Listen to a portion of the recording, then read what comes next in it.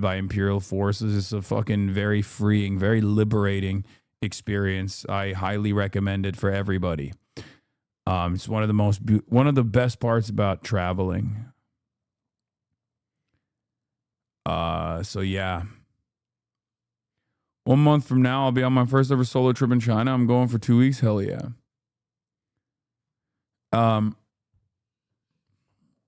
It's cool. You like think about how you feel when you see the Iranian diaspora or the Venezuelan diaspora or the Cuban diaspora demand that like their people get fucking killed and slaughtered and destroyed, right? And now think about the reversal of that, right? Like you have a conversation with a person from a totally different background and they get it. They understand it. They understand what's going on.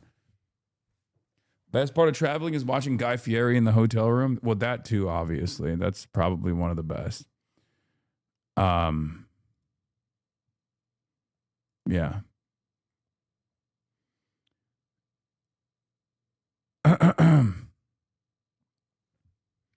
When is your China trip this year? In April, I'm going to be in China again, most likely. But I don't know if Donald Trump's going to be there any longer. Donald Trump is not going to China, probably, because China won't help open the Strait of Hormuz. We got a blast off meme? Do we? Do we have it? Okay. Okay, let's just blast off real quick because we got a big day today. Lots to talk about. Operation Epic Fortnite Chungus is spectacular disaster. Epstein's Fury. Day 17, Strait of Hormuz remains closed. Ali Larijani killed. Counterterror head resigns. Trump wants Cuba as grid collapses. Illinois primary later. Get in now. Yeah. Operation Big Chungus Among Us, whatever you want to call it.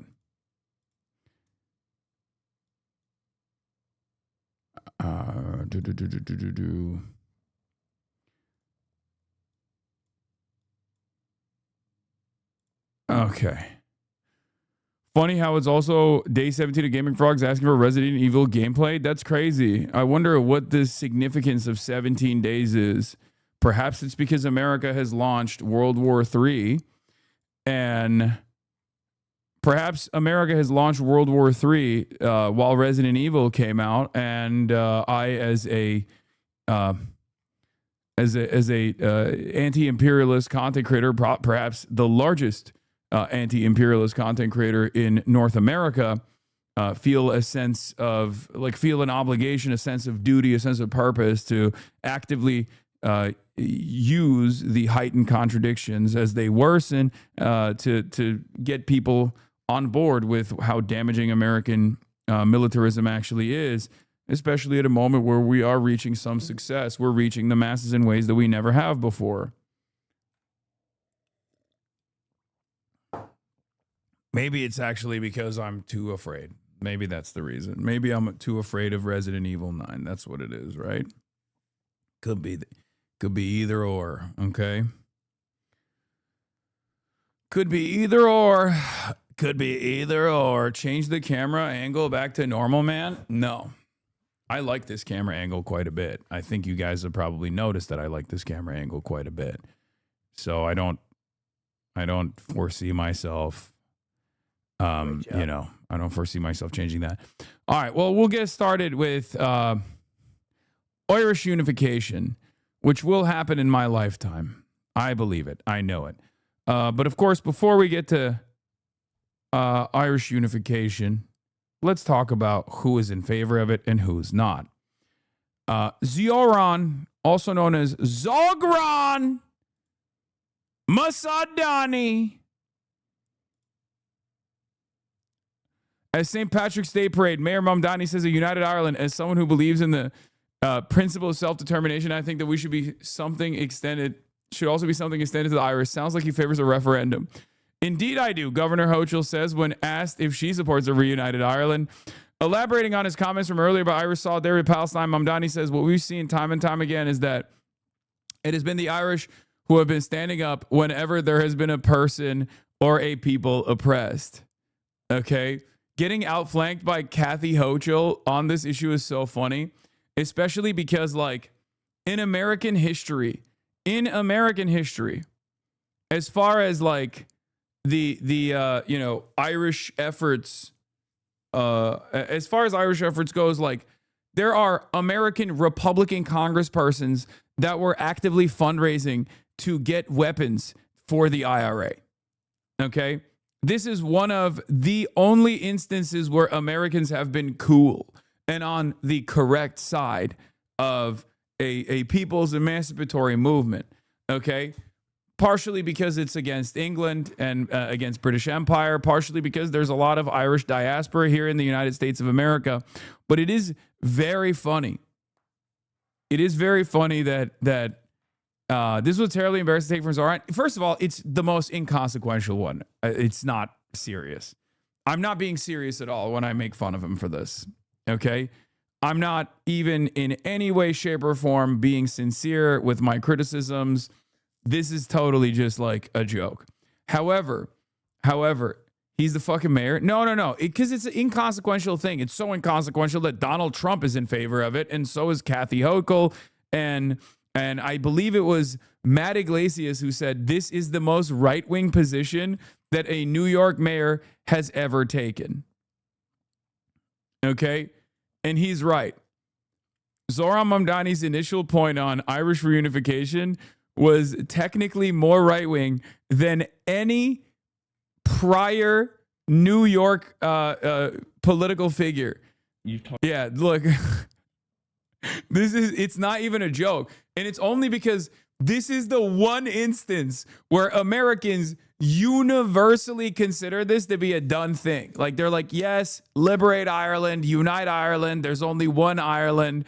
No holds barred. That's why it's funny. It's one of those things where, like, every single person is in unison, totally on the side of, like, the Irish emancipatory movement in the United States of America, except Zoran is doing this like, oh, I don't want to fuck this up. Oh, I don't know. And then on Ireland, you've talked about the importance of self-determination and international law. Do you support a united Ireland? It's funny. Wow. I got to be honest, I haven't thought enough on that question. I have to say, though, that I am incredibly appreciative of the privilege to lead a city where... Bro, I mean, there's this, by the way, this doesn't mean anything. This is not real, okay? Before people get like in their fucking feelings, okay? Before people get in their feelings, he just doesn't know anything. That's it. He's a very smart guy. He's a very good mayor, okay? And I think a lot of people assume, like, when someone is primed on Gaza, when someone is, like, very aware of American imperialism and, like, Palestine, Western imperialism in Gaza, that, like, they know everything about, you know, the ways in which empires work, or revolutionary or emancipatory movements overseas. No, he just doesn't fucking know what to say. It's the same principle behind him being asked about Venezuela, and then him going, yeah, Venezuela and Cuba both are run by corrupt, tyrannical dictators. It's like, no, he just doesn't fucking know shit. He, like, that's it. And a lot of people think like, no, these guys are, I mean, the guy running for mayor should know all this stuff, which I think someone like Zoran should know this stuff, but, like, clearly it's an irrelevant point. Like, this is not a significant point for the New York mayor. For me, I find this more illustrative of just the way he operates, where he's like, one, there are blind spots in his education when it comes to internationalism, which is very clear, right? And two, he always is, like, scared. He's just, like, very scared to say something that's going to come across as offensive. And it's funny because it's like, dude, it's okay. It's okay. Okay. Zoran, Sons of Ulster, Mamdani. Zoran Unionist Mamdani. It's just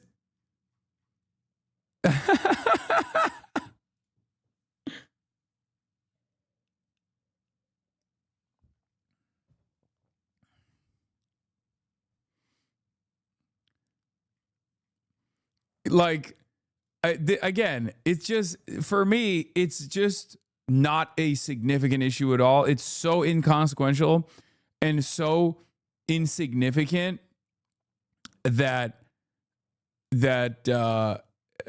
like even Kathy Hochul is like, yeah, of course, unite Ireland. Like, you know what I mean? It's not a thing.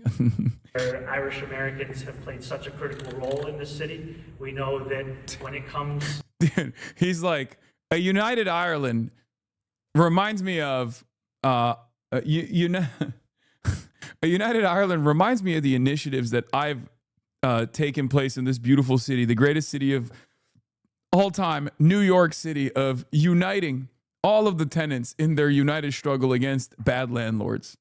It reminds me of the affordability agenda.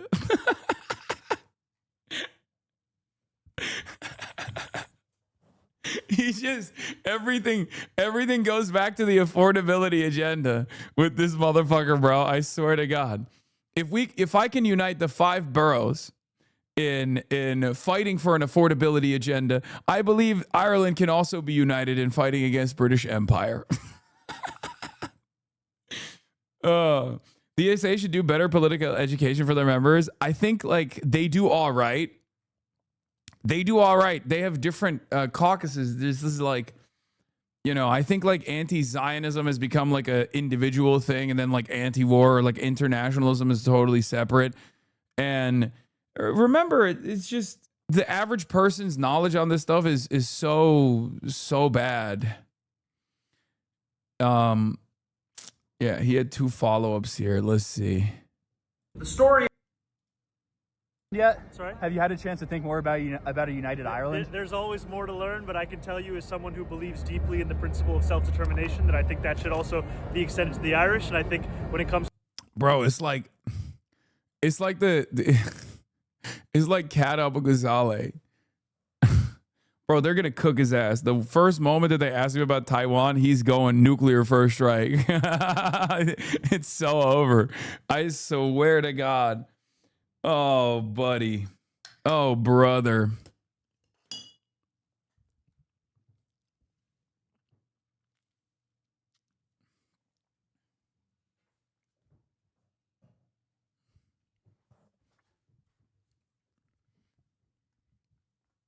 to the future of Ireland, the best people to listen to are the Heart of Empire is corrupting. No, you guys operate on this boundary that this is like a principled, well thought out stance that Zoran arrived at off of his own interpretation of historical events and you know the emancipatory effort of the Irish is just him trying to be safe, brother. He doesn't know. He just doesn't know anything. It's understandable. You forget. I think many of you partially take for granted this space that I have created for you, and you don't have any understanding of what the average person's opinion on this shit is. Not only that, but also you don't remember a time when you didn't know anything about the history of Ireland, right? You came in here, you learned about it because I've covered it quite a bit. I went to Ireland, and now you assume every American should have the exact same fucking knowledge on these issues. That's it. You assume like, oh, he's pulling a Barack Obama. I think like the arguments are much easier to understand. For the average person, he's the mayor of New York. What the fuck does he know about Irish history, you know? That's it. You were backing provisional IRA before the Ireland trip. Yes, because this is my fascination. This is my interest. Also, you have to remember, I wasn't raised in the United States of America. When you're not raised in the United States of America, your starting position is very different. A lot of people in here don't realize that I'm giving them a perspective that might be commonly shared by a lot of people. that's outside of the United States of America. I didn't grow up in the fucking imperial core. I grew up in a vassal state. But when you grow up not in the imperial core, you develop a very different understanding of American interventions, things of that nature, and you might even be fascinated with like different groups that have actively fought back against Western imperialism. And that's it. That's where it comes from. At the end of the day, Zoran got his education in New York City. Zoran is an American, okay? Through and fucking through. He has a little bit of that internationalist framework, given who his father is, given who his mother is, given his lived experience as well. But like, you got to remember, like, there's going to be shortcomings here. It's fine. This is not like a sincere framework that he's operating off of. It's just him trying to be as safe as possible without knowing, when he doesn't have all of the information, he just tries to play it safe, which I respect. I get it. Like, especially because this is the most inconsequential thing. I'm just joking. I'm memeing. I need everybody to understand. When I'm clowning on this take, that's coming from jokes. Pleasure of doing so as the mayor of this city, and I look forward to having that pleasure for weeks and months and years to come. So you're going to sign the buffer zone? Are you going to sign the buffer zone bill? Why won't you answer? What's 26 plus 6? Anyway, I've seen several people with vastly different political ideologies tweet this with vague posts about how the answer is obvious, and I cannot for the life of me imagine why the mayor of New York or any non-limey should give a shit about this. Yeah, I think it's utterly irrelevant because it's like a established rallying cry. It's almost safe. It's one of the safest, cool foreign policy positions that like every American politician can get on board with.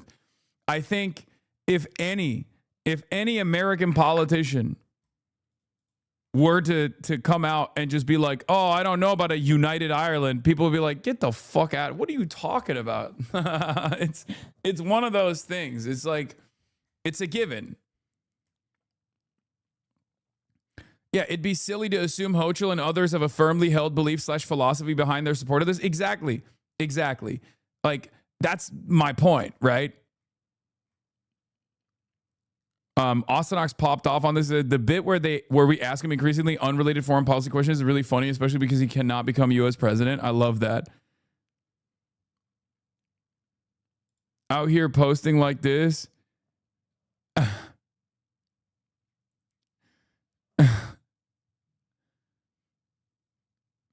Sounds like people are fishing for something to be mad about. It is crazy that like everything he says, look, I'm going to be very honest with you. Okay.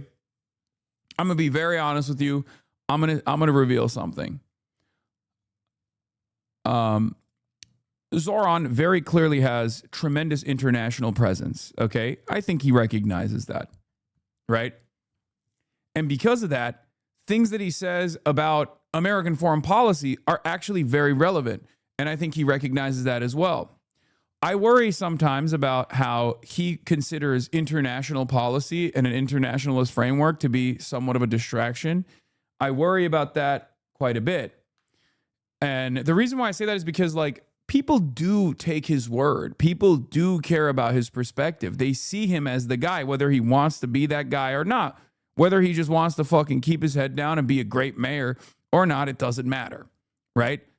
And I personally want him to come out with a clear statement on what the American government is doing to Cuba, which might actually offend the Trump administration a little bit, which he might not want to do because he has a lot of, he's backing the admin right now for a lot of these like development projects. But I know that Zoran has the capability of massaging that narrative in a way where it doesn't offend Trump's sensibilities too much. Maybe you just partition it with like Marco Rubio. Maybe you blame Marco Rubio or whatever. But I want him to come out and make a statement about Cuba. And I've told him this. Okay? Like, there is a way to do it. There's a way to craft it in a way that won't offend Donald Trump. But I think But I think it's important for this exact reason, because even when it's like silly shit, like a united Ireland, right? Even when it's a silly thing like the United Ireland, like it dominates the media for days on end. Anything he says dominates the media for days on end. That's very powerful. You got to use that power for good. You got to use that power to elevate people that are suffering under the thumb of the American empire, the evils of American empire, whether they be people in Palestine or whether they be people in Cuba, right?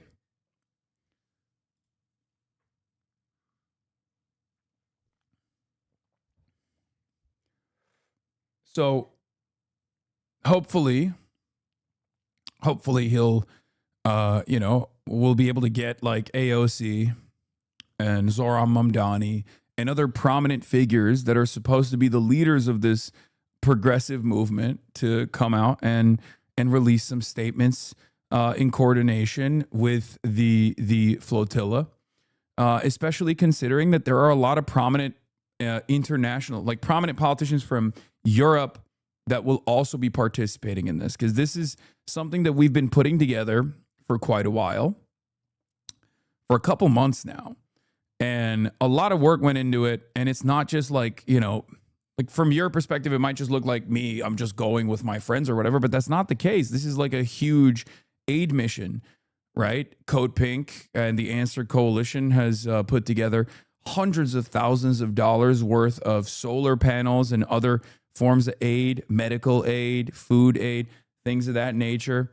There are people flying in from all around the world, people coming with boats, people coming by plane. And it's pretty serious business. It's also pretty devastating what we've done to Cuba. So I think like it's important to get some of our leaders, some of our leaders in the progressive movement in America to also highlight this plight, and highlight what our government has done to the Cuban state, to the Cuban people.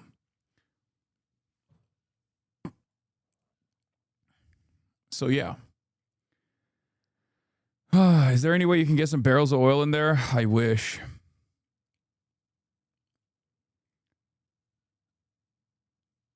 Zoran filling all holes except the hole in Ireland.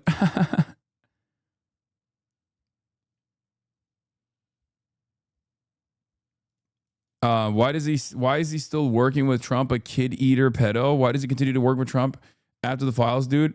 I don't know, man. Maybe because he's the fucking mayor of New York, and that's the president of the United States of America. It's like saying, why is the Cuban government trying to communicate with the pedophile? What are you supposed to do? What the fuck? Like, people are desperate, okay? They are trying to do everything they can.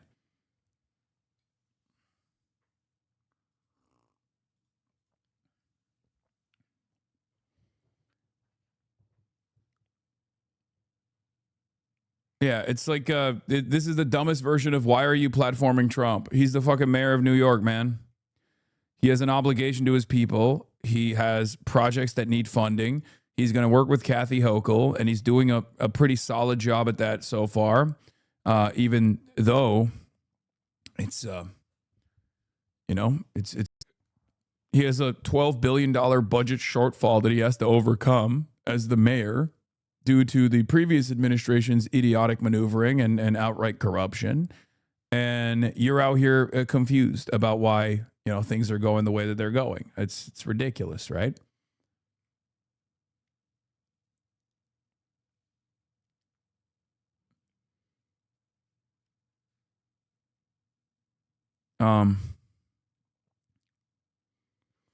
Damn, that sucks. I mean, this is a genuine question. How will the aid get distributed without the oil? Is there a plan for this? Nah, dude, we just didn't even think about that.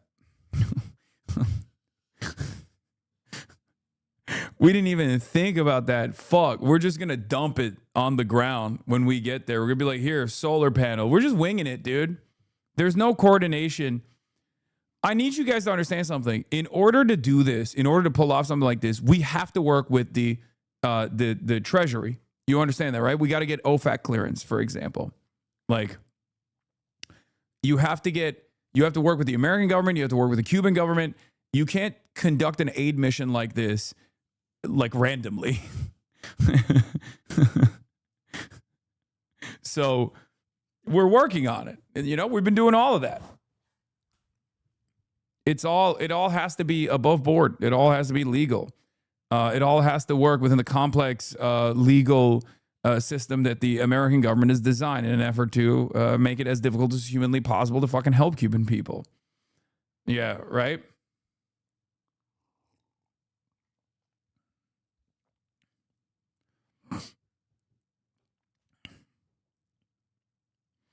You can try, but you might get shot after being mistaken for insane expat terrorists. Yeah, no, that's not happening. All right, so of course you don't have the balls to do guerrilla aid mission to Cuba. What? Okay.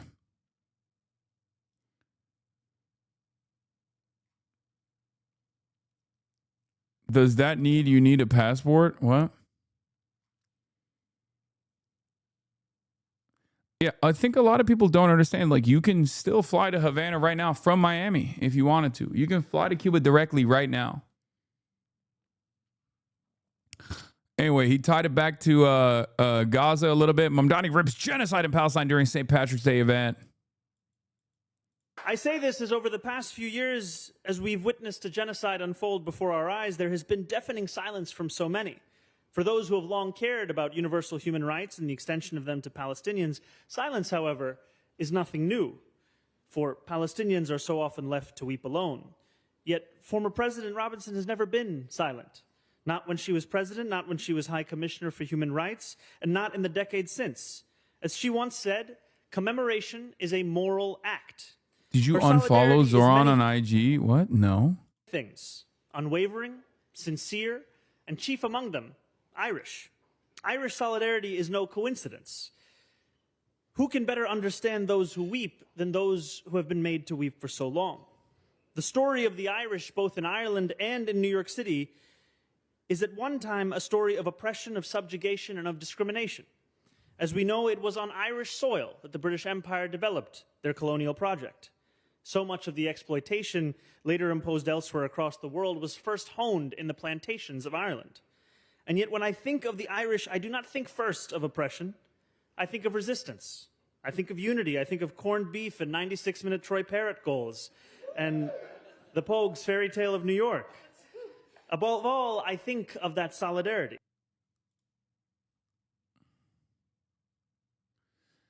I feel so dumb. I was wondering why everyone's asking, but it's fucking St. Patrick's Day. Yeah. The Global South and the Irish united and being fucked over by the British. Yeah. That's why Irish people automatically are some of the most fucking base people you've ever met. Some of the best white people you've ever met. Because their history and their background is of an oppressed peoples. That's it. Like, they've been genocided. They've been dominated. And they have fought back against the British Empire. Together with the left party, we shipped a couple containers of agricultural equipment to Cuba in the last 3 years. Please snipe. I know people that organize who made the left. Yeah. Irish people know famine. Irish people know genocide. Irish people know being dominated by British Empire, by Western colonialism, Western imperialism. And that is why, because of that revolutionary history, the average Irish person has a very different understanding of imperialism in general. It's not an accident that, like, Irish people are so quote unquote woke when it comes to the issue of Palestine, so woke when it comes to apartheid South Africa. It genuinely comes from the revolutionary history of Ireland. It's one that here in the United States of America we try to LARP as well, considering that our revolutionary war against British Empire also led to the formation of the American state.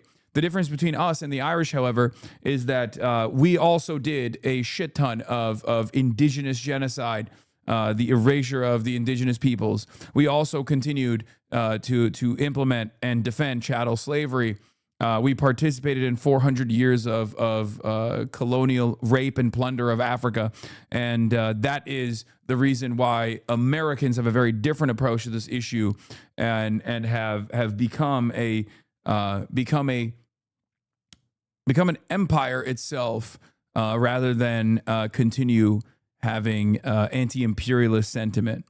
The story of the Irish, both in Ireland and in New York City, is at one time a story of oppression, of subjugation, and of discrimination.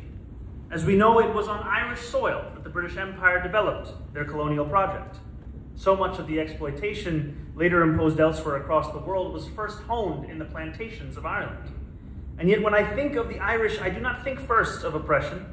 I think of resistance.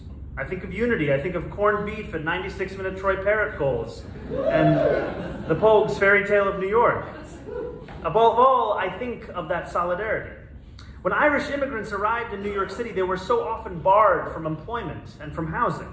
Signs plastered across storefronts read, "Help wanted, no Irish need apply." And yet while Irish New Yorkers were, in the poetry of Evan Boland, long suffering in the bruise-colored dusk of the New World, they did not grow discouraged. They banded together. They organized. They formed labor movements that endure to this day. It was Irish hands that helped to build so much of the city that we recognize today. The skyscrapers that pierce clouds, the tunnels carved through bedrock. And we can see an example of that legacy in the incredible labor leaders that we have with us today, both in this room and beyond this room. And as we celebrate St. Patrick's Day together, and as I belatedly acknowledge our State Senator Brian Kavanaugh as well,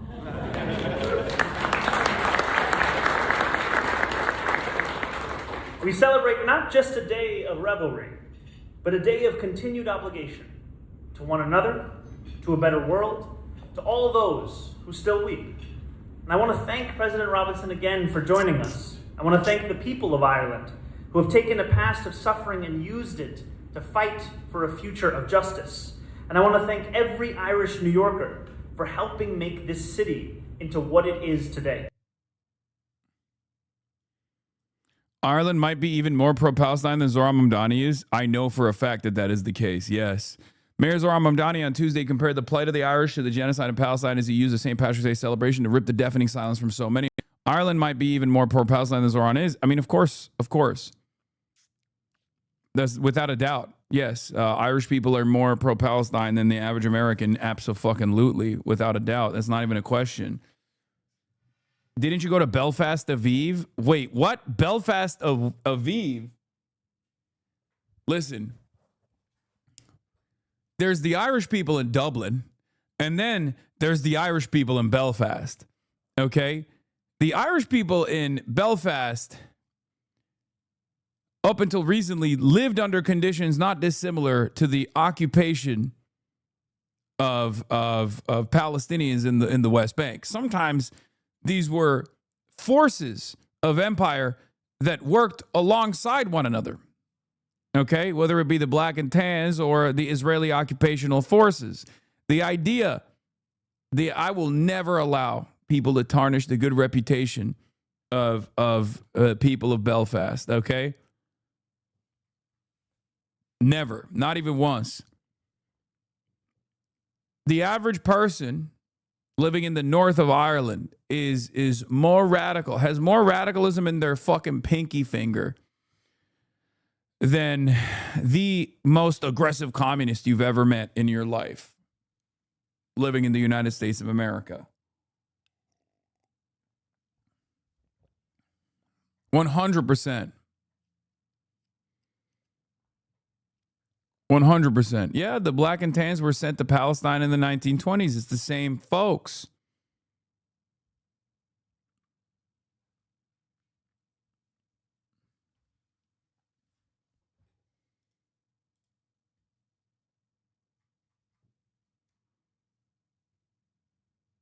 Anyway. Mamdani blessed Trump administration's catastrophic and illegal strikes in Iran. That's good. I mean, he pushes back when he needs to, so I hope he can say something about Cuba as well. BPAC Tracker is roasting you for being sponsored for your Belfast Aviv trip. BPAC Tracker.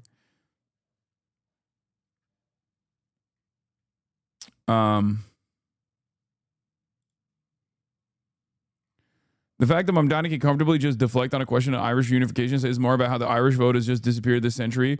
It used to be a real thing you had to consider in New York. Giuliani hosted Jerry Adams. Yeah, that's true.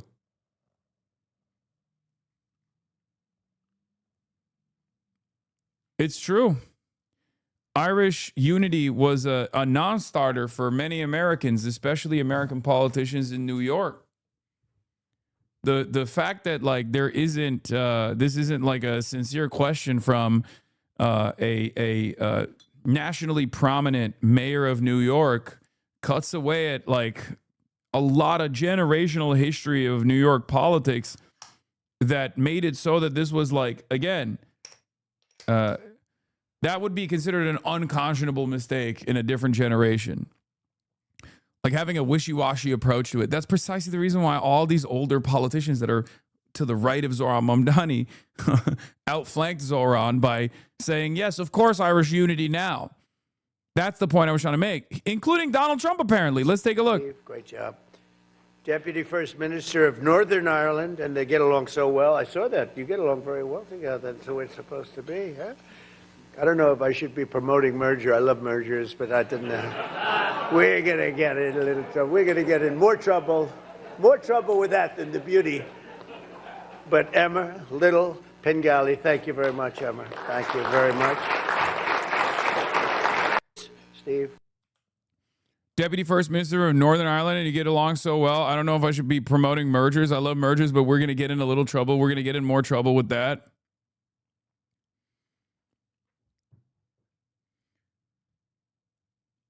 Anyway, it is wild how right-wingers can be right on Irish unity and just not understand the Israel occupation. Yeah. I've been learning Irish for a couple of months so I can better listen to Kneecap Smugglers and Scholars of Banger. I feel like I don't see the same diaspora narrative for the Irish as you do for Iranians and Cubans, for example. Is that right, and why? No. For the longest time during their period of the Troubles, Irish diaspora, like Irish Americans, were very aggressively pushing not only for political cover and political support, but also not only were they pushing for political support for the IRA, but they were also literally funding. They were offering material support to an established terrorist group. The IRA was, by the British occupation's assessments, a full-blown, fully fleshed terrorist group. American politicians were fundraising to offer material support to what the British government considered a terrorist organization. This is real. Republican politicians in the state of New York were literally trafficking guns. Where do you think this comes from? Have you never heard this? My great-great-grandfather gave a part of his check from the steel mill to the IRA through his Catholic church law. Yeah.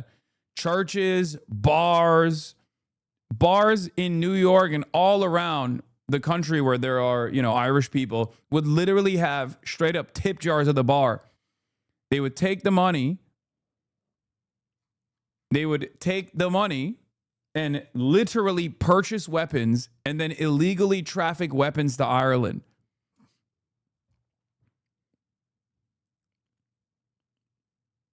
It's not like this is one of the instances where like Americans universally were on the right side of politics of an oppressed peoples, because it was anti-English, anti-British. New York Mayor Mamdani meets with Sinn Féin TD Louise O'Reilly at the Irish American Labor Coalition of St. Patrick's Day and quotes James Connolly, "The cause of Ireland is the cause of labor and the cause of labor is the cause of Ireland." Yeah.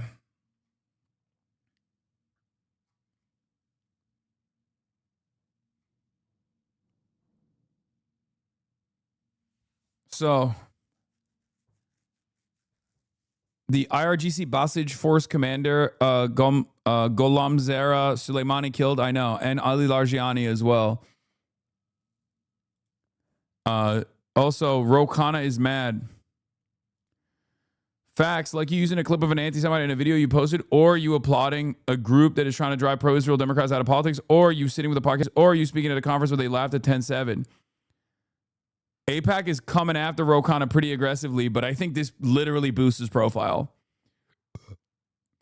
This nonsense is no longer going to fly. Every Democrat should denounce this and defend Chris Van Hollen and Ro Khanna, two public servants with integrity who have always repudiated hate while defending the rights of all.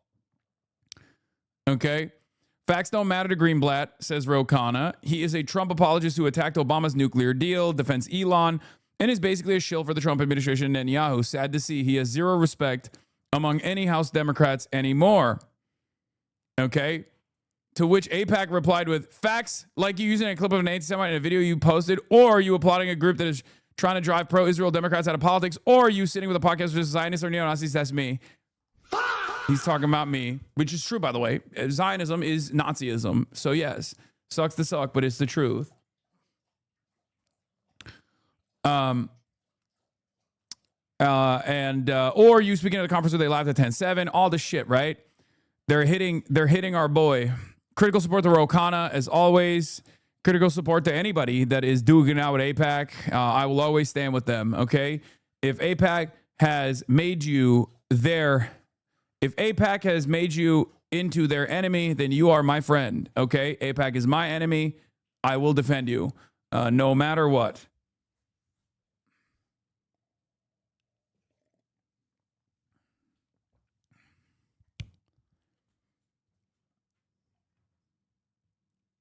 Anyway. Hello.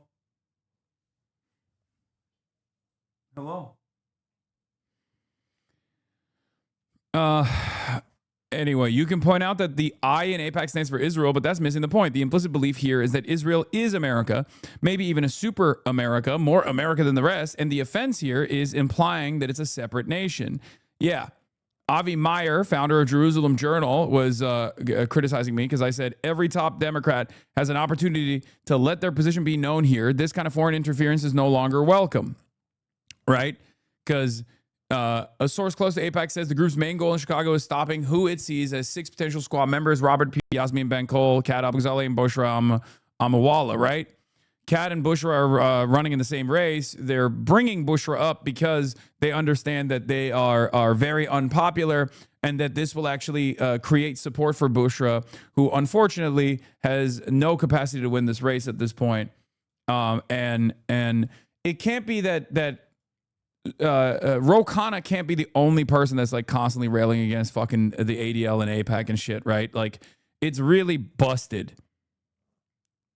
It's really busted that the rest of the Democratic caucuses are not rising up at a time when there is unprecedented popularity, both against Israel and all expressions of Israel first politics in the form of the ADL, in the form of AIPAC. It's totally ridiculous. Totally unacceptable. When will AIPAC and ADL be merging? Greenblatt, you've sucked up enough to Trump. You can probably get the merger approved in this administration. Yeah. What happens if Bushra somehow wins? That would be fantastic. It's just not going to happen. We got Hasan Heads door knocking for Kat. Today's going to be a good day. Yeah, this is a big run. This is a big race. I mean, Daniel Biss has literally all of the institutional support, like tremendous institutional support.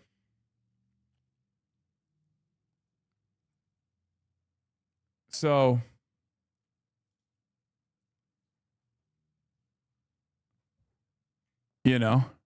by the way, this has been pretty funny. Speaking of people who are also dogs for the Israeli state and for Donald Trump, because Donald Trump is a dog of Israel as well. Asmin Grift, Asmin Cattle, Asmin Goy, Asmin whatever you want to fucking call it, right? Israel's strongest soldier is back at it again. Now, this is pretty undeniable. Okay, as Mein Kampf is also great. Obviously, that's another good one. But it's cool because, here's Asmongold saying in 2024, Israel's wars are not our wars. In 2025, saying, I don't support bombing Iran. And in 2026, saying, this is awesome. Iran needs to be bombed more. I replied with a photo of a shock collar with the Israeli flag on the side of it saying, Asmon Grift. And all the based, like, right-wing guys have to still, they're in this weird predicament now where they have to defend Asmongold and they have to shit on me. But Asmongold is defending Israel. So they're like, oh, he found the collar image from his past Amazon orders. And it's not working because even people on even people in the replies are like, well, Asmongold is he's inconsistent on this. So even people on the right who are supposed to be like based and edgy recognize that they can't like defend Israel and they can't defend Asmongold defending Israel and Israel's interests.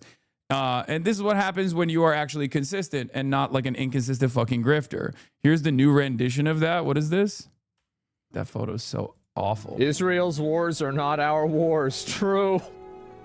Oh my God. I think that we play too big of a role in other countries' military shit. Like, we're too interventionary. We get too involved into other people's business. It's a waste of our money. The people there probably fucking hate us. Where's really the upside here, right? I think that the level that we try to play nation building, especially in places like this, like Libya, for example, back in the day, or Iraq. No, absolutely not. Yeah, it's too much, man. We're not going to have World War III, but I will prevent World. In my opinion, keeping us out of World War III means not sending over bombs and starting wars in the Middle East. Like, that's just me. I also wouldn't support any sort of collateral damage, bombing things like the U.S. bombing things that are inside of urban areas. I don't support any sort of boots on the ground. I don't support I don't even support the U.S. like going directly to war with Iran's military. I think any further military intervention stands to alienate the Iranian people, and it stands to destabilize the country. And you can see how CNN passively manufactures consent to bomb Iran by assuming that Iran is attacking civilian places only. Like, for example, one of the biggest military installations inside of Israel is in the middle of the city. And do you guys see how the media is pushing the war by saying that Iran is this existential threat and we need to fight for America? This is upsetting for me. Big deal. If this was the U.S. bombing Iran, I'd be saying, fuck. I am so happy this has happened. I am just dramatically, tremendously happy this has happened. I was a big supporter of us bombing them before, and now we're bombing them again, and this is just amazing. This is an operation against the world's largest sponsor of terror. That's right. This is amazing. Every third world shithole that promotes these terrorist ideologies, death cult fucking religion, is getting demolished. Oh, a school got bombed? It's collateral damage in a war, and it's inevitable, number one. And number two, if they didn't want that to happen, maybe they shouldn't have been funding terror groups and antagonizing a world superpower like America. Based. Man, how about that? This is great. I straight up, if I had to sit there and watch like the ugliest, silliest fucking White House clip compilations and sit there and act like this is like super cool, I would probably kill myself. I would probably I'm Brian Kill Me. I would probably Brian Kill Me. Okay. It's just like, yeah, these videos, they're so base, right? I mean, they're fucking base, right, guys? How about that? Yeah. Great. Anyway, he made a response to this video. Yeah, what is it? Is it him going, yeah, you guys are Israel obsessed. You got to stop. Yeah. There is no response to this, right? There is no response to this because it's so transparent what is going on, right? It's so obvious what's going on. He is just regurgitating whatever Trump is saying because he doesn't have any real opinions, right? He doesn't have any real opinions at all.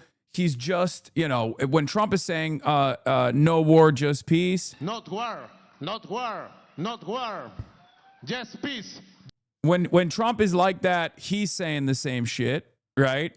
When Trump turns around and bombs Iran, and then he's also in favor of bombing Iran. It's that simple. It's that simple.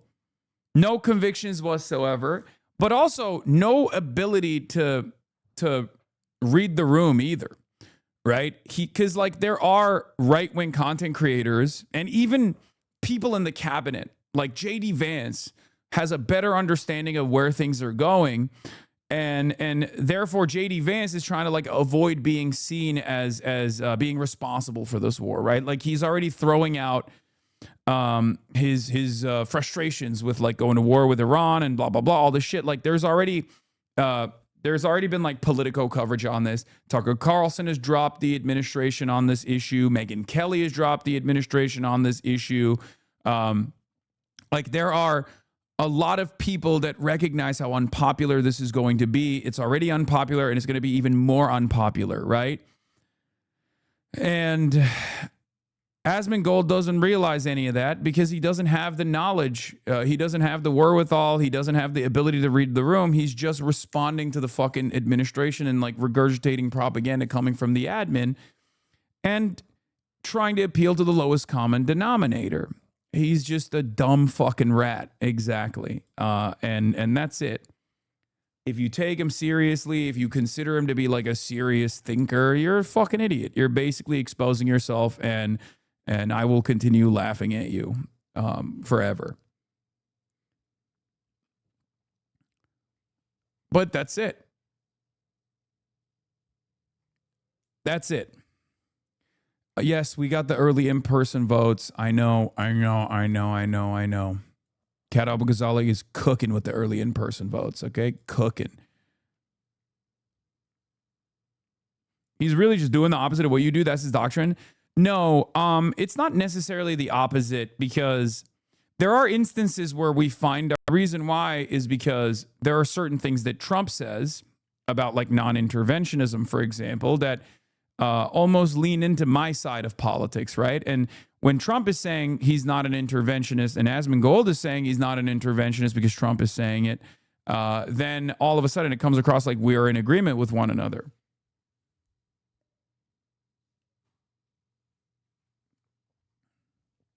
But it's simple. He just doesn't, he is an immoral person. He's a bad person.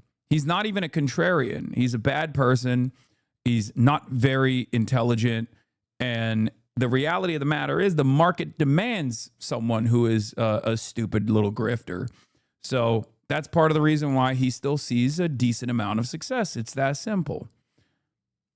That's it. Many people are grifters. Many people are bad faith. Many people are immoral. But you can still be a grifter and you know, land on the right side of issues because you read the room better, right? Asmongold doesn't. I think he's not even banking on the inability of the right to punish him later down the line for his advocacy in going to war with Iran at the behest of Israel.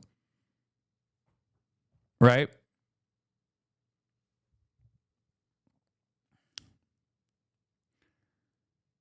He's just farming, and he's pretty open about it too. He just straight up says it. It's not like he hides it. He openly says he is farming. And people don't necessarily care. Okay. Have you covered the Joe Kent resignation? Not yet. I'm going to get to that right now. But first, let's get to the insane sketch that came out of U.S. Ambassador to Israel, Mike Huckabee, pushing back on the death rumors and putting together a wonderful little sketch. Everything that Benjamin Netanyahu participates in is pretty insane. It like looks insane for normies. And this is not even a little, this is not the exception, okay? It is the rule. This is a very weird video. Prime Minister, I gotta I want pee. you to know the president asked me to come and make sure you were okay. Yes, Mike. Yes, I'm alive. I checked that, and I'm happy to see that. But he wanted to make sure because, you know, you guys get along too well. I know, and we shake hands with 5 fingers in each hand. You know, but I have to tell you, I'm alive, but I have this card. Oh. And yeah, don't read it. So it's a punch card. Mm-hmm. Today I erased 2 names on the punch cards, and you see how many more to go on this batch. You know what the good news is? My name is not on the punch card. Your name is on the list of the good guys. Thank you. And what the president, the U.S. forces are doing is incredible. We're very proud to stand shoulder to shoulder with them. And getting rid of these lunatics who would like to develop nuclear weapons and the means to deliver them to every American city after wiping out Israel. They ain't going to do that. We're wiping them out. I love it. Thank you, Mr. Prime Minister. Good to see you. Thank you, Mike. Thanks. Take care. Thank you. Air and missile attacks from both sides continued overnight. The U.S. Embassy in Iraq was among the targets. Meanwhile, there is breaking news from Israel, which claims to have killed 2 of Iran's top leaders. Imtiaz Taib is near the Strait of Hormuz in the United Arab Emirates. Imtiaz, good morning. So what is Israel saying? Good morning. Well, Iran has yet to confirm the death of one of its most senior power brokers. His name is Ali Larijani, who Israel says was killed alongside a top commander of the besieged militia. But if this is true, it raises much bigger questions about who is now shaping decisions in Tehran, including here on the Strait of Hormuz, now the epicenter of one of the most dangerous standoffs on Earth.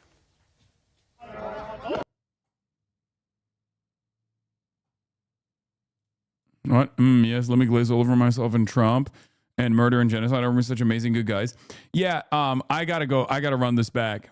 Air and missile attack. Okay, I gotta run this back because Mr. Prime Minister, this is, again, I was peeing. I've already watched it. Now, obviously, I don't think Benjamin Netanyahu is actually killed. Okay, I don't think Benjamin Netanyahu is dead. I think a lot of the people are losing their minds over the AI stuff. They think that like every video is an AI video. Okay. Unfortunately for everyone around the planet that would love to rejoice at the prospect of Adolf Hitler dying somehow, he's very much alive. Okay. So let's just put it out there. That's my take on it. That's my assessment. And it's an unfortunate truth that you must come to terms with. Right. However, this video is still weird as fuck. I wanted you to know the president asked me to come and make sure you were okay. Yes, Mike. Yes, I'm alive. I checked that, and I'm happy to see that. But he wanted to make sure because, you know, you guys get along too well. I know, and we shake hands with 5 fingers in each hand. You know, but I have to tell you, I'm alive, but I have this card. Oh. And yeah. Like he has an assassination list. He has an assassination list in his pocket, right? Like for this meme, the setup is he has a punch card.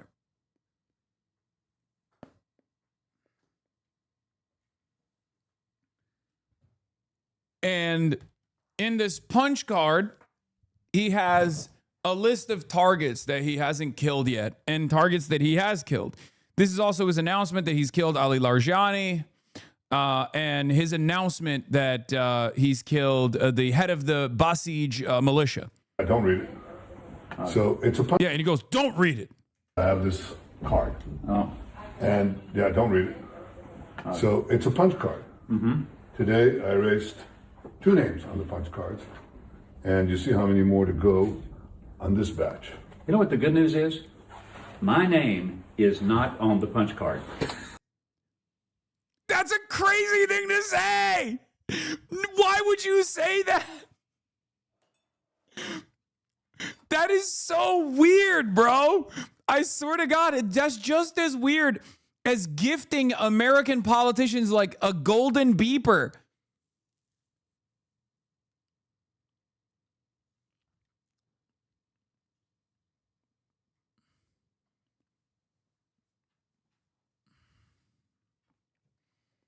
Am I crazy? Like, is this because of my opinion? Is this because of my attitude? Is this because of my like biases against the genocidal entity? Or does this read as like very strange? It reminds me of when Charlie Kirk was assassinated by the state of Israel, is what some people say, not me.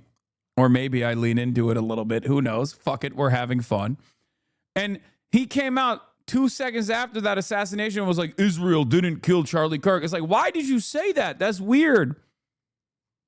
That's a weird thing to say, big dog. That's strange. Your name is on the list of the good guys. Thank you. And like, this makes it seem like Israel has assassinated American political figures and will continue to assassinate American political figures. Okay? This part of the video, this part of the bit doesn't seem like a fucking bit. It seems like Mike Huckabee's like, oh, thank God. You're not going to kill me, right, Master? Master, you're not going to kill me, right?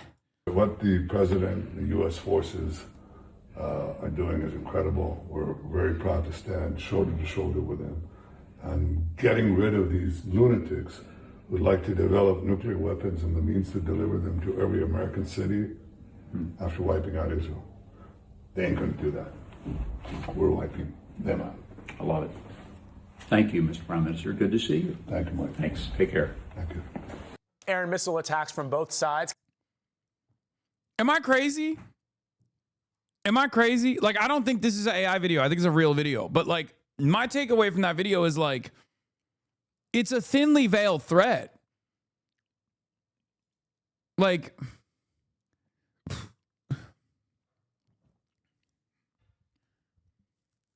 it's very strange. AI script, maybe. Not everything has to be AI, man. I don't know what the fuck is your obsession with AI. Jesus Christ.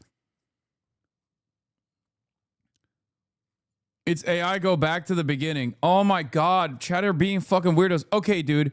Benjamin Netanyahu's dead. It's an AI video, and Mike Huckabee is also in the AI video now. Everything is AI. Let's just live in a fucking la land where every video is AI. Benjamin Netanyahu's definitely dead, guys. You got it. It makes total sense. I give up. I can't deal with the cope. It's just so crazy. It's like people constantly fucking posting about like Tel Aviv being nuked. Okay. Oh, look at how Tel Aviv is cratered. Tel Aviv is cratered. Look at this very obviously AI video, right? Like, this is what they don't want you to see. It's Tel Aviv being cratered by a nuke, by an Iranian nuke. And everyone's like, yeah, dude, you guys are being ridiculous. What good does this do? You need to seek truth from facts. Okay. This is not just a Chinese attitude. This needs to be the American attitude. This needs to be the attitude of everyone. We must seek truth from facts. It is a principled stance that I have taken from the beginning of my career as a political commentator. You guys also need to constantly do this, okay? You need to make sure that you have, you need to, so no memeing, no jokes. I can't tell if some people are joking. I think some people do legitimately want to believe that Benjamin Netanyahu was assassinated. But yeah, Betelgeuse says, holy shit. I wasn't sure there were chatters that took it seriously, but someone was freaking the fuck out. Yeah. Like, there are people who legitimately lose their fucking minds. Hasan, you are dumb. R-word. He's fucking dead. He's dead. You don't understand AI. Those videos are all AI. Big dog. What the fuck? Boy, you need ayahuasca. Your ego is getting on my nerves. You fucking R-word. Fucking deep shit. You don't know anything. No, shut the fuck up, you stupid shit. You think that guy's memeing? Or you think that guy sincerely has lost his dang mind a little bit?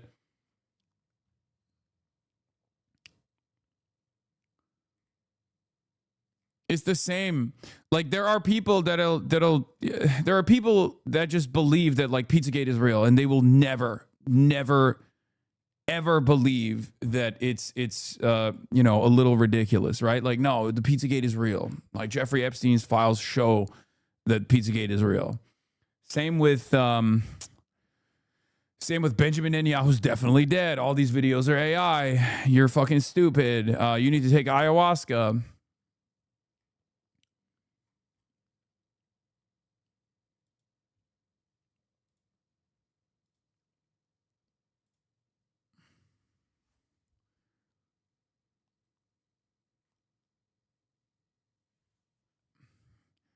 Wayfair is real. They're trafficking children from the Wayfair website, and you might accidentally get a child in your Wayfair purchase.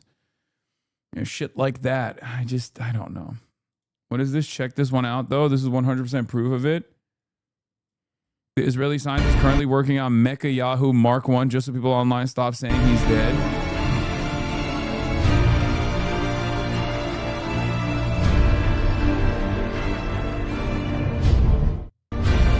True. This is real. This is real and true.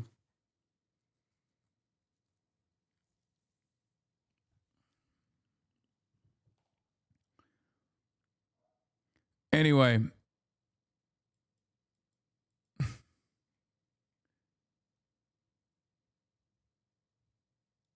Breaking news. Iran claims they carried out an assassination inside of Iran's Fars news agency, citing unspecified sources, said an operation was carried out by Iranian special forces deep inside of occupied territories about an hour ago, targeting a senior Israeli security cabinet member. See, this is, this could also be wrong, right? This could also be totally fucking bullshit. Because you have to remember, like,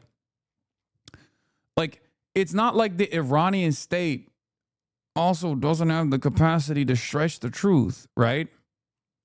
Like, we don't know. We need more information. We will get more information inevitably when you see another Israeli security cabinet meeting take place and one of the Israeli security cabinet members is mysteriously absent from that. Well, then that kind of actually gives credence to the statement, right? You have to analyze this stuff critically. You can't just like lean into it because it feels good. You understand?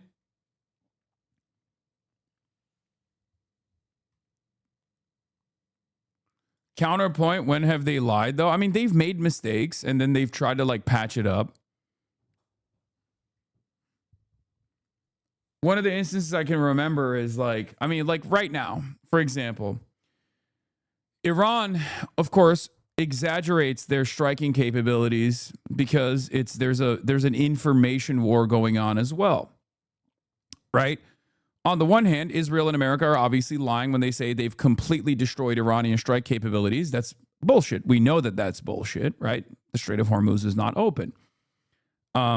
They will also, in times, claim that, they claim the Ayatollah was alive, even though he had died on the first strike for for 12 hours after he had very clearly died, right? So there's stuff like that they do. It's minor in comparison to like the faucet of misinformation that comes from the American and the Israeli side, but just like remember.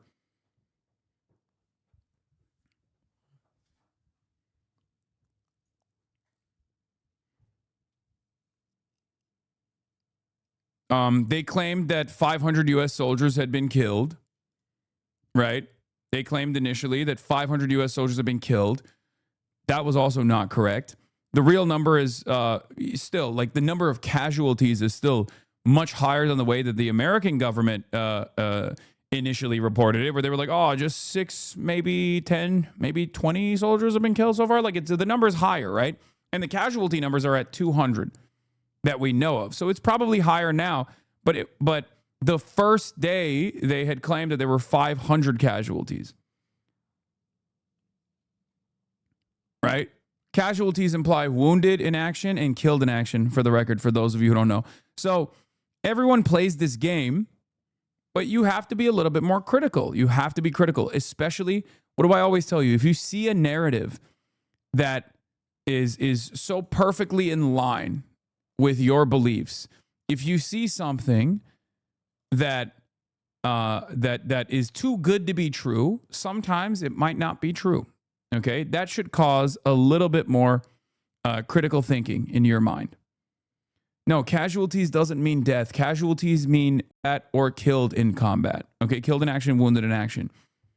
as in they are no longer capable of returning to combat. Okay, that's what a casualty is. Or even if it's like civilians we're talking about, casualty just means civilians that are either missing, civilians that have either been wounded, or civilians that have been killed. They're incapacitated.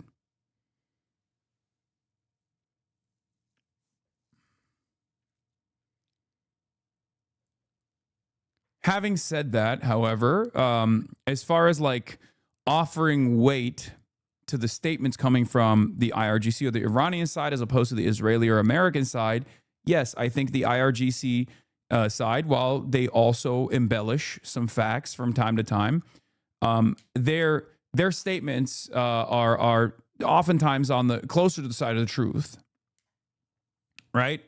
But that doesn't mean you should unconditionally listen to every single thing that's coming out of the IRGC side and go, this is God's honest truth. And I believe it and I want to believe it. So fuck you. Okay. Having said that, once again, we must seek truth from facts as always. And there is one fact that is absolutely correct. The Strait of Hormuz is closed for every vessel, with the exception of those that the Iranian government is allowed safe passage through.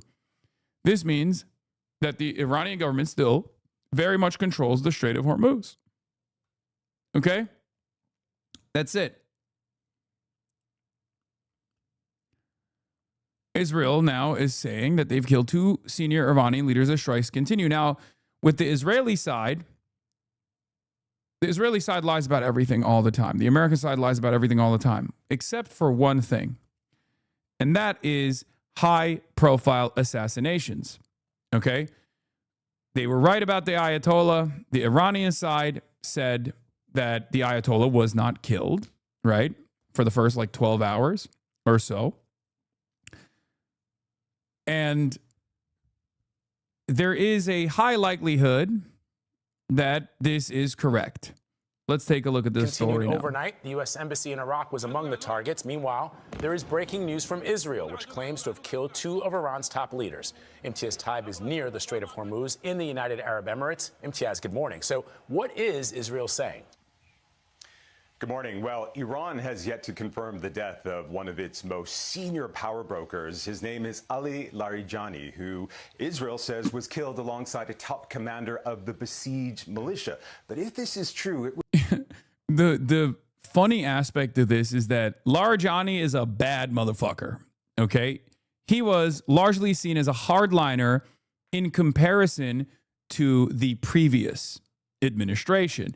He was one of the hardliners in the previous formation, but in the current one, he is actually the guy that you can negotiate with because he's pragmatic. So Israel's assassination, if true, Israel's assassination of Larijani, if true, is once again assassinating yet another remaining pragmatic leader that is willing to negotiate with America and find a reasonable conclusion that revolves around de-escalation. So this assassination, just like the assassination of Ayatollah Ali Khamenei, will only lead to the current existing regime bringing in an even more hardcore individual to replace him. Like, it's crazy. They just keep making the IRGC more militant against American Western intervention, against Israeli imperialism. Okay? Larijani had opposed the succession of Moshtaba Khamenei as Iran's supreme leader and had lobbied the Council of Clerics that elected him to consider changing the vote for a more moderate choice. Larijani was seen as the guy who was much more pragmatic than the other heads of the Iranian government. Okay? America had seen him as a much more pragmatic figure. Now, his opinion might have changed after Ayatollah Ali Khamenei was assassinated, but he was still seen as, like, I wouldn't say he's a moderate. He is a moderate by current standards, but to say that he was always like a moderate is not correct. I think he was a hardliner that was more pragmatic than some of the other leadership in Iran. But even if they killed him, they once again killed one of the only individuals that they could actually talk to. Raises much bigger questions about who is now shaping decisions in Tehran, including here on the Strait of Hormuz, now the epicenter of one of the most dangerous standoffs on Earth. The U.S. Embassy in Baghdad under attack with an intensity not seen before, as CRAM air defenses seen here firing into the night sky targeted at least 5 Iranian drones. Some intercepts failed, sparking a fire at the diplomatic mission that had already been evacuated. This is crazy, by the way. Again, CRAMs lasering in the night sky like shooting stars, and yet drones are fucking drones are being failed. Or drones are actually capable of going through that interception and blowing up the target.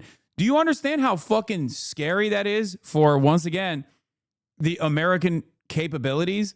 Because that equipment is not only insanely expensive, but it's supposed to be foolproof. Like, it's supposed to be one of the best things, one of the best weapons we have. The idea that a drone can just fly through and still hit that target is crazy. That means that our destroyers are going to have a very hard time in the Strait of Hormuz as well. Okay? Smoke rises from the U.S. Embassy in Baghdad as fires can also be seen burning in Central Bank of Iraq Tower, reportedly after it was struck by counter-rocket artillery and mortar system CRAM attempting to shoot down an Iranian one-way attack drones over Baghdad.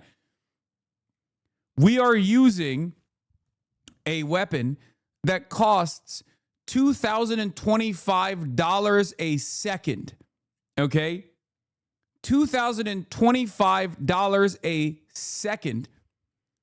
And it's being thwarted by a $7,000 drone, a Shahed drone that is flying at it. Okay? No, it's $2,025 a second. Okay?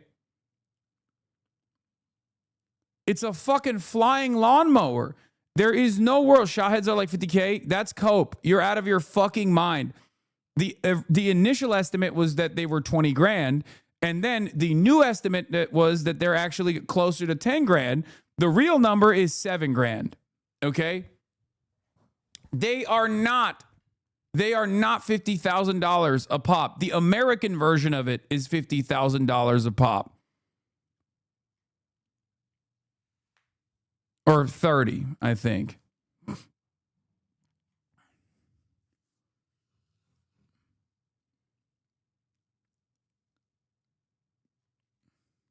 You're absolutely wrong.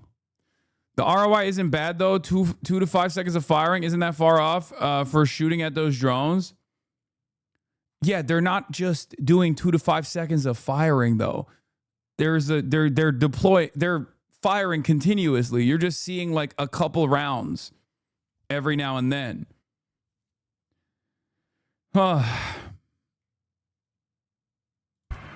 Fucking hell. Fucking hell.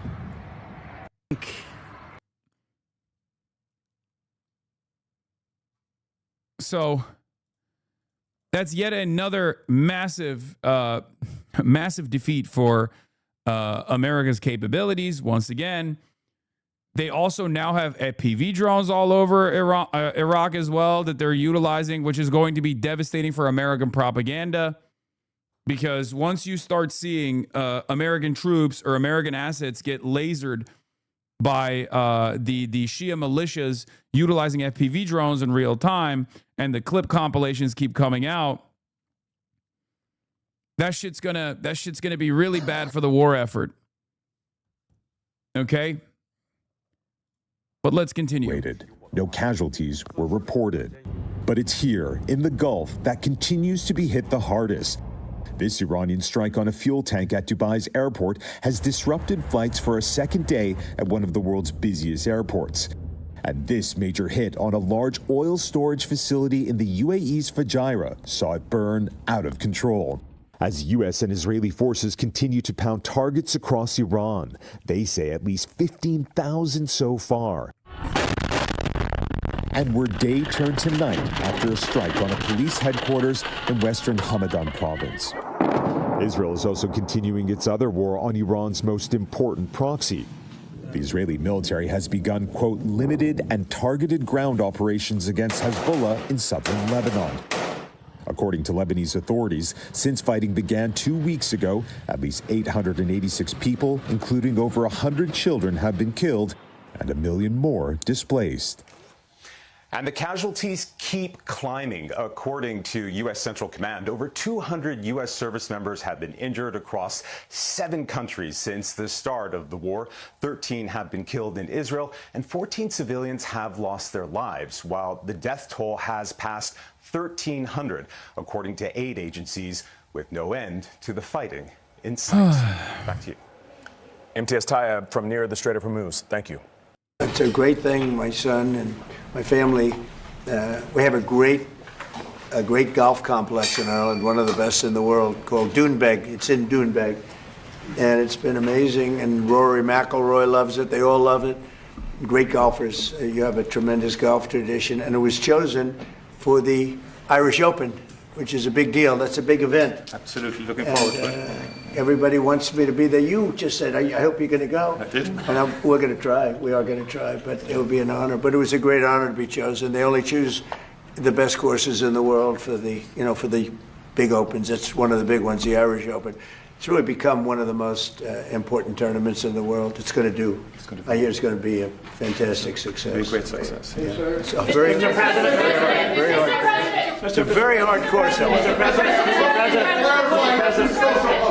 progress have you made, Mr. President, in getting America's allies to assist the U.S. in escorting those oil tankers through the Strait of Hormuz? Well, we don't need too much help, and we don't need any help, actually. In fact, we just put out a notice. I was watching over the last couple of weeks, and all of our NATO allies were very much in favor of what we did. They thought it was very important. We were just discussing it, actually. Very important that we take out the nuclear threat from Iran, and we've done that very strongly, very powerfully. We've wiped out their Navy, wiped out their military in every aspect. Their Air Force is now decimated. They have no Air Force, no Navy.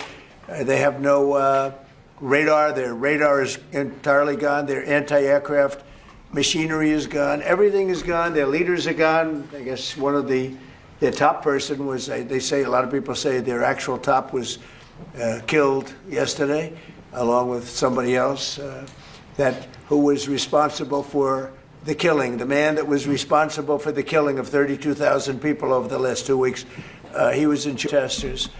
It's an evil group. I mean, they've killed much more than 32,000 people. And the man who was responsible for that was also killed yesterday.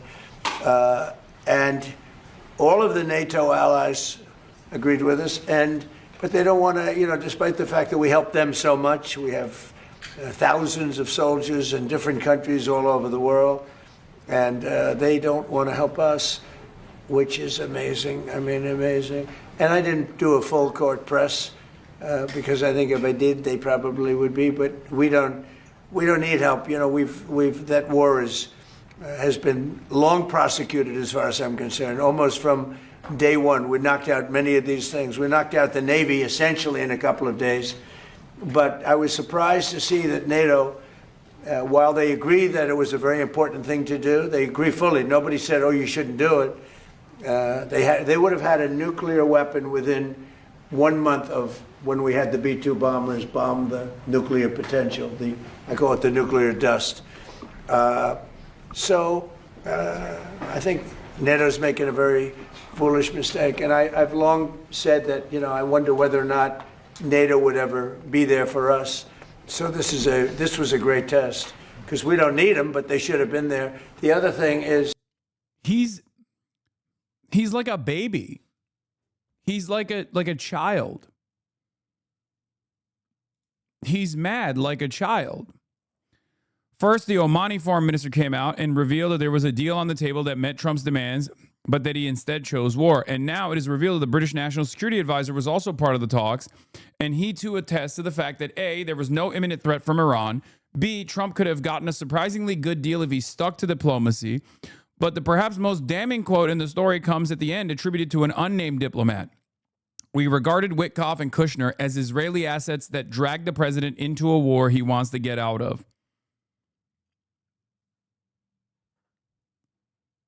On the negotiations front, Witkoff and Kushner are unreliable and are totally seen as Israeli agents by other parties involved with the meetings. Lindsey Graham literally openly admitted that he went to Israel numerous times in order to get the right information from Israeli agents so he could sell this war to Donald Trump. Both Donald Trump and Marco Rubio and numerous other officials at this point have said this is Israel's war and we're fighting it for them. And yet, saying it out loud is considered fucking anti-Semitic by the very same institutions that absolutely know this is Israel's war that America is waging on its behalf. It's ridiculous, okay? It's ridiculous. It's totally ridiculous.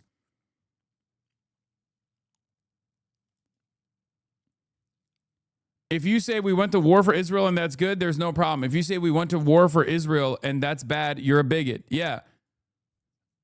The pro-Israel hawks upset at me because Joe Kent is listing Israel's influence in this war as a part of the rationale. Might I suggest the president and secretary of state stop talking about Israel's influence on getting into this war and offer other rationale that is even remotely plausible that justifies American troop deaths and $100 billion taxpayer commitment. Tim Miller is right. Okay? He's right. The idea that this is the dynamic. This is straight up the dynamic. If you say we went to war for Israel and that is good, there's no problem. If you say we went to war for Israel and that is bad, you're a bigot. It's the same principle that mainstream media applies to Zionism and its conflation to Judaism. If you say Israel is the Jewish state and that's a good thing and we must defend them, okay, then it's good. It's fine. Jake Tapper does it all the time.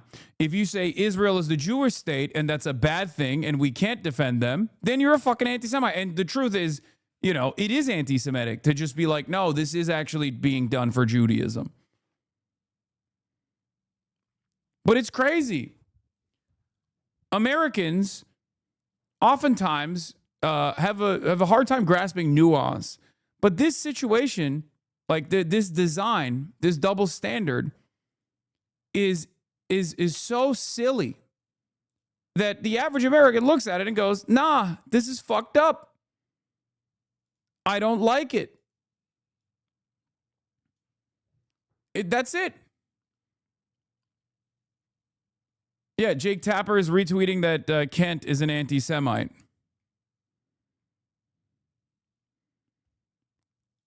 Right on fucking cue.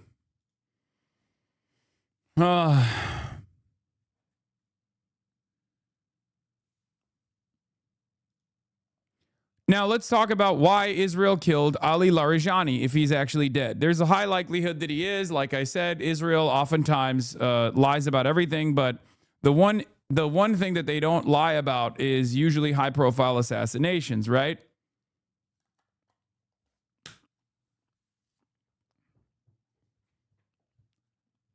Trita Parsi says, I see three potential motivations behind the assassination attempt.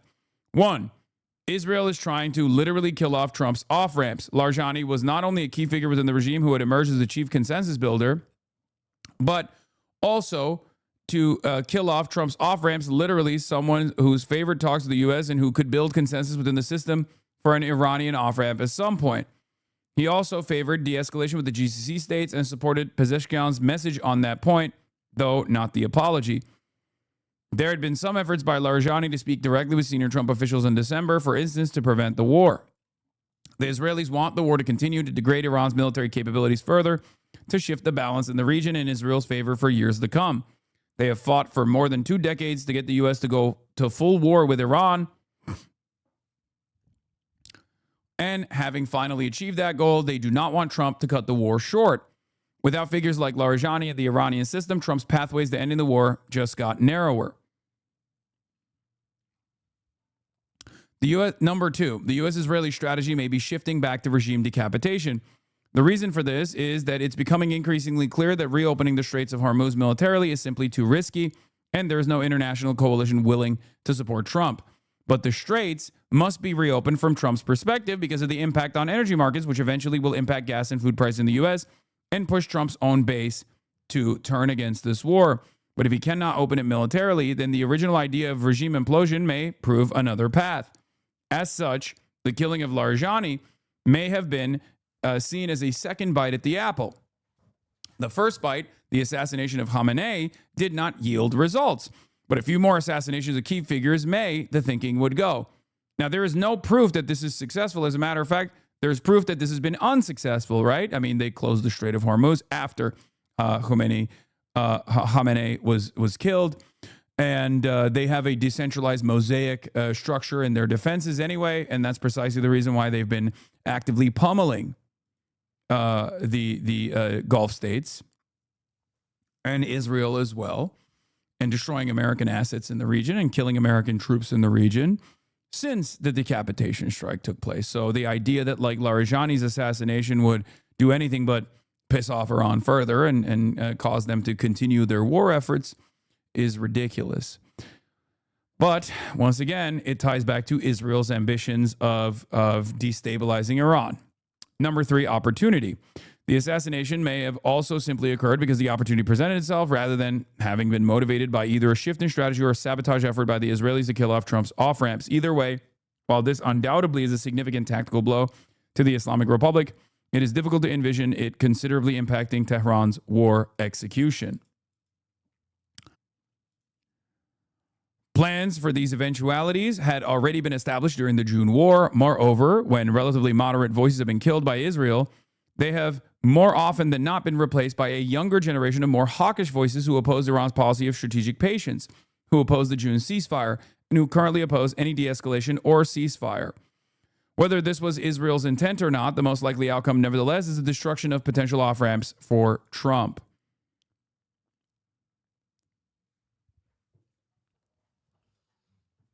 Jan Eliasson, former Deputy Secretary General of the UN and Foreign Minister of Sweden, also responds to Trita Parsi's assessment and says, Ali Larijani was one of the key leading figures in the end favoring the nuclear deal JCPOA in 2015.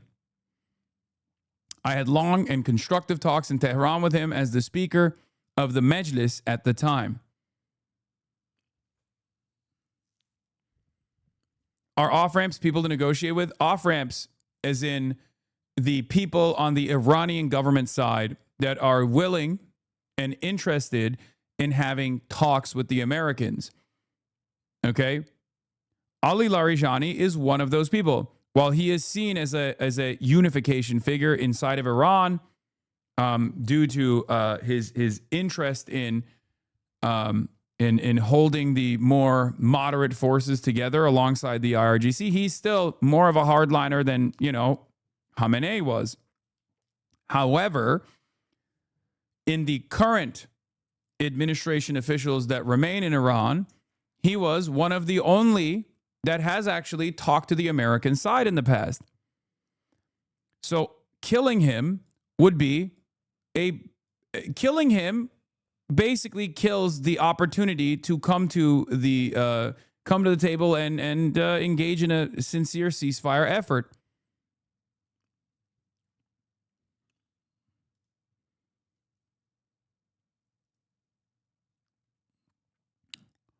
So Israel is assassinating regime targets that are interested in dealing with America. At the end of this military campaign, there is going to be a point where America and Iran are going to they're going to come to the table. The problem is the Israeli side keeps killing all the people that would be willing to talk to the Americans. And the Iranians are responding by putting a person in their stead that is more hardliner than the past person that was assassinated. This already happened with Khamenei's son. Mojtaba Khamenei is seen as a much more anti-Western figure than his father was. What's the point? The point is Israel wants to continue destabilizing Iran and continue sucking America in to a longer war effort that they will not directly participate in. Israel is not going to put their sons and daughters on the ground in Iran. Israel knows that they can get American boots on the ground, however. That's it.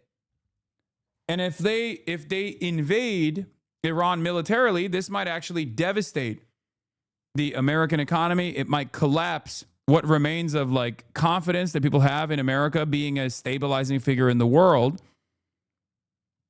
But it's very obvious that Israel doesn't make these calculations. Israel is thinking, oh, well, America is the most powerful military on the planet, which is true. So if they go in, even if America actually suffers devastating blows in the hands of the Iranians, there will only be more appetite for death and destruction on Iran by the American public. Like, they're gambling here. Their bargain is they can get America into this long war. They can push America into this long war with boots on the ground, military occupation. They don't care about the logistical hurdles that America simply cannot overcome at this stage. Okay? They just want short-sighted death and destruction of Iran. They want the Iranian state to collapse.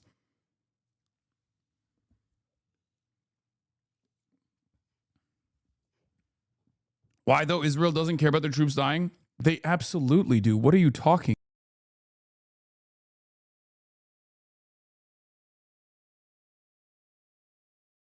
Look.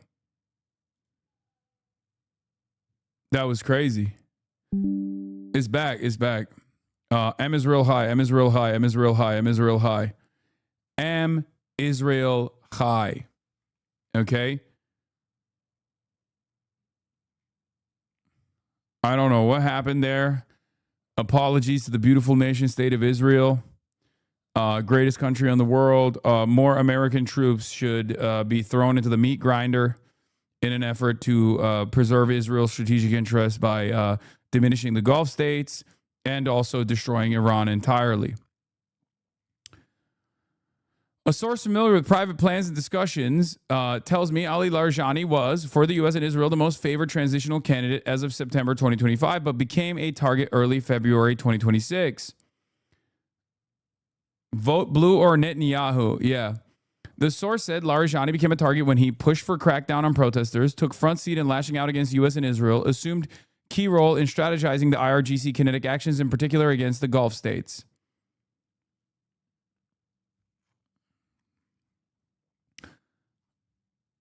Anyway, let's continue with this. And I think, very important, we didn't have to be there for Ukraine. Biden chose to spend hundreds of billions of dollars on Ukraine. And I guess the head of Germany just made a statement that, they weren't involved and they have nothing to do with the war. But at the same time, they think we did a great thing by knocking them out. Nobody wants to have Iran or anybody, but nobody wants to have Iran with a nuclear, because these people are crazy. They're absolutely crazy, and they're vicious, violent. I mean, they killed, think of it. They killed, now I hear it's about 41,000 people. They put out a notice 2 days ago. Anybody that protests will be immediately shot and killed. That's pretty tough stuff. So everyone agrees with us, but they don't want to help. And we as the United States have to remember that, because we think it's pretty shocking. President Macron has just said in the last hour that he will never join a task force in the Strait of Hormuz until hostilities finish. Yet yesterday you said... Who said that? Who said? President Macron of France. What's your reaction to that, sir? Well, he'll be out of office very soon, so we'll have to see. I don't know. On Doonbeg, you're building an extension to it at the moment, but there's been an objection put in, and it's being held back at the moment due to small snails. What are you disappointed about that? Planning Commission is I have not heard that. No. Mr. President. I mean, the course was built and it's been operated very successfully. Somebody's objecting. Human and environmental group is objecting to.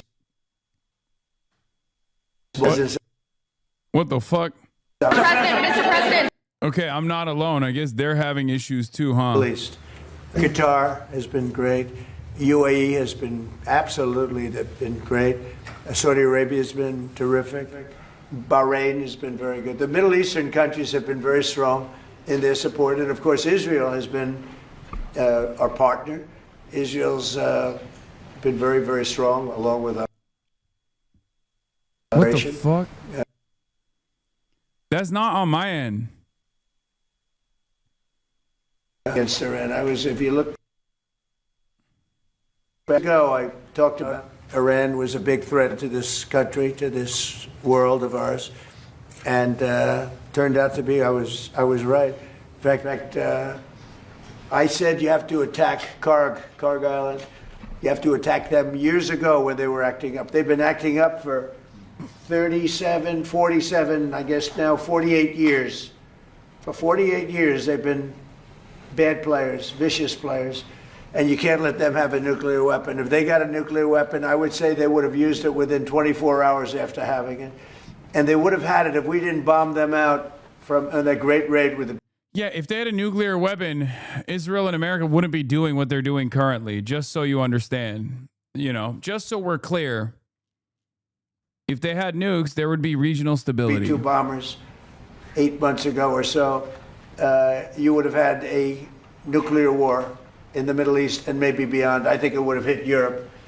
Maybe not Ireland, but it would have hit Europe. I think you would have been a nice piece of it. It all gets you. It's big enough that you would have been affected. They would have hit Europe eventually. Mr. President, your Director of National Counterterrorism, Joe Kent, he just resigned today. He said he can't support your conflict with Iran. What's your reaction to that? And did you? Well, I read his statement. I always thought he was a nice guy, but I always thought he was weak on security, very weak on security. I didn't know him well, but I thought he seemed like a pretty nice guy. But when I read his statement, I realized that it's a good thing that he's out, because he said that Iran was not a threat. Iran was a threat. Every country realized what a threat Iran was. The question is whether or not they wanted to do something about it. And many people, many of the greatest military scholars are saying for years that President... Yeah, this is also crazy. Oh, dude, yeah, our head of counterterrorism was actually weak on terrorism. He was weak on countering terrorism. If you thought he was weak on security, why would you hire him as the lead on counterterrorism is the question that any competent journalist should be asking the president currently. They should have taken out Iran because they wanted a nuclear weapon. They were, if we didn't do the attack, or if, I'll go a step further, if I didn't terminate the Iran nuclear deal given to us, one of the worst deals ever made by Barack Hussein Obama. Remember when they sent Boeing 757s over there, loaded with cash? Hundreds of millions of dollars. You would have been very happy. This was a wonderful, they said hundreds of millions. People forget that. Does anybody remember? Right? You remember hundreds of millions of dollars in a Boeing 757. I think they had two of them loaded. They took the seats out and they put cash. And it was so much that there wasn't a bank in Virginia, Maryland, or D.C. that had any money left. They stripped them of all their money, put it into place, sent it to Iran, almost as ransom. That's not going to happen with Trump. And nobody ever did anything about it. Nobody ever said anything about it. Can you imagine if I did that? So they've been a threat for a long time. But they've really been a threat. If I didn't terminate Obama's horrible deal that he made, the Iran nuclear deal, you would have had a nuclear war 4 years ago. You would have had nuclear holocaust. And you would have had it again if we didn't bomb the site. So when somebody is working with us that says they didn't. This is all bullshit. Like every single thing that he's saying here is fucking bullshit. Iran was not a nuclear threat. Iran was not an imminent threat. Iran having nukes obviously is something that the American government and the Israeli government would never allow them to have. Like, you don't want any foreign adversary to have nukes, clearly.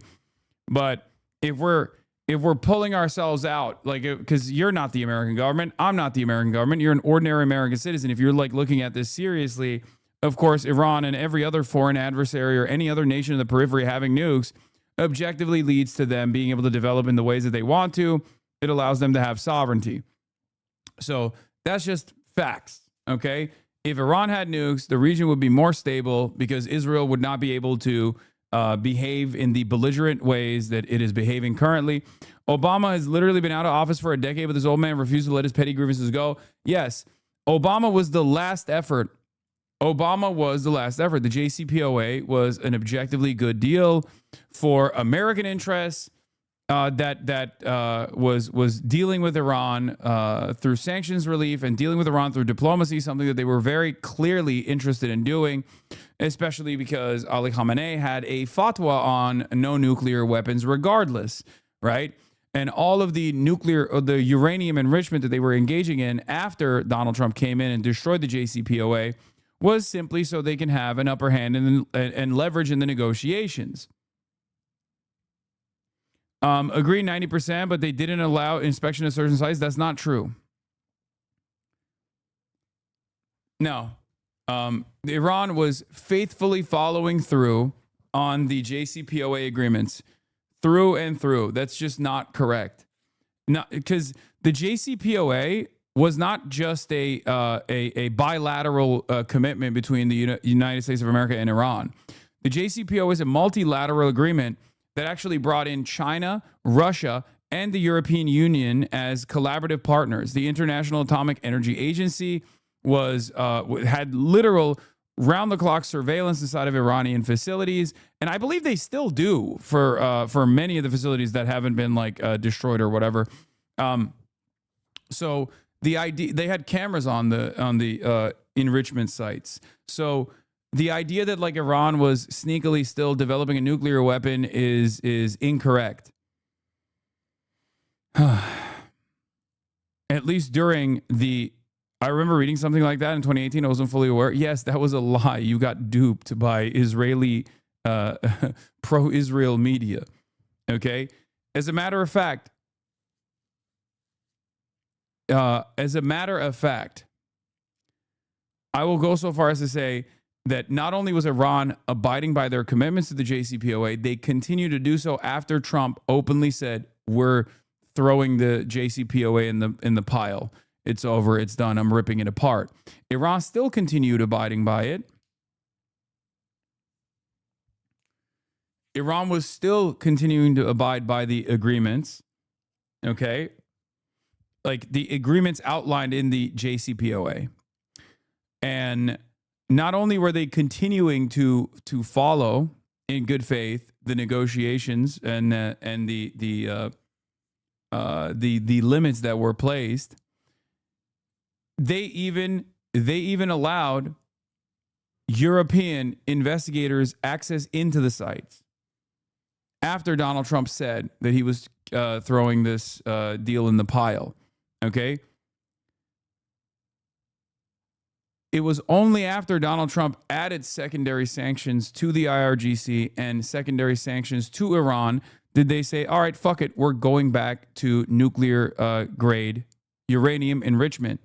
And they started enriching uranium beyond the civilian limit that they had previously abided by. Okay? That was only after. It wasn't even after Donald Trump said openly the JCPOA is done. They did it after Trump added sanctions. And the reason why they actually started enriching uranium once again beyond the civilian levels was so they can establish leverage in the next round of talks that would inevitably take place. Right? So that was the reality.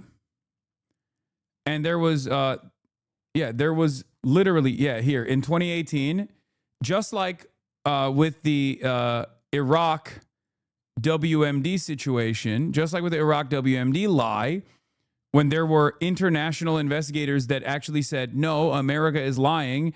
We have we've seen the sites that they claim have WMDs. These sites do not have weapons of mass destruction. And America said, fuck you. Okay. The exact same thing happened with Iran complying with the nuclear deal restrictions, according to the International Atomic Energy Agency report in 2018. Okay? So just remember that. Vienna. Iran has remained within the main restrictions on its nuclear activities imposed by a 2015 deal with major powers, a confidential report by the UN atomic watchdog indicated on Thursday. America lied about it, though. The Trump administration said, nuh-uh, that's not true, for no reason other than the fact that Israel did not want this deal to stand. That's it. Didn't think Iran was a threat. We don't want those people because, and there are some people, I guess I would say that, but they're not smart people or they're not savvy people. Iran was a tremendous threat. And virtually every NATO nation, and this is the thing, if they told me it wasn't a threat, and therefore they don't want to help, but when they say it was a threat, and it was a major threat, every one of them, I think every one of them, I don't know of one that said they're not a threat. It is not Israel. Please read the relevant sections of that paper. Which path the project explicitly lines this out to make the deal appealing to international powers so that any lack of compromise from IR would be seen by global powers as they brought it on themselves. Do you know of that paper released by CSIS, I believe? Read mine, please. It is not Israel. Please read the relevant sections of that paper. Anyone that tries to tell me that Israel wasn't the primary spoiler of this multilateral deal that was literally put in place even before Barack Obama, like the Iran denuclearization agreement took a decade to accomplish, okay? It took a decade to accomplish. It required China and Russia's cooperation. It required European partners' cooperation. The International Atomic Energy Agency is basically an institution that is 90% tasked with Iran. That's it. That's like it's crazy because like you would think that they are actually abiding by like the non-proliferation treaties and taking a look at like every country with nuclear arms and their nuclear facilities and what kind of nuclear warheads they have. No, it is almost entirely tasked. 90% of all of their efforts are specifically designed around ensuring that Iran is abiding by the standards of the JCPOA. Okay?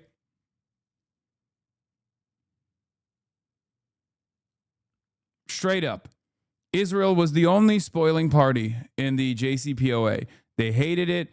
They hated Obama for accomplishing it. And when they got their guy in charge, Donald Trump, they immediately got Donald Trump to throw it in the fucking pile.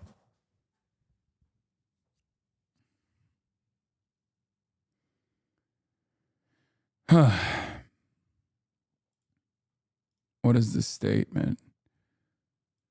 So if Larijani's dead truly, which I guess 99% he is, what would be the next move from your perspective? I think that overall IRGC and affiliates should avoid public appearances first and foremost. I mean, yeah, they shouldn't be out and about. I don't know why the fuck they would ever put themselves out there, especially when like Israel still has tremendous surveillance capabilities inside of Iran and has like established air superiority when necessary, right? Yeah, I don't really understand why they would fucking put themselves out there as sitting ducks. You're telling me Israel killed the last martyr with actual influence inside the Islamic Republic who could have ended this war? Now, why would Israel do that? It's almost like you're saying they are a country driven by an unstoppable lust for war, death, and destruction. What Israel is now doing is eliminating people within the Islamic Republic who advocated for strategic patience and who would be amenable to negotiating an off-ramp in the future. In other words, creating the context for an endless conflict.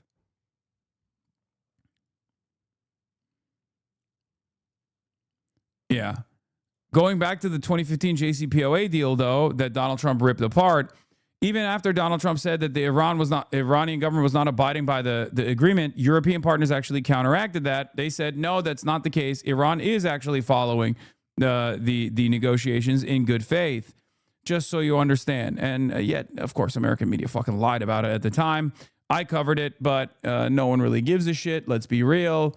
Just like right now, there is a heightened amount of scrutiny around like the ways in which Israel operates. And even then, there's still plenty of fucking average normies who don't understand any of this stuff.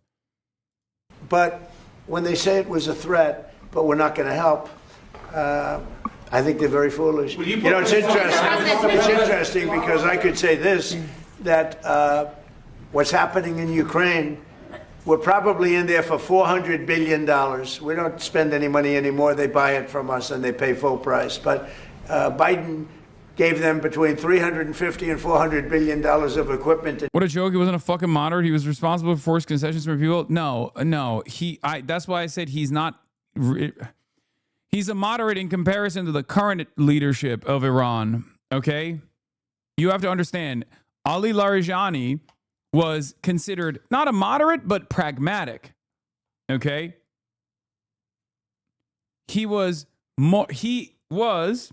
in the current administration in Iran, one of the most moderate figures that remain. Okay? People like you, by the way. What do you mean?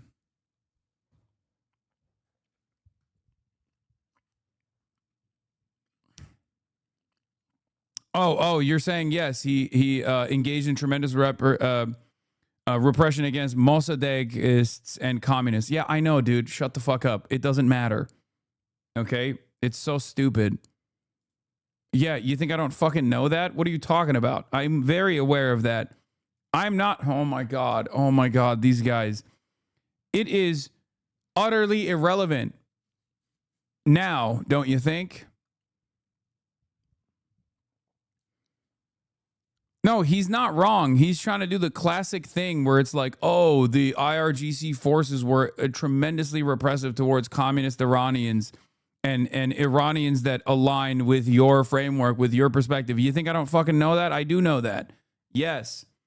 Also, what do I always say? Even the most moderate figures, okay, even the most moderate figures within the Iranian government have always been endlessly repressive and very brutal when it comes to their own domestic affairs. Okay? Yeah, I know. Part of that is part of that is the fears that they might lose their grip on power. And part of that is due to instability born out of foreign intervention. But ultimately, it currently doesn't matter. At this stage, it doesn't matter, especially if we're talking about sovereign states communicating with other sovereign states or state versus state violence. It's utterly irrelevant in this process. So yes, it is true that Larijani was very brutal when it came to squashing protests, when it came to cracking down on protesters. That is true. Larijani was the epitome of a power broker. He could work with anyone and has been deep in Iranian power for decades. He was always a principalist, but he was a pragmatist. He had a working relationship with moderates, clerics, and the IRGC, which was basically unique only to him. His death, if true, means the IRGC will harden their stances and will completely refuse to work with the moderates unless there is another figure in the Iranian government that I don't know about that is capable of bringing these forces together. People who watch you for a few days seem to think you think highly of the Iranian government, even though you criticize them all the time. I guess Americans can't handle criticism of their war without a sentence like the IRGC is very bad. No, the reason for why they get mad at me is because I do also say something that is very frustrating for a lot of people in the diaspora, a lot of people who are very upset with the Iranian government's like domestic repression. And that is, it is utterly irrelevant in this current calculation. Okay?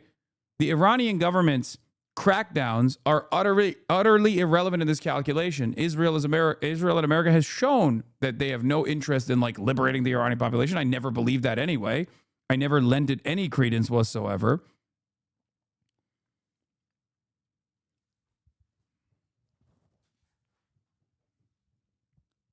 And I also understand the calculation that foreign adversary governments take when dealing with any sort of domestic instability. That's the reason why people think I'm like sympathetic to the IRGC. Between the IRGC as it stands, the Iranian government, the regime as it stands, is the only hope that the Iranian people have in keeping this country intact. Okay? If the IRGC falls apart, if the current government cannot hold itself together, there is no more Iran. Iran falls into permanent conflict, sectarian violence, ethnic tensions. It gets balkanized by foreign invaders, and it is destroyed. Okay? Thousands of years of culture and history is destroyed. It's gone. Okay? That is the reason why, yes, as far as taking a principled stance against intervention here, yes, I'm saying very openly that the IRGC, regardless of its brutality internally, regardless of its repression, is literally the only hope that Iranians have, 93 million Iranians have, in staving off a balkanized fail state that Iran will become if Israel gets its objectives across. It's possible his power is already waning. I don't know if I trust the claims, but I saw a reporting that Larijani was working with Hassan Rouhani behind the scenes to prevent the IRGC from pushing a supreme leader through the assembly until after the war was over. If Larijani is truly gone, the IRGC is the only pillar left with real power. Civilians, clerics, military. Yeah. Wrong assessment, in my opinion. It is the only assessment. It is the only correct assessment. There is no next day plan, okay? There is no separate government. There is nothing. It's either IRGC or Libya. It's that simple. It's either IRGC or Libya. Anyone that believes that Iran can be balkanized and become a better country as a consequence of that is delusional. Okay? And more often than not, wrong in that Iran will probably hold itself together regardless. Yeah, that's ridiculous. Balkanized, like as in chopped apart, region by region.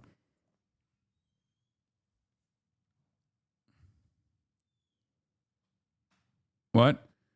Man, you don't have to present every dead Iranian government as some moderate. This guy is the guy who killed all the protesters. Fuck Israel, but don't glaze the guy. Just don't mention him. Love you, Hasan. By the way, you're doing it, Tucker Carlson. Jews did this. Jews did that.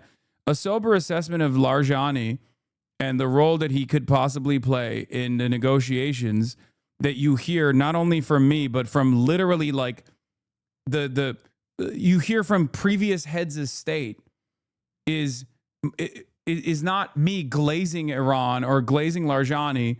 It's me just giving you the truth, okay? Even if you don't want to fucking hear it. A moderate figure in the Iranian government doesn't have to be a cheery guy, okay? He's not like some bold, brave revolutionary. Shut the fuck up.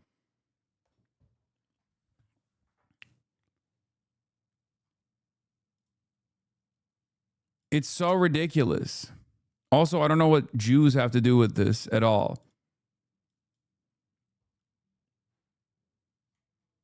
In cash. Someday they'll have to find out about the cash. And you could say that wasn't a threat, you know, we're helping them. So we helped them, and they didn't help us. And I think that's a very bad thing for NATO. Mr. President. Are there any repercussions for NATO, and are you still going to China? Well, yeah, on China, it's a little different story. We're resetting the meeting, and it looks like it'll take place in about 5 weeks. We're working with China. They were fine with it. We're going to say, I look forward to seeing President Xi. He looks forward to seeing me, I think. But I do look forward to seeing him. We have a good relationship. Oh, by the way, for the record, another thing that I do sincerely stand on is that, yes, regardless of like what Iran contributed to in Syria, for example, all of that still in mind in this calculation, Iran is better than Israel. Yes, 100%, and better than America too. Regardless of every single death that Iran contributed to in the fucking region, they are still a better force. Regardless of every single Iranian that the Iranian government killed, even with all of that calculation in mind, when you compare it to Israel's actions against people that it currently occupies, the Palestinian people, it's not even a comparison. That's part of the reason why the Israel First crowd has actively said, oh, Iran killed 30,000 people. Iran killed 80,000 people in a matter of a day and a day or two. The reason why they say that is so they can try to bring up in the Western world, like the reputation of Iran to like something that's even remotely comparable to what Israel has done to the Palestinians. Okay? The real number is somewhere between 7,000 and possibly like a more liberal estimation would be 10,000, which is an incredibly high number. It's completely unacceptable, but it is utterly irrelevant in the grand scheme of things. It's utterly irrelevant in this calculation because America is murdering school children. America and Israel are blowing up desalination plants. America and Israel are attacking Iran and decapitating the heads of state with the overarching goal of destabilizing Iran and turning into a failed state. The number of casualties, the number of deaths, the number of displaced will be in the fucking millions. Okay? It's just not even a question. With China. China actually has become economically for us very good, as you know. It's much different than it was in the past. And we have a very good working relationship with China. So we're making it in about 5 or 6 weeks. Mr. President. NATO for not supporting you on this. Any repercussions? Well, no, I just think that it's not good for a partnership when they say what you're doing is a great thing, but we're not going to help. Yeah, 30 to 50,000 deaths in less than a week would leave mass graves visible via satellite. Tons of people actually killed over foreign operatives. Yeah, no, it's just... It's ridiculous. Like I've told you already. It's not only ridiculous, but it's utterly irrelevant. It's just made up. It's completely fucking made up. The idea that like Iran killed, 50,000, 80,000, or even 30,000 people in a matter of 2 fucking days. I think the 10,000 number is already incredibly high. I'm saying like the highest estimates are like the Harana estimates are around 7,000, which I think is it factors in virtually every single person that's being killed. Donald Trump keeps throwing ridiculous numbers around as well, and it's just they're doing it with no care or consideration for people who have actually been killed. They're doing this because they think it's good for propagandizing why they're bombing Iran. Mr. President, they say what you did is a great thing, but we're not going to help. Mr. In Iran, because the Iranian regime has told Sky News, if you put boots on the ground in Iran, it will be another Vietnam. Are you afraid of that? No, I'm really not afraid of anything. Mr. President, are you rethinking the United States' relationship with NATO possibly getting out? Well, I'm disappointed in NATO that we spend trillions of dollars on NATO. Think of it, trillions over the years, many trillions of dollars. It's one of the reasons we have deficits and we help other countries. And when they don't help us, I mean, it's certainly something that we should think about. I don't need Congress for that decision. As you probably know, I can make that decision myself. I'd work with some very smart people. And I'd always deal with Congress anyway, but I don't need Congress for that decision. But, when you say rethink, I have nothing currently in mind, but I will say that I'm not exactly thrilled when we help them with Ukraine. Look, Ukraine would have been over in 1 day if we didn't help. Frankly, Ukraine would have been over in the first day. They had the best equipment in the world. It was our equipment given by Sleepy Joe Biden. No charge. Hundreds of billions of dollars of the best equipment in the world. no charge. I will say that I'm not happy about it. Mr. President, one on Iran and one on Cuba. Is Iran now a bigger foreign policy priority for you than China? And on Cuba, the Cuban government. Iran is just a military operation to me. Base Iran Trump. is Go Trump something that forever. Was essentially largely over in 2 or 3 days because the Navy was wiped out almost immediately. The Air Force came next. The anti-aircraft came next. I mean, we're flying over Iran. We could take out their electric capacity in 1 hour.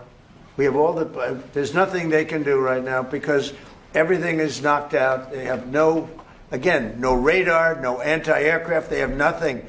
And we don't, and it was a decision I made. We discussed it, Pete, Marco, JD, all of us, Chris, we discussed it. We can knock out their electricity in a matter of minutes if we wanted to.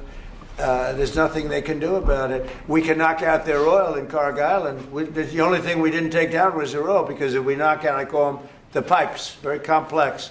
But if you do that, it'll take them forever to rebuild, meaning whoever, and hopefully it's a sane group of people, but whoever it is that's going to be running that, and we're going to try to get people that are going to run it well, and it's going to be a prosperous, wonderful place. It used to be, if you go back, it used to be the people are great, the people are smart and energetic, and it used to be very successful. Now it's a country run by fear. It's a country where they tell protesters, don't go outside because if you do, we're going to kill you. Yeah. Why do you hate the Poles and repeat Polish jokes from the 20s when we were not considered white in the same way as the Irish? I love Polish people.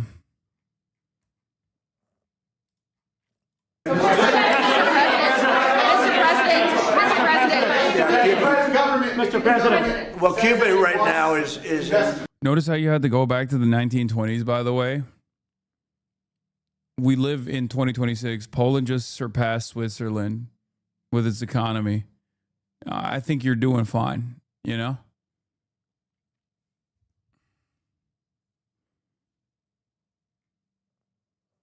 If you have to go back to 100 years in the past for to point to like Polish oppression, it's a little ridiculous. I think Poland's doing fairly well, all things considered, especially as the rest of the European countries are not doing well at all. very bad shape.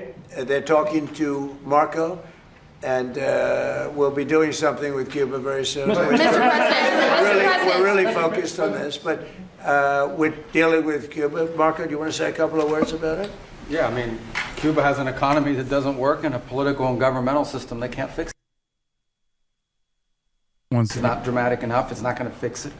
So they've got some big decisions to make over there. But Secretary Rubio, do you support, and I know this is up to Congress. I hate this fucking, I hate that they are like also actively warmongering against Cuba and starving Cuba and killing Cubans. It's so nasty. Do you support easing the trade embargo if you get more cooperation from Havana? Well, I'm not going to discuss what we would talk about or not. Suffice it to say that the embargo is tied to political change on the island. The embargo is codified. And but the bottom line is their economy doesn't work. It's a non-functional economy. Yeah, it doesn't work because of our fucking endless repression against the Cuban people. For the record, a lot of people don't understand that. For example, right now, the administration is floating the idea of allowing Cuban Americans to be able to purchase private property in the island, right? This has been a long-standing attitude that the Cuban government has had, okay? In spite of the potential destabilizing repercussions that it might have, it opens up a new front of American intervention in the island. They don't give a shit. They've been saying yes to it since the normalization agreement with Barack Obama. Okay? They're fine with it. The only setback against Cuban Americans being able to make investments into the Cuban island is not the Cuban government, it's the American government. This is a lie Okay? This is a fucking lie that the American government actively repeats. It's remarkable. I'll show you.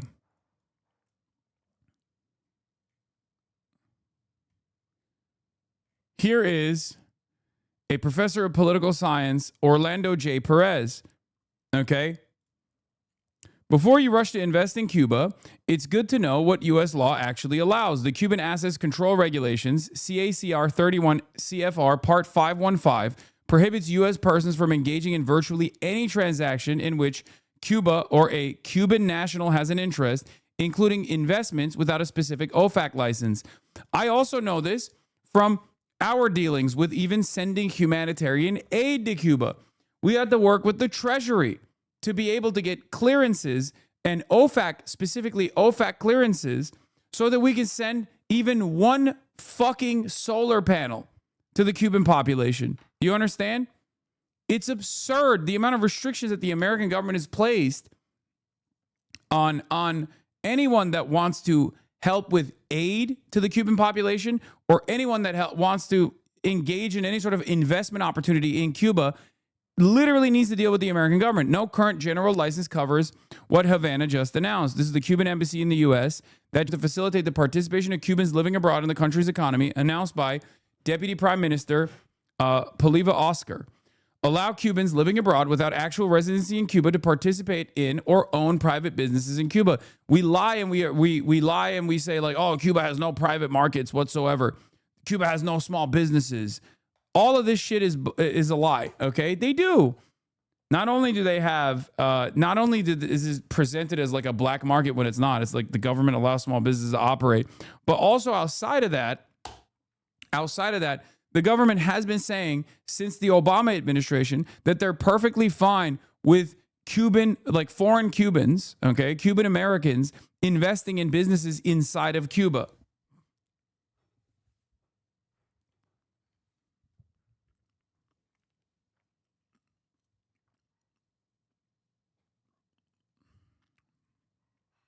This applies not only to small businesses, but it can also include infrastructure and large enterprises. Now, this is important.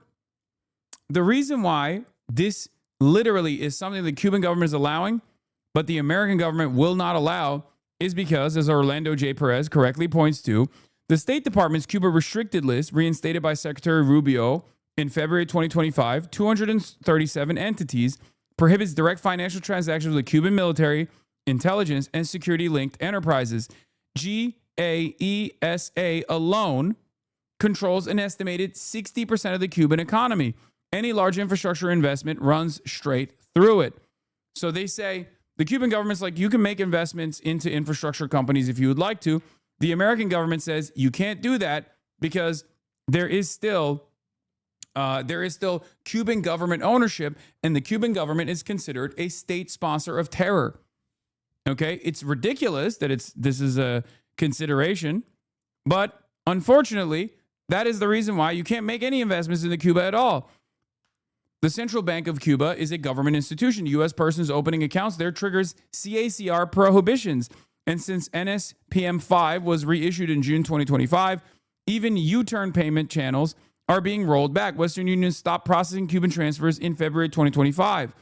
So who is this announcement really for? It's a signal to Washington. There's something to trade. The announcement drops on the same day as Cuba's national grid collapsed again. No fuel shipments in 3 months. The desperation is real. The core question isn't whether Cubans abroad want to invest. Many do.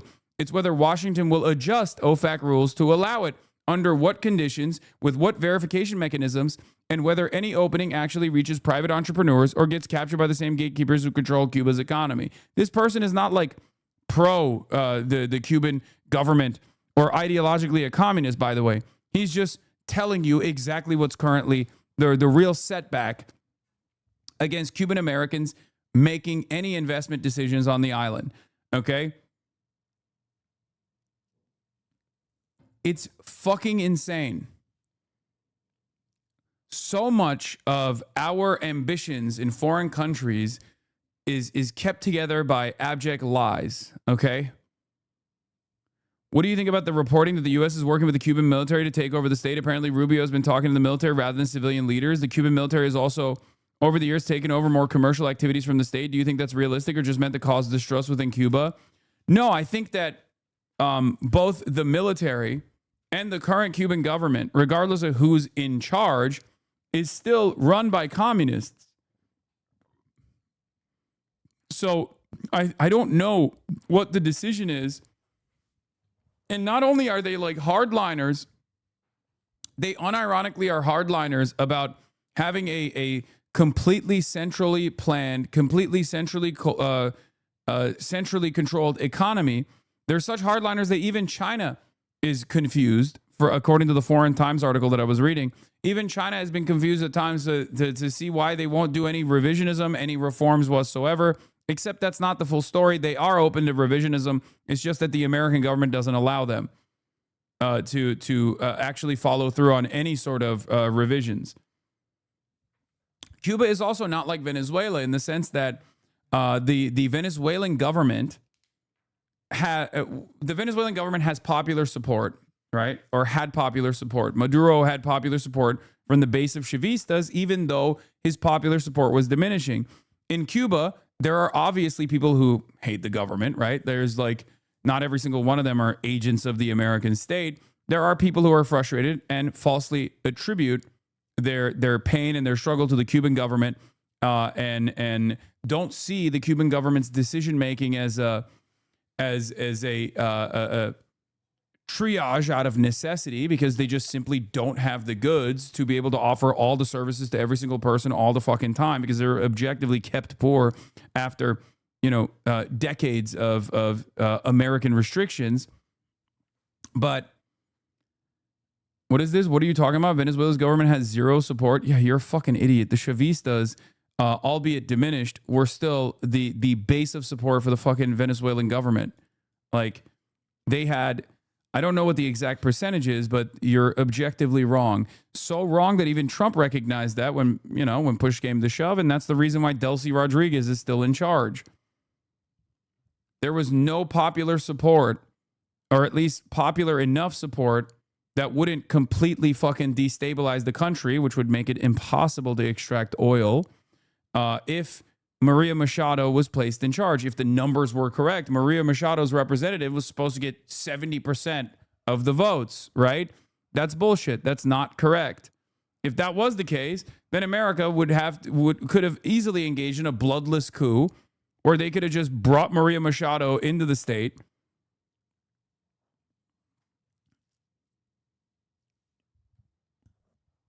In charge is bra for Delcy. Yes, I'm just saying that, like, they chose to keep the government intact because the Chavistas still make up a decent percentage in the popular mobilization. They, like, I'll give you an example. If you're not objectively, if you don't have a real social base for your movement, you can't have collectivos, okay? Collectivos are what? Guys who are, party cadres, people who are ideologically loyal to Chavez and therefore loyal to Maduro as well. If they didn't have that social base, they wouldn't arm 8 million fucking Venezuelans with small arms, right? They couldn't do that because then those small arms would be inevitably used against Maduro himself. Sometimes it's that simple. If you want to comprehend like how this stuff works, think about it. It's not dissimilar to how the United States of America, for example, has a Second Amendment, because they know that the people that have those arms, regardless of the American government's unpopularity, they know that the right-wing base of support has a shit ton of weapons, and they will never train those weapons on the government itself. Okay? It's kind of like that. I'm not making I'm not engaging in moral relation between like the Chavistas and the MAGA base or the right-wing reactionaries, obviously, but you can think of it like that. Okay?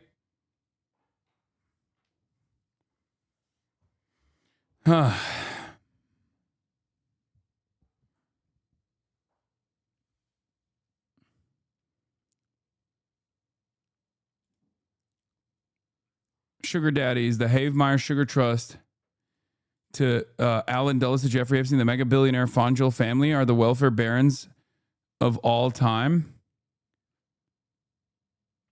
One of the persons behind the Trump sudden interest in Cuba. Okay, we'll look at that in a second. Anyway, speaking of Cuban intervention, though, once again, the Cuban government is perfectly open and has been open to foreign investment. Okay, they need it. They need the foreign investment. They understand that they need the foreign investment. They want the foreign investment. Cuba has stayed alive in spite of American intervention, especially in the aftermath of the dissolution of the USSR, their largest trading partner and their security partner that allowed Cuba to develop the way that it did. When that went away, if you noticed, a lot of the countries that were, nations aligned with the Soviets were destroyed. Cuba was able to survive in spite of that. A big part of the reason why was because Venezuela kept propping it up, okay? And also all the other countries in the region kept offering aid, kept sending oil to the island because the island doesn't have any oil, right? Kept its energy grid going. Cuba's survival, in spite of the largest imperial superpower actively seeking out its destruction, is a testament to the resilience of not only this movement, but an interest in the regular, ordinary Cubans and their interest in keeping Cuban sovereignty alive. Okay? A lot of people here in the United States of America listen to their immediate relatives that are suffering on this island and think that this suffering is not born out of the American government's actions, but actually the ideological zealotry that the Cuban government has in terms of like maintaining communism. Okay? Oh, it's just that they want to do communism. That's the reason. But if you understand how Cuba got to the point, Cubans almost blew up America, Hasan. Wait, what? What are you talking about? That's literally not correct at all. There has never been a point in time where Cuba has actually presented a serious threat to the United States of America. And every single step of the way, the American government has done terrorism, tried to do terrorism in the United States of America and blame it on Cuba. That's another part of the story. That's also another crazy story. America wanted to do a 9/11 Cuban style. Okay? Did you guys know that? The American CIA floated the idea of doing a 9/11 on U.S. soil and then blame it on Cuba to draw up popular support to invade Cuba.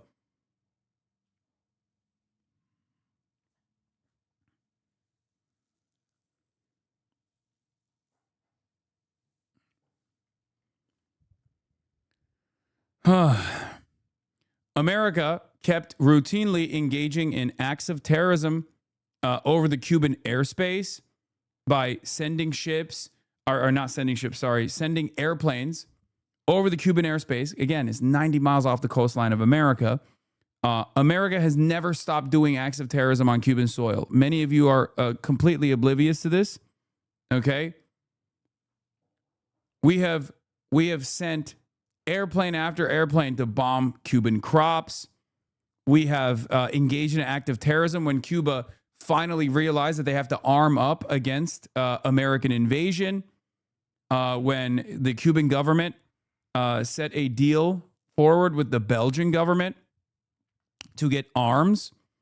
And this is like part of the process in how Cuba found itself aligning with the USSR, because their initial goals were not to like immediately become aligned with the USSR. They just they thought, okay, we got sovereignty.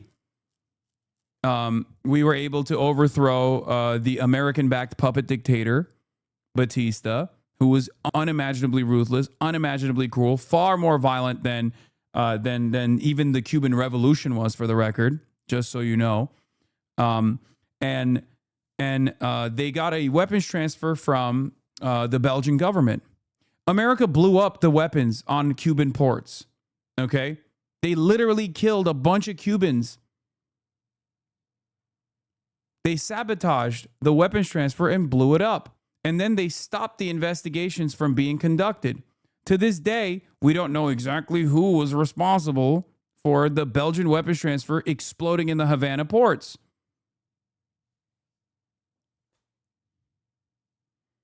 We still don't know.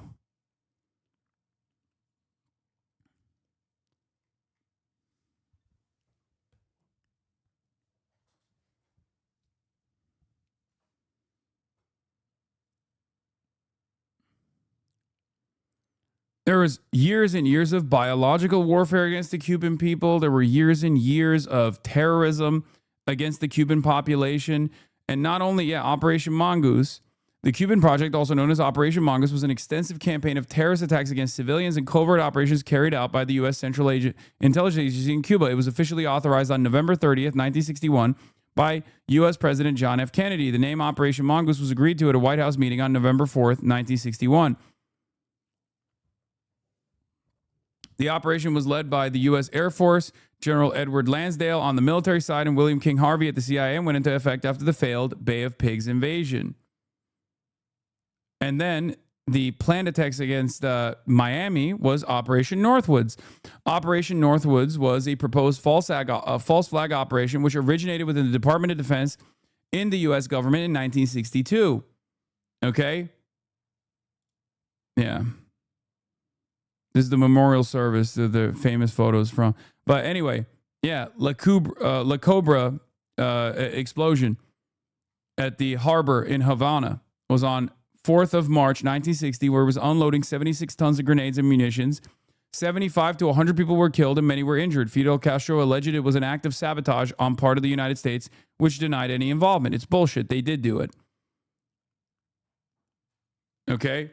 The CIA, 4 years after the successful revolution in Cuba, basically got every single anti-Cuban, anti-communist that they could find on the island and also in the United States of America to consistently engage in acts of sabotage and acts of terrorism against the regular, ordinary Cuban population for years. This is also on top of the sanctions that we kept putting on the Cuban population.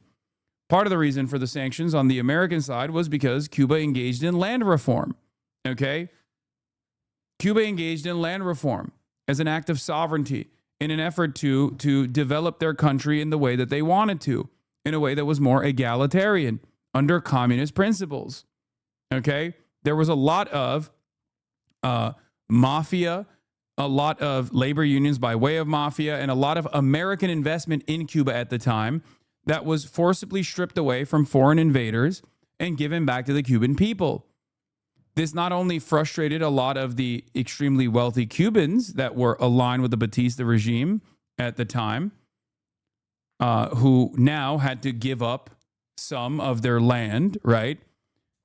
And for the record, if you want to understand the sincerity of this land reform, Fidel Castro's own parents had more land that was allowed by the Cuban government. Fidel Castro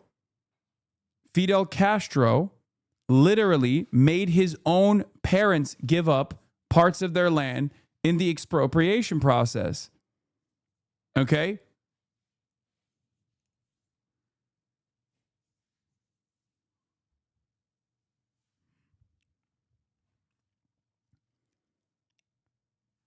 That's how real they were.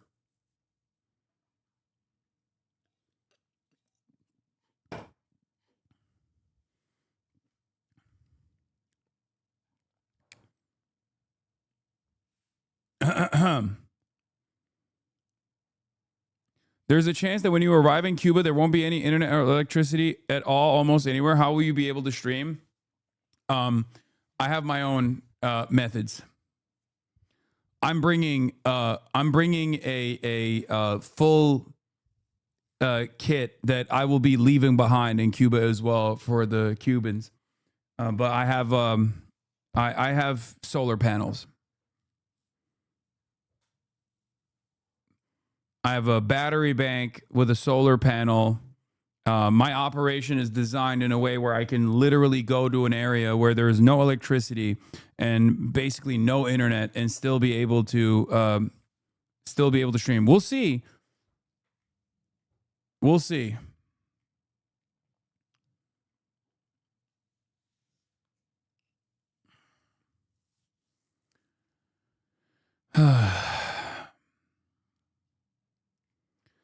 Anyway, Operation Northwoods, the one I was talking about, was the proposal that called for the CIA operatives to both stage and commit acts of terrorism against the U.S. military and civilian targets, and then blame them on the Cuban government and use them to justify a war against Cuba. The possibilities detailed in the document included the remote control of civilian aircraft, which would be secretly repainted as U.S. Air Force planes, a fabricated shoot-down of a U.S. Air Force fighter aircraft off the coast of Cuba, the possible assassination of Cuban immigrants, sinking boats of Cuban refugees on the high seas, exploding a U.S. ship, and orchestrating terrorism in U.S. cities. The proposals were famously rejected by John F. Kennedy. This was one of the big issues that JFK had with the CIA.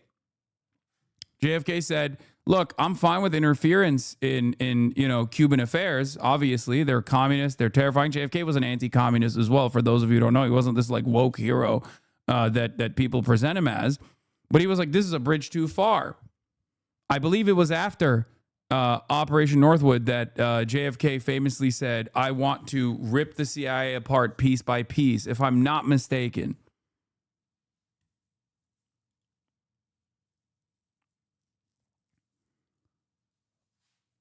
Okay, Iran has officially confirmed the security chief Ali Larijani has been killed. The Iranian media is confirming it now. And then they slimed him. Yeah, he said he wanted to splinter the CIA into 1,000 pieces.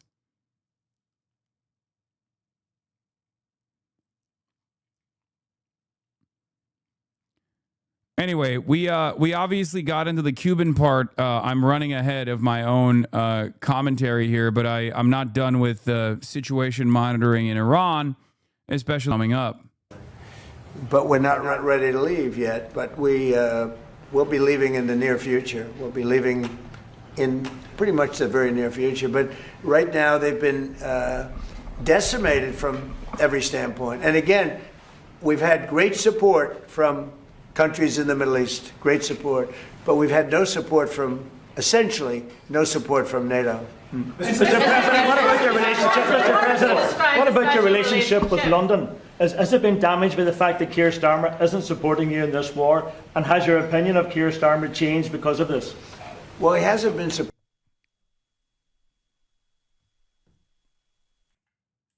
real administration to make a deal. It's crazy how bad but we the made a connection deal. is We in the made a good fucking deal White for House, them, it seems. Frankly, probably wasn't appreciated. I do look forward to seeing.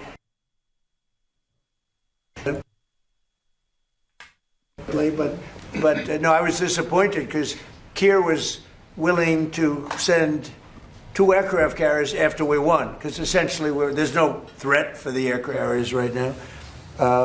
And I said, no, it's literally not true. Want things sent before the war, not after the war is won. So yeah, I'm disappointed with Keir. I like him. I think he's a nice man, but I'm disappointed. Mr. President. You see that man right there? You know who that is? Churchill. That's the late, great Winston Churchill. And Barack Hussein Obama did not want his bust in this office. Did you know that? And Barack Hussein Obama sent that bust back to England. They didn't want it. And when I came in, I was asked if I wanted it. I said, absolutely, I want it. And I put it right there, Winston Churchill. And, unfortunately, Keir is not Winston Churchill. Mr.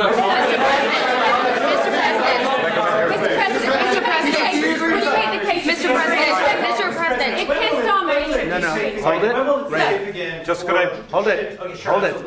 Just make a number of points. First of all, I think, notwithstanding what has happened, the transatlantic relationship between Europe and the US is very, very important on a number of fronts.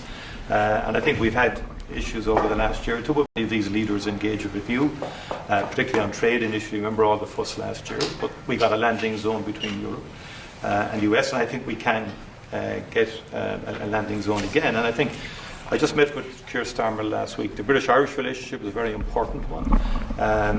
Churchill was a great wartime leader, although in Ireland there was kind of a different perspective in terms of during our own War of Independence and so on. He created his own bit of difficulties for us, but that said, he was a great wartime hero. Keir Starmer has done a lot to reset the Irish-British relationship. I just want to put that on the record. But I do believe that he's a very earnest, sound person who I think you have a capacity to get on with, and you've got on with him before, and you've got on with other European leaders as well. Sure. And I think you have that capacity again, and I think everyone exists. I mean, you cannot have... It's so funny that this is the one time when Donald Trump is talking about Keir Starmer and saying he's not like Winston Churchill. It's actually good for Keir Starmer. As much as I hate Keir Starmer, he is right to not want to engage Iran militarily at the behest of Israel and America. It's so fucking crazy that this is like causing me to say Keir Starmer is correct on this issue. A rogue state with a nuclear... Part of the reason why Keir Starmer has to play a stronger role, of course, is because he has his own domestic problems at the moment, his associations with Epstein affiliates, and his party actually cratering in support and losing out to the Green Party is the reason why he literally cannot abide by America's wishes and behave like a fucking vassal that he normally would love to behave as, right? But that is a big part of the consideration here. That's precisely the reason why he has to, play a stronger hand against American demands of intervention. Weapon, or the capacity for nuclear weapon. Iran was a sponsor of terrorism. We sanctioned Iran, all European countries did, as a terror, and the IRGC in particular as a terrorist organization. They sponsored Hamas, they sponsored Hezbollah, the Houthis, they created mayhem, a most maligned force in the Middle East.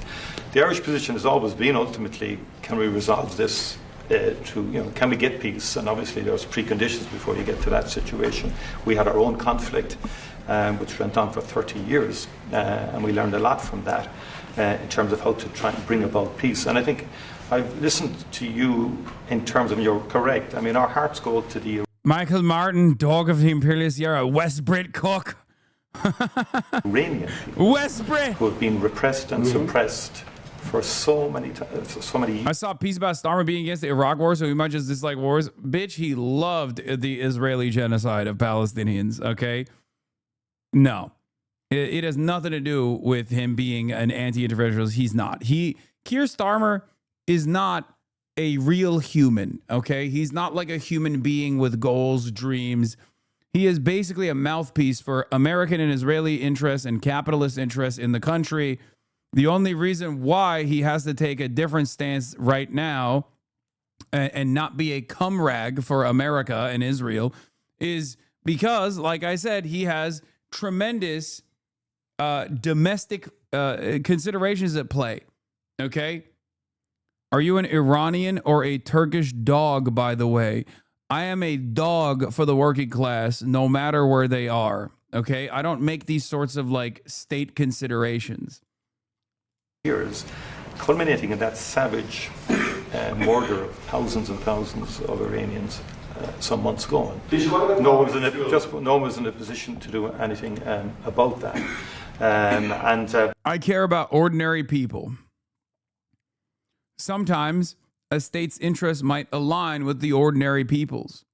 In this circumstance, the Iranian state, regardless of its domestic repressions of the past, being intact is going to be beneficial for the ordinary Iranian people.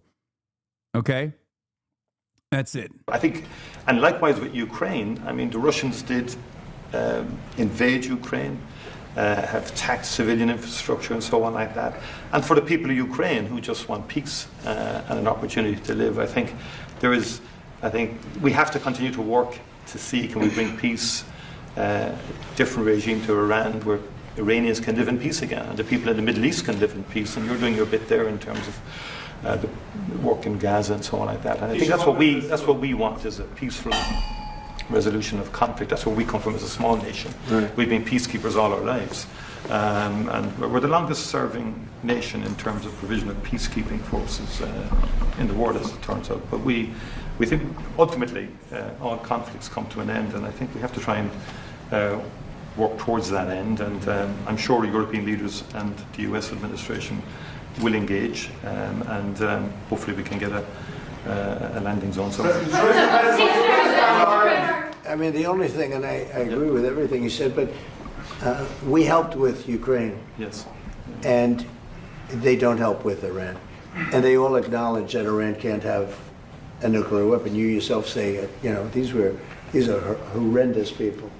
These are the worst people. And going back to Hitler, right? Going back to Hitler, these are the worst people. That's a long time ago. And there's been nothing close. Every problem, so many deaths. 90% of the people that got blown up by landmines, they loved them. You know, Soleimani, we killed him.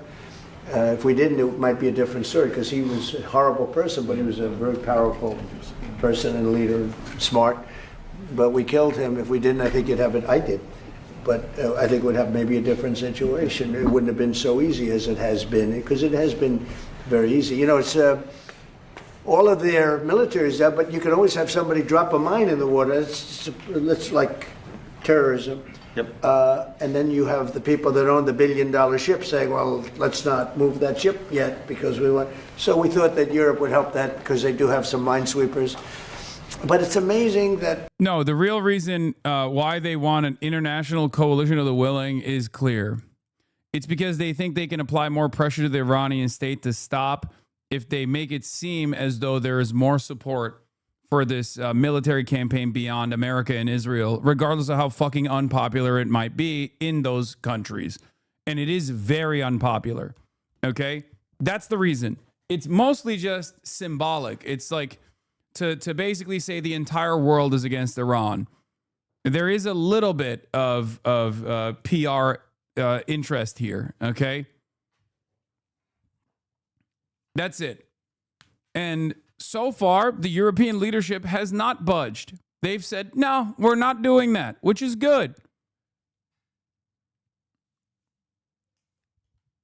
The irony, of course, is I think, you know, when push comes to shove, if you were to ask, like, whose side are you on? I think most people, not the governments, but most peoples would be in support of the Iranian government over the Israeli or the American one. It's really simple, Mr. Berman. It's really simple. The people in those countries hate U.S. military action in Iran. What do we talk about here? Okay, net approval rating, U.S. military action in Iran. In Canada, way underwater, minus 27 points. You think that's low? Thank you, Mr. Berman. You think that's low? Take a look here in Japan. Negative 73 points. My goodness gracious. Way down there. Canadians, what the fuck is that, man? Minus 27 only?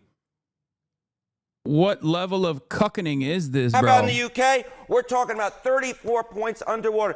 Key U.S. allies, the people in those countries, absolutely despise the U.S. military action in Iran. No wonder the leaders in those countries are, let's just say, a little apprehensive about helping out the U.S. So compare this to the environment in 2003, and I'm picking that point because that was the beginning of the U.S. intervention war in Iraq. How did people in these countries feel at the beginning of that war compared to now? Okay, so you see these numbers are quite low. They weren't always this low when it came to U.S. military action in the Middle East, because take a look at this situation. Okay, shift in net approval rating, U.S. military action in Iran now versus in Iraq in 2003. In Canada, way down. We're talking down, get this, 27 points. How about in Japan? Down way down there, down 45 points. How about in the UK? And of course, there was UK involvement in that particular war. Look at that, down 48 points. So what we're seeing is a massive shift when it comes to how the people, our allies, people in those countries, are viewing the U.S. military action in the Middle East. This was gross even back then, by the way, but it shows how much more power and dominance America had. You know what I mean?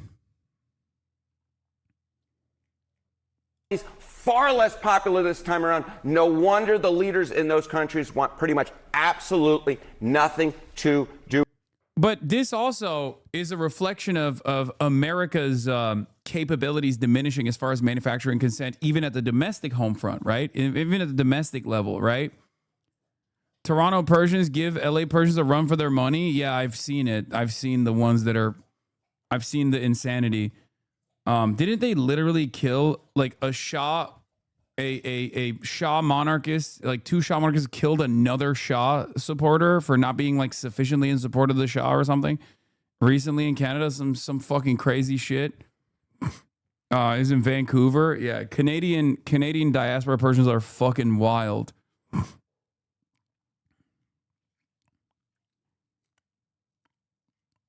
With this conflict because they know there are big electoral consequences if they do, and not good electoral consequences. What's happening overall with views of America abroad? Yeah, okay. This man is also misrepresenting this. I bet money the average person in those countries hate America now. My old ass fuck parents were actively hating you guys now. Yeah. I think that the Trump annexation threat was like a fucking atom bomb that woke up a lot of Canadians, which is part of the reason why someone who is like a neoliberal cuck like Mark Carney would come out and be like, oh, we need a new world order for the middle powers. Like, he would have never made a speech like that if he didn't realize that like there is a lot of appetite in Canada to stand up to America, which of course he's not doing in his policies. There's plenty of room for Mark Carney to push back against American interventions, but he's not doing that. It's just like pure aesthetics, but still.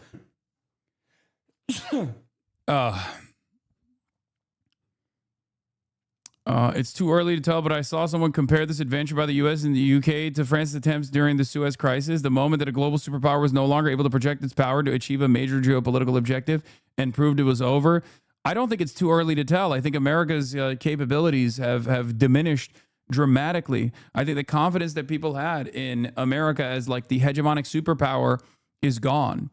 It's obvious because America was completely incapable of defending its own assets in this region.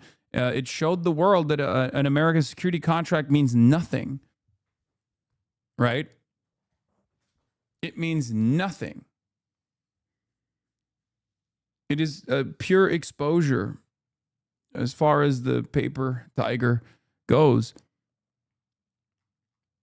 So you see these numbers, you see these shifts down in terms of how our allies or folks in those countries view U.S. military. For the record, that much is clear 17 days in, whether America and Israel somehow through a Hail Mary pull through or not. Do you understand? Because like America and Israel could still, I don't know, deploy the metric ton equivalent of multiple nukes on Iran, and somehow like there's pure destabilization, you know, make the Iranian population really suffer. Something, right? There's always more appetite for death and destruction. Let's say they accomplish their goal and create a failed state in Iran. That still doesn't change the reality that in the first 17 days of Operation Epic Chungus, Epic Fortnite Chungus, the Iranian retaliation has shown the world that America is incapable of defending its allies, incapable of defending its own assets. Just completely incapable. The Middle East. You see how unpopular it is this time around. Canada, Japan, the UK. And this is just part of a larger picture, Mr. Berman. A larger picture. Favorable view of the U.S. in 2025 versus 2024. Of course, Donald Trump being the president in 2025, Joe Biden being the president of the United States in 2024. Look at this. Favorable view of the U.S. down 79% of 24 countries' residents asked. The bottom line is this. The folks overseas are far less likely to view the U.S. favorably, and those chickens, they're coming home to roost in this situation, as there's very little support abroad for the U.S. military action in Iran. Yeah, I don't understand why. Oh, man, these guys just don't understand how hot we are, I think. Everything else aside, Joe Kent's resignation clearly rattled the administration, and it goes to show you what a massive moral and strategic failure it was that supposedly more principled restrainers did not. Yeah.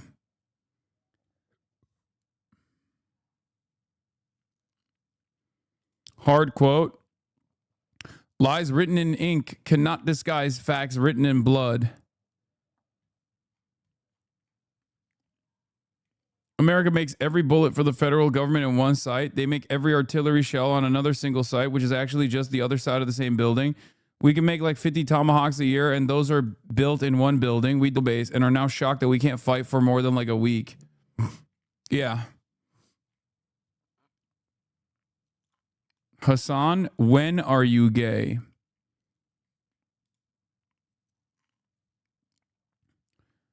Anyway, it is true that the Kent resignation has rattled the administration. We'll obviously get to that after we talk about Iran's top national security official dying or being killed by Israel. Ali Larijani was killed in an overnight strike. Security official Ali Larijani has been killed in an overnight strike in Tehran.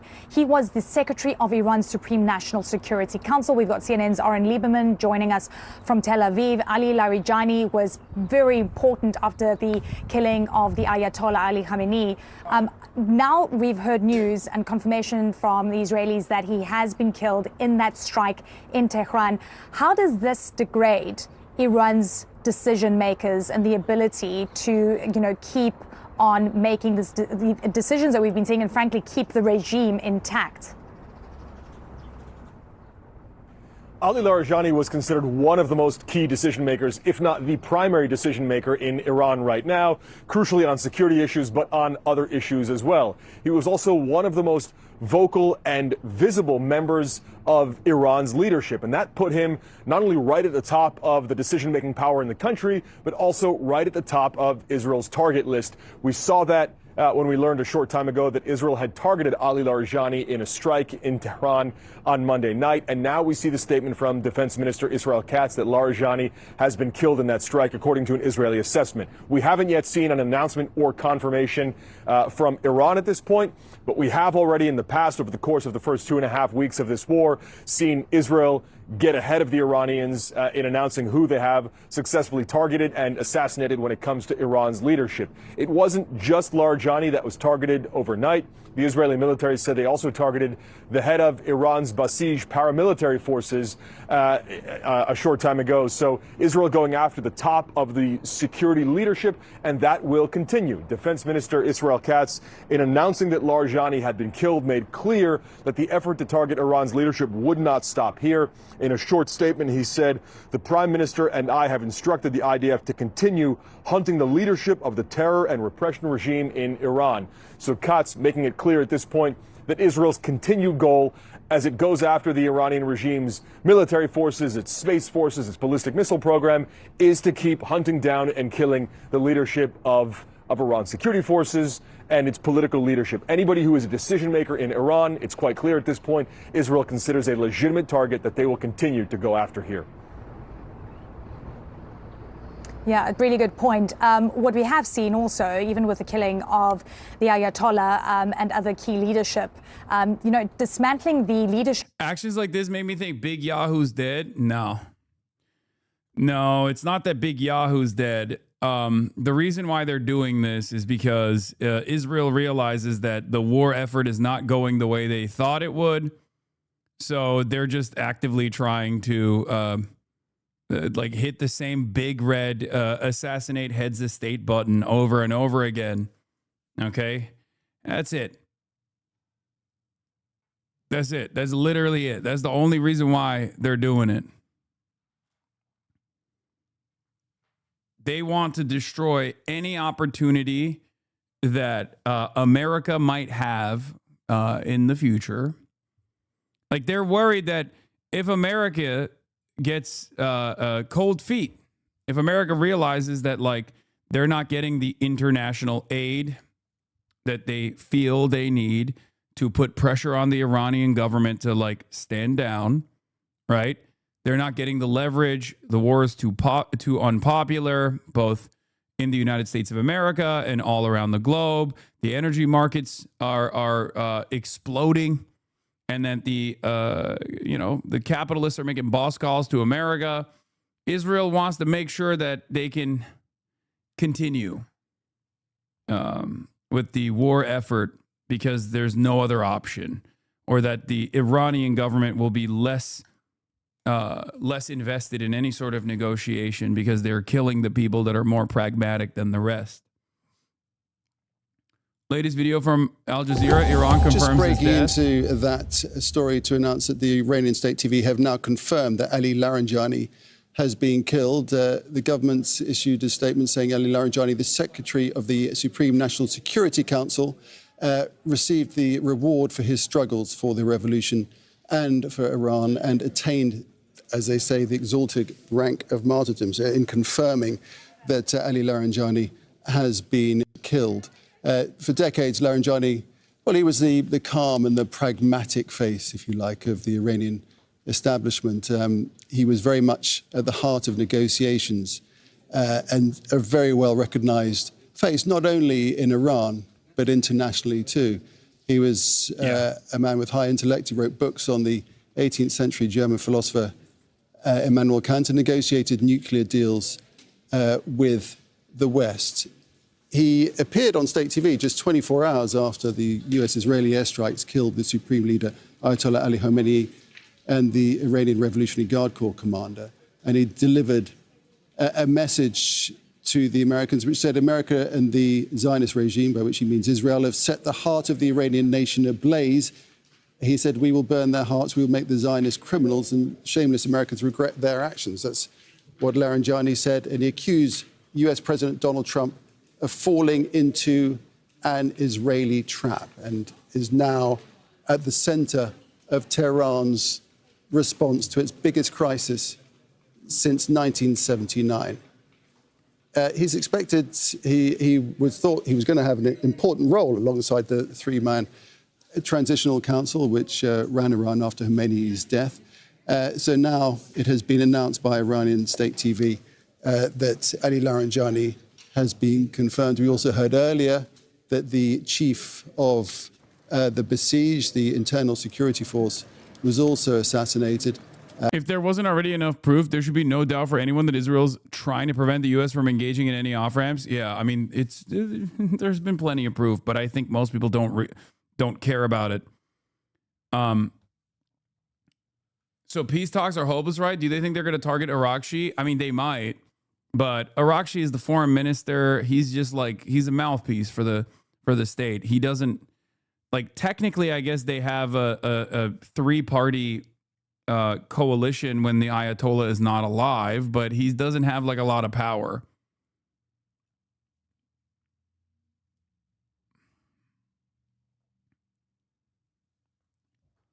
What proof is out there of what? Larijani, the proof is that the Iranian state has confirmed that he was martyred.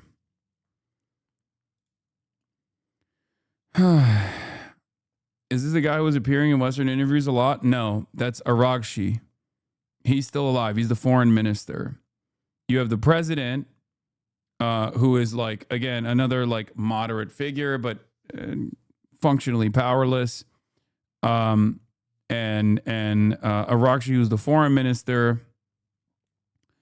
And then Larijani, who was the commander of the forces. Larijani was not the front man, but certainly one of the pivotal figures in this administration, capable of holding the Iranian civil society, the IRGC, and the clerics together, and also was seen as a more pragmatic person. Why aren't they hiding in Moscow right now? Are they dumb? I don't know how I can explain this to you guys. If there's one country on the planet that is literally, and I know this is going to piss off all the ACP guys who love Russia. If there's one country on the planet that is just as Zionist as the United States of America, it's fucking Russia. Okay? What is so difficult for people to understand? Russia is unironically, like, Russia is Zog, okay? Do you know anything about Russia? Russian is the third most spoken language in Israel. More people in Israel speak Russian than speak English. Okay? It goes Hebrew, Arabic, Russian. Vladimir Putin has time and time again consistently stated that Russia is Israel is little Russia. Okay? You're so wrong, bro. Man, shut your bitch ass up. I'm sick and tired of these motherfuckers who look at what Russia is doing in Ukraine and think they're an anti-imperialist force. Like, sure, Functionally, they have fought back. They're crazy enough to fight back against like Western intervention in their own backyard. But if you think that Russia has not been objectively a major ally to fucking Israel for years and years, you are delusional.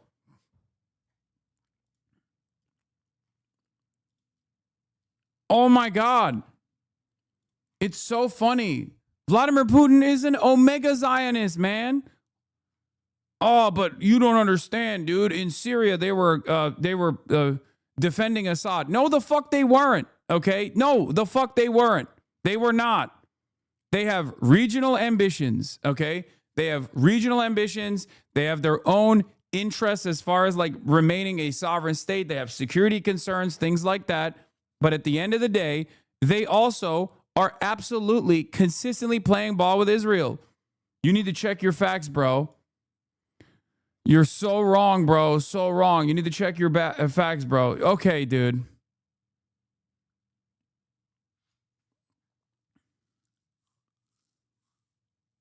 Soviet Union was the biggest. No. Soviet Union was the biggest supporter of Israel when the Nakba happened, but they quickly flipped it. That's fine. That's not what we're talking about here. The USSR, after the 50s, were no longer in support of Israel. They stopped being supportive of Israel. They were an anti-Zionist force when they realized that Israel was going to be a Western settler colonial project. Okay? We're also not talking about the USSR anyway. We're talking about Vladimir Putin. Okay? Vladimir Putin fucking loves Israel. Okay? Gang, you so wrong. Okay. Just explain why I'm wrong instead of just instead of saying that instead of telling me I'm wrong over and over again, explain why. Okay? Do you think it's an accident that virtually all of the fucking Russian oligarchs that control the Russian economy also have dual citizenship in Israel and use Israel as an entry point to protect their assets because Israel has all of this influence over Western governments? Do you think that happened on accident?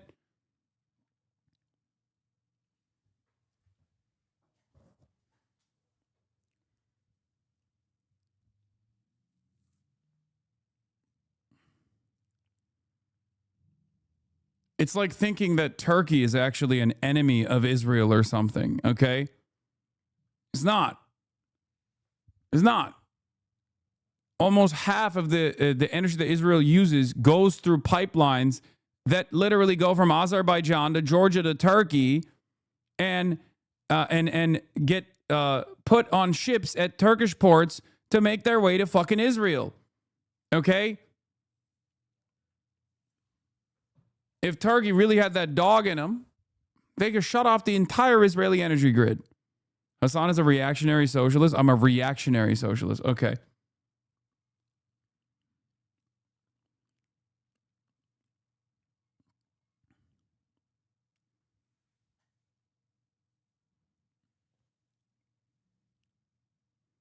Turkey is not an enemy to Israel. Israel is an enemy to Turkey, which might force the Turkish government's hand to take more defensive positions.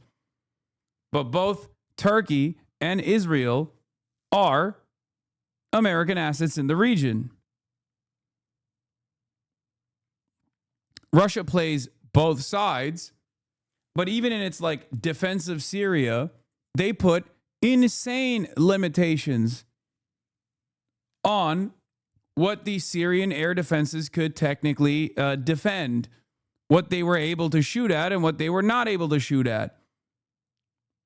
I think some leftists are duped by the idea that states act in accordance with a consistent and firm ideology because 90% of the time they don't. Russia was involved in Syria because they want to project power into the Mediterranean and the region.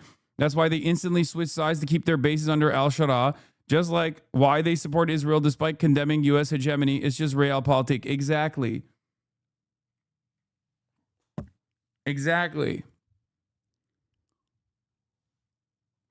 Like, what are we talking about, dude? There are like a million. Dude, you remember Jackson Hinkle literally talking about how Benjamin Netanyahu is going to destroy American hegemony? Because at the time, Benjamin Netanyahu and Vladimir Putin were allies. Also, Israel is one of the few Western aligned nations that has not actually offered support to Ukraine. One must ask the question, why? Israel has offered very little condemnations to Russia. Israel has never played ball with the rest of the Western countries. How did that happen?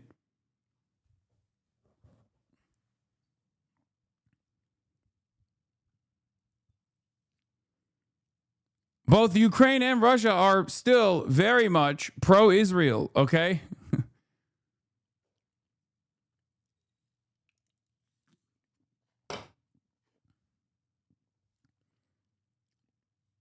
It's so funny that Zelensky talks about how, like, Iran sent Shahed drones to Russia initially so that Russia could use those Shahed drones on Ukrainian territory and kill Ukrainian civilians. And they're like, oh, this means that, like, Iran is our enemy. It's like, shut the fuck up, bro. If you want to look at an enemy, Israel is a far, far greater threat to Ukrainian sovereignty than Iran ever could be. Iran is a small player in this conflict.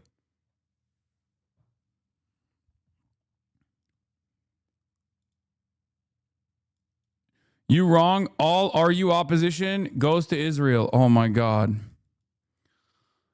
Oh.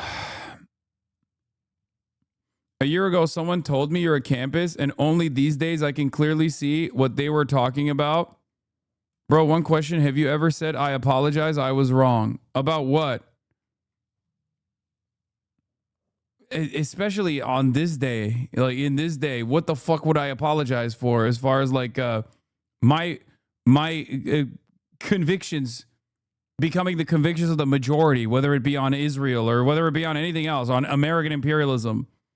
And this was heralded by the Israelis as an opportunity for Iranians within the country to rise up and enforce regime change. Brother, at least in polls, Russian sentiment towards Israel has created over the last 5 years. Oh, yeah, because fucking Russia abides by principled democratic stances. So if the regular, ordinary Russians fucking despise Israel, that means Vladimir Putin also has to despise Israel.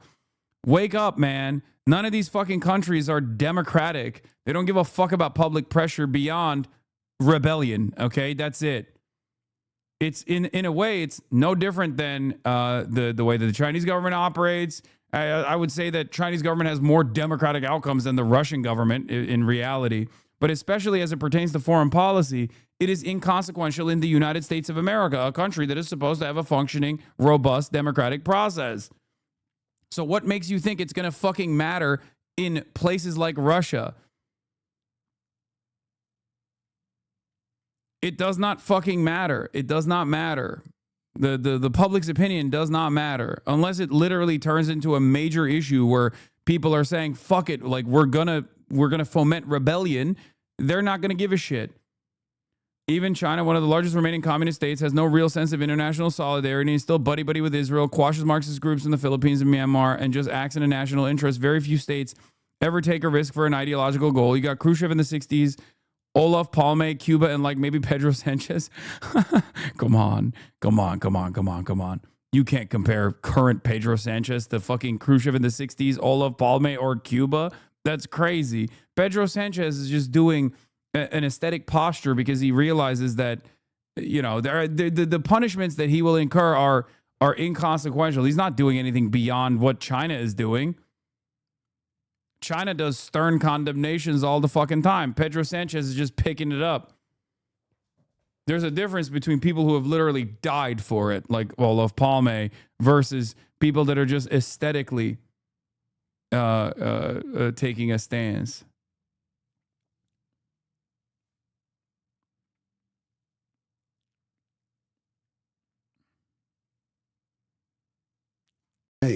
Iranian state TV confirming that Ali Larijani has been killed. It's something that was announced some time ago and was confirmed by the Israelis and by Donald Trump in the US, but we were awaiting confirmation from the Iranians themselves, and it now seems, well, we do have confirmation that Ali Larijani has died.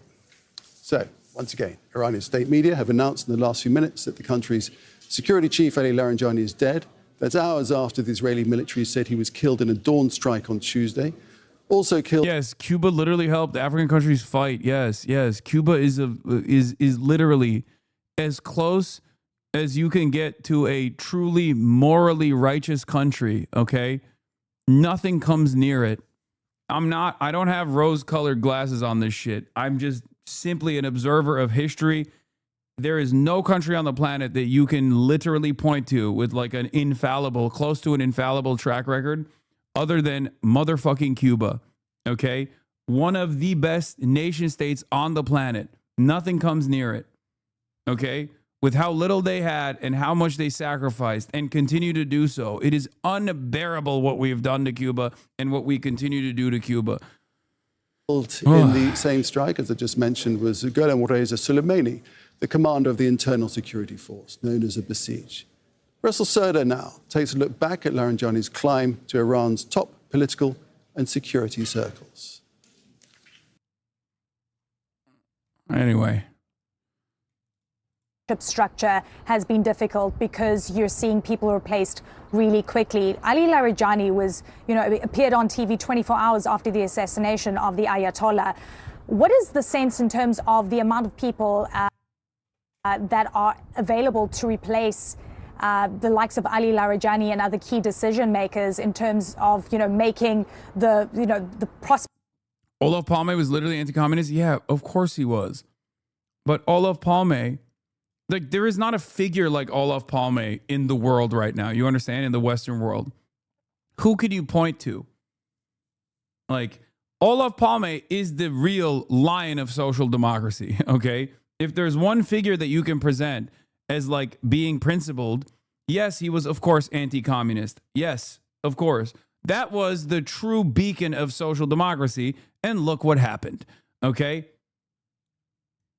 Yes, there is no European social democrat that isn't anti-communist, by the way. Like, that doesn't exist. What are you talking about? They're just communists. And even the communists are social democrats now, so it doesn't even fucking matter. Oh, he let CIA and Mossad conduct an espionage against his own people. The espionage group was literally a deep state that the parliament had no clue about. The two journalists that exposed the scandals got jailed for no reason, and Palme lied for years in hearings that this group didn't exist until he admitted it later. Well, he died, so he was assassinated.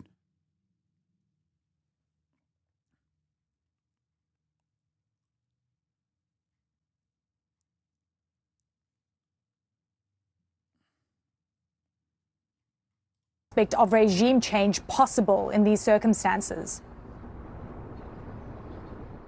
That's a really good question, and Israel may have an assessment of that. How far do you have to go down Iran's leadership ladder to seriously weaken the regime? From the conversations we've had with Israeli military officials, the airstrikes alone, and they are extensive with thousands more to go, are not likely to topple the regime on its own. Like, can you imagine a world where every single European leader looked like Olof Palme? Like, had the same attitudes? Just imagine, like, not even remotely radical by what is necessary, but a world where, like, every European capital was led by the likes of Olof Palme. There would be no Israel, okay? Like, it would be the European Union would unironically be sending fucking the French nuclear the French nuclear aircraft carrier to Cuba right now, towing a bunch of fucking oil tankers. We're talking about social democrats that offered material support to anti-colonial resistance fronts, okay? We're talking about people that by today's standards would be offering not only political cover to Hamas, but maybe even material support to Hamas.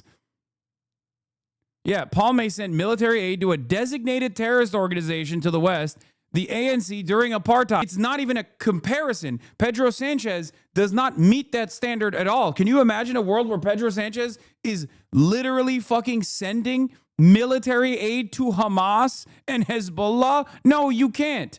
Because there is no European leadership that would make decisions like that, okay? It doesn't exist anymore. That's why you see Prime Minister Benjamin Netanyahu trying to appeal to the people of Iran effectively telling them your time will come where it's up to you to overthrow the regime. I don't think Israel believes that it can do that and topple Iran's leadership with airstrikes itself, no matter how far it goes down that list of leadership. It's also very difficult to tell people to come out onto the streets when you're carrying out waves of strikes on a daily and sometimes it seems like an hourly basis. But what's clear, at least at this point, Hey, Hasan, I don't have the knowledge, so please don't scream at me, but how would Cuban intervention and African revolutions be different from U.S. and Israeli societal discourse influence in Iran? Because one is objectively an anti-imperialist act. The other is objectively an imperialist act. Okay? We see the outcome of U.S. and American intervention in Iran right now for the last 17 fucking days. Okay? Chemical warfare, for example, the destruction of desalination plants, schools being blown up and double tapped. It's the exact opposite. There's a difference between good things and bad things, okay? If you're an anti-imperialist, of course, other countries offering aid to anti-imperialist movements is a good thing. Anti-colonial action is a good thing.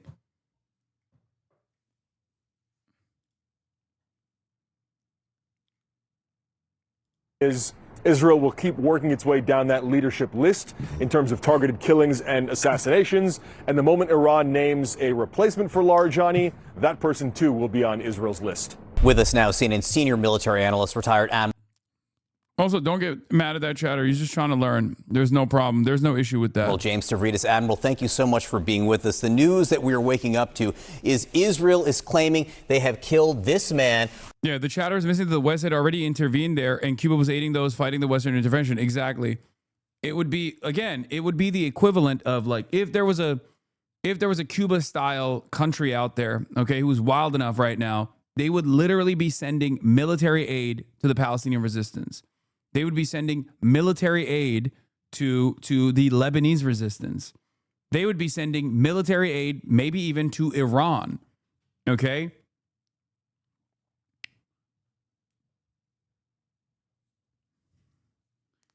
No such country exists because the USSR no longer exists. And since the 90s, it has just been America's way or the highway. And no other country outside of the American security umbrella even dares to dream of doing such a thing. I mean, China doesn't do it either. At most, you get a little bit of support. But it's not like China is like sending troops, right? There was a point when they did, and sometimes it wasn't good, okay? I'm not saying all Chinese intervention was good. There was definitely some bad Chinese interventions. Okay? R.I.P. Gaddafi, you would have trafficked so many arms. Oh, yeah. Ali Larijani, who's the Iranian security chief, maybe the most powerful man in Iran over the last several weeks, maybe even several months. Also, they say they killed this man in charge of the Basij paramilitary force. This is on top, obviously, of already killing this man's father, the late Ayatollah al-Khamenei. This is Moshtara Khamenei, now the Supreme Court. So, Admiral, my question to you is if they keep targeting Israel and effectively eliminating these leaders, what does that do? Do you think Chinese intervention right now would be a net positive? Yes. Yes. My attitude is this, okay? A lot of people look at American intervention in totally black and white terms, okay? A lot of people in the United States of America think like we are all winning collectively when America is dominating militarily. I genuinely think that forcing America to de-escalate by making the American government incur such penalties that they are forced to reconsider endless militarism globally is objectively a good thing for the world and is objectively a good thing for the American population. Okay? Any force right now on the planet that forces America to recalculate endless militarism will actually be doing everyone a service, would be doing the American population a service. It's not like, what do you think I mean when I say we are dumping unlimited amounts of money into our bloated military industrial complex, and all of those dollars could actually go back to serving the American people. What do you think I mean when I say that? I mean it. That's a real thing that I believe. I'm not just saying that because I'm like secretly in the pocket of China or Iran, and I just actively want to brainwash Americans into believing that, America must be weak in its military ambitions. Like, that's not my goal here. My goal, I don't give a fuck about any state. Okay? I don't care about the states. I don't care about their ambitions. I care about the people. Okay? And from the perspective of ordinary Americans, our bankrolling of endless empire around the globe is not beneficial for the countries that we're dominating, it's people that we're slaughtering, and it's certainly not beneficial for the ordinary American citizens that don't even see any of these returns of the imperial bounty. Okay? That's it.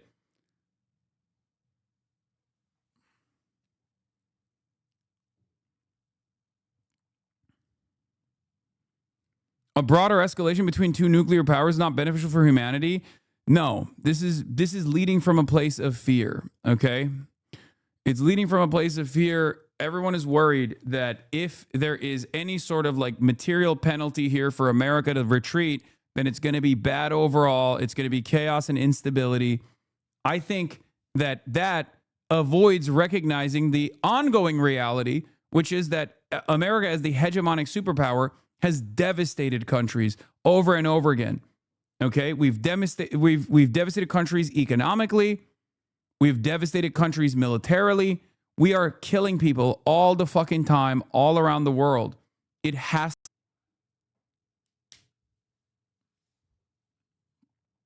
I also want relief, but I think China involving itself would set us back. It exposes China, and it does not help the liberation of the proletariat worldwide. The USSR did that, and arguably that's why they lost. Well, the USSR never was the manufacturing hub of the entire planet that controls all of the fucking resources necessary to even build weapons. China does have that level of control. China has that level of influence over America and how much war America could wage. That's the reason why it's a different calculation now.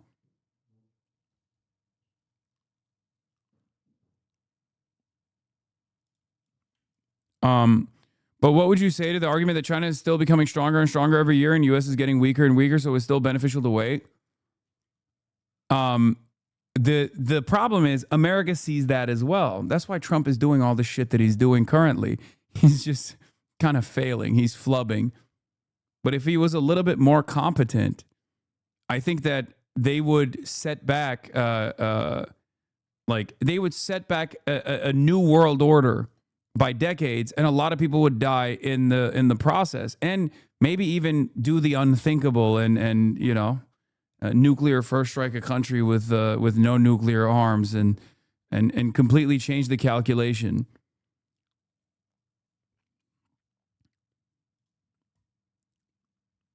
I am in favor of multipolarity because multipolarity has been beneficial for the working class all around the world. Okay? Obviously, a singular hegemonic force, the United States of America, has not. I mean, we know. Look at the world since the 90s. Look at how it's shifted. Look at how it's changed since the 90s, right? But if we want multipolarity, China has to also, act like it. Can't believe you said he's flubbing. I mean, he is. He's only able to intervene and dominate militarily countries like Venezuela, but if there's a country out there that's willing to fight back, you see the results. It's fucking devastating. The disability of the regime, particularly the absence now of Larijani. Let's park on Larijani for a minute. John, you'll get this reference. He's kind of the Cardinal Richelieu of this rotten theocracy. He's been floating around, manipulating, leading in, and now he ascended to the top with the killing of Khamenei and the ascension of Khamenei's son, who is probably gravely wounded. So this is a big deal. If killing Khamenei was kind of a 10, I'd say this is an 8.5. It's a big deal. And the character to the right is the leader of the Basji militia, truly dreaded by the people. So point one, this is a big deal, taking these two out. Point two, to your question, somewhere in the headquarters of Mossad and probably over in the Curia, which is the Pentagon of Israel, they have a big board, and it's got pictures of all of these folks drilling down way below the 4-star, down to 3-star, 2-star, putting it in military context. They're going to continue to relentlessly go after these people. And Killing Khamenei did nothing, though. So, ironically enough, killing Khamenei obviously demonstrably did not cause any sort of like military withdrawal. As a matter of fact, it did the exact opposite. And Larijani is the same. Assassinating Larijani doesn't do anything to like stave off Iranian retaliatory strikes. It has the capacity to escalate, and it is an escalation, and it also literally diminishes one of the ways in which eventually America could de-escalate. Three, and finally, here's the good news. At some point, you may get down to a layer. When you blame China, taking into account that the U.S. has currently sounded it from all its borders, China's preparing to go to the war with the U.S. Why the fuck would they waste their resources fighting in Iran? No, that's not, I don't think, what? No, these are two nuclear armed nations. What are you talking about? What? No. No, America is at war, Cold War with China right now. That's already happening. This is a proxy. It's a Chinese proxy. It's beneficial for China to fund the Iranian defenses. It's beneficial for a million different reasons.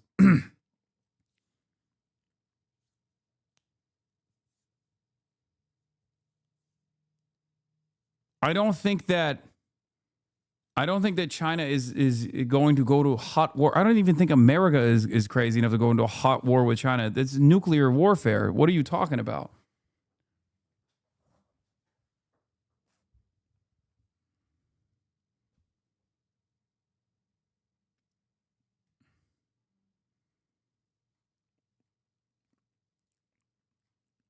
Are you pro or anti-war? I'm anti-war. Of course I'm anti-war. But when war comes to your doorstep, you have to defend your sovereignty. And if you're a major power that wants to play a role in stabilizing the world, okay, and China is a major power that wants to stabilize the planet, right? At a certain point, you got to realize, like, all right, well, you're in Cold War, which I'm sure they already understand.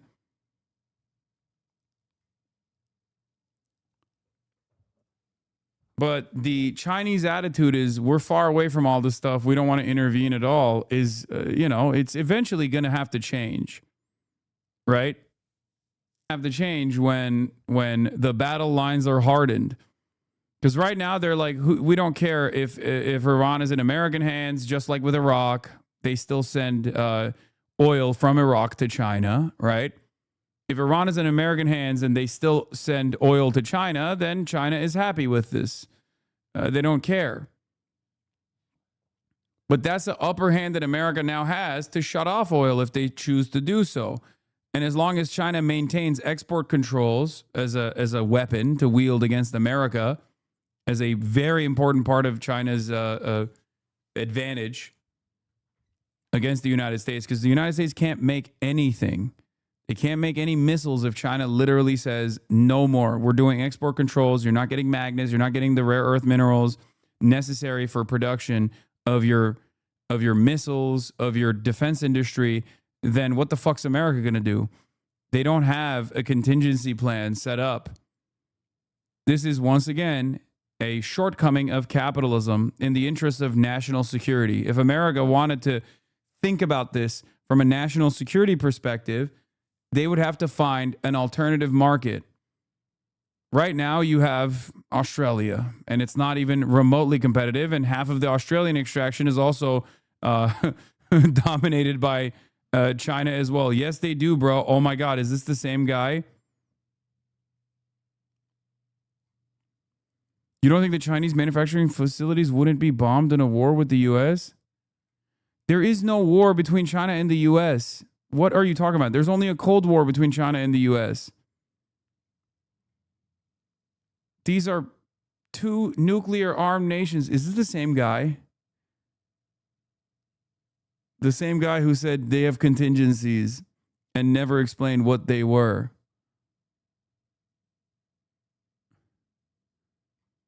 I love this guy. I'm never going to ban him. He's so fucking dumb. In the rock formation where you can actually have a conversation. Yeah, and again, both of these guys key in the crackdown of the protests over the last several months there. Maybe this will, if they are both in fact gone, inspire some kind of new uprising on the streets there, although that too carries risks. I want to shift gears here and ask about the U.S. troop movements. We know that CENTCOM has approved a Marine Expeditionary Force to head toward the Middle East. We believe they're somewhere over here, and they will arrive some. Do you think if the Iranian regime falls over for China? No. No, of course not. What? No, it doesn't fucking matter. I mean, it sucks for reliable energy, and it sucks additionally because if the Iranian regime falls, the biggest tools of the Defense Production Act, Hasan, you need to learn. You're such a fucking moron. Oh my God, this guy is such a fucking idiot. You're literally... The Defense Production Act cannot materialize the rare earth minerals that are refined and procured in China, okay? They just don't, you can't materialize things that you need, the materials necessary to build missiles, okay? The components are made in China. You just can't do that. It's not magic. The DPA is not magic, okay? Unless there is literally some kind of alchemy at play inside of the Pentagon that we were oblivious to, it's not going to happen, okay? You can't just spawn missiles out of nowhere. You don't know what you're talking about. I know more than you on this, but that's why I said there are contingencies that they could set up in Australia and Japan, but even then, they can't make up for it in time. They can't make up for the loss in time. Yeah, the DPA will change the mineral composition of our continental shelf and also magically cause a fast enough productive force in a matter of days. They're just going to spawn factories that are capable. They're going to spawn, the DPA is going to spawn industrial output that is capable of making up for the demand on top of the mineral composition change. Okay? It's so fucking stupid. You need years and years and years of refinement and a labor force that has learned how to engage in this refinement process. We don't have any of that shit.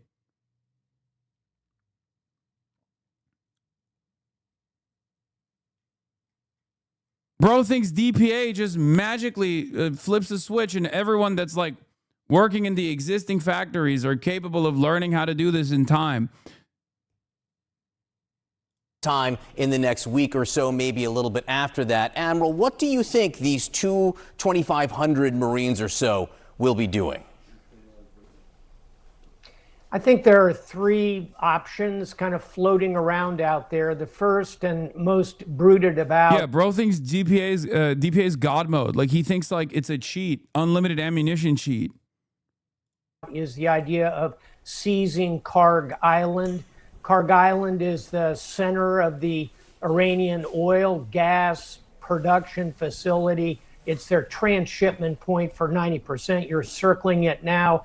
It's well north of the Strait of Hormuz. You know, we're all quite centered on the strait, but the Persian Gulf is huge and a great deal of oil and gas moves. And up there, Karg Island, that is the heart of the Iranian. And that, believe me, is U.S. Marine Corps 101, seizing islands. Think Iwo Jima, World War II. Iwo Jima. Oh my God. Wait. Iwo Jima casualties.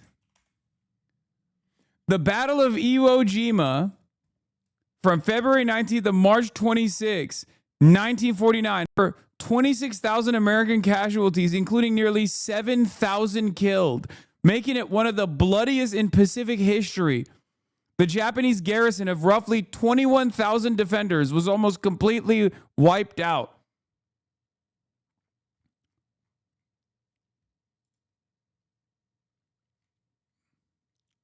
Famously easy to take.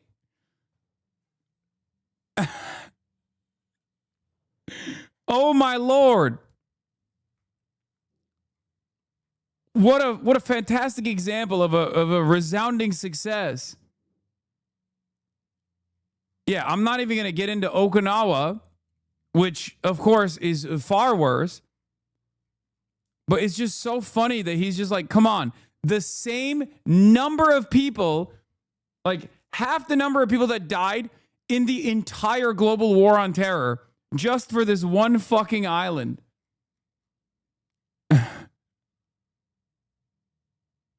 So we made a whole statue to dedicate how little sacrifice it took.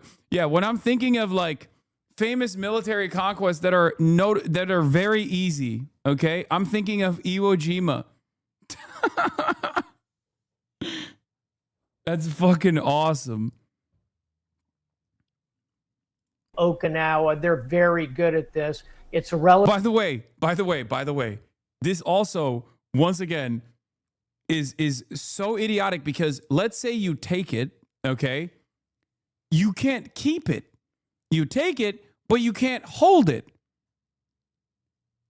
How are you going to hold it?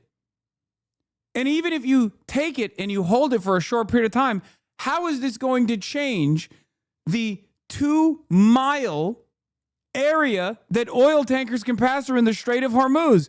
That's where Karg Island is. This is where the Strait of Hormuz is. The reason why they want to take Karg Island is so that they can have pressure, so they can have leverage over the Iranian government to forcibly open the Strait of Hormuz, because they cannot militarily open the Strait of Hormuz. Okay? Like, it's so stupid. Relatively small island, John. It's about third the size of Manhattan, where you are. I think the Marine Force coming in with complete air superiority and sea control around it would be sufficient to seize and potentially hold the island. That puts at risk the entire Iranian economy. That's basically because they are really nothing more than a gas station. That puts them at big risk. And then you turn to them and say, how would you like to open the Strait of Hormuz now? That's a pretty reasonable play. So I think that's the key mission for those troops. You could also see them around. This guy's supposed to be like a tactician. What is happening? Do they just not teach anything in military academies now? What the fuck? Yeah, you just take it and it's fine. And then you say to the Iranians, we took it, now it's ours. Do you want it back? Well, then you got to open the Strait of Hormuz. Okay. What happens when Iran goes, okay, we can't actually fucking ship oil anymore? Well, guess what? Now we're fucking damming the Strait of Hormuz. What happens then? What now? What now? Oh, you just shut off our export capabilities in Karg Island. Guess what? Now we've dammed the Strait of Hormuz because we can't pass our fucking tankers through. So now it's going to be even more complicated for any commerce and any trade to pass through the Strait of Hormuz. What do you think happens to the oil prices then? The Strait of Hormuz, knocking down land facilities that threaten the strait. In an extremis, you could see them going after the uranium, the enriched uranium. Yeah, it's awesome. They don't siege Leningrad, take it immediately, is like the resounding attitude from these fucking brilliant military tacticians. That's a tough mission. I'd bet on Karg Island. All right, Admiral James Stavridis, thank you so much for helping us understand what these Marines could do when North Korea's ruling coalition secures near unanimous support in parliamentary election with 99.99% turnout. Major Kim victory. Hell yeah. they get there, as obviously the battle and focus is on the Strait of Hormuz and reopening that key waterway. Appreciate it. He's seen as one of the pillars of my goat did it again, dude. Who would have thought?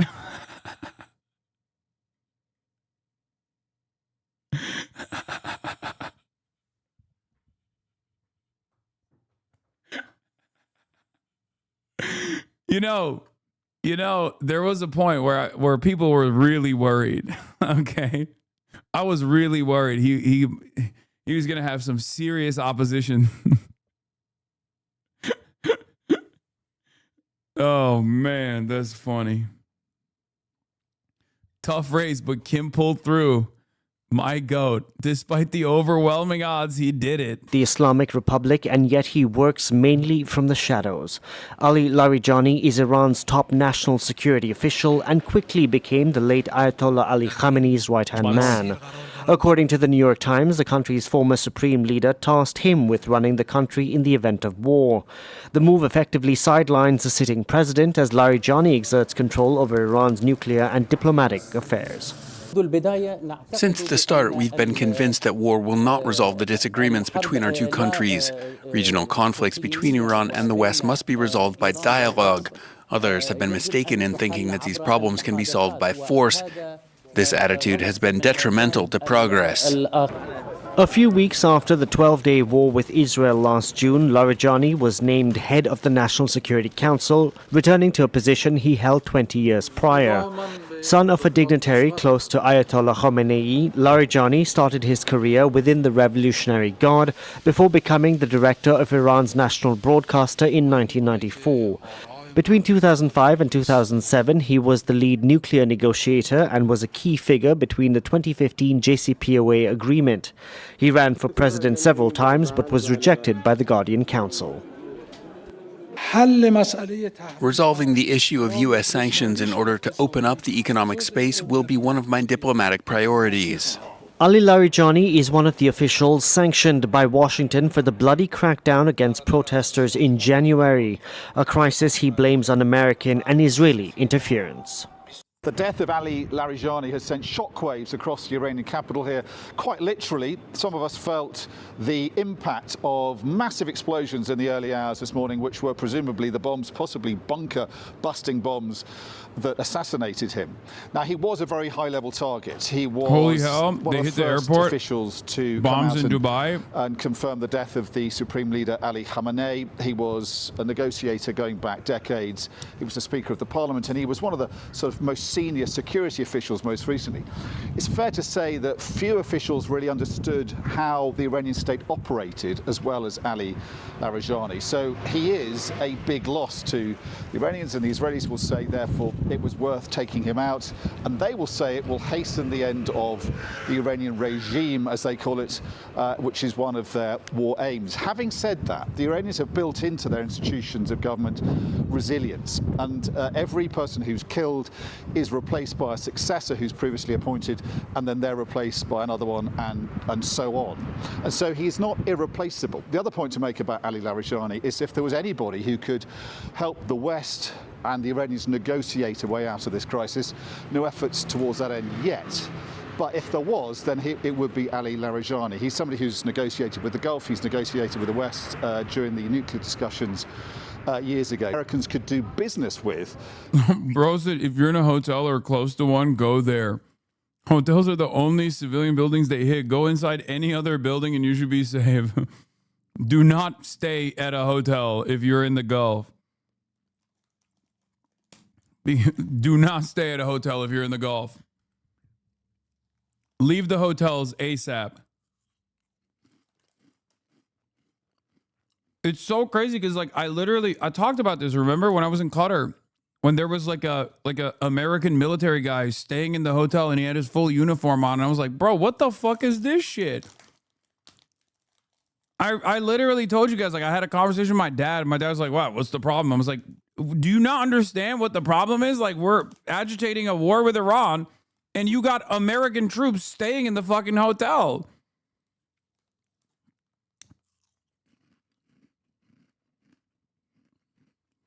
This ain't the motherfucking barracks. Get the fuck out of here.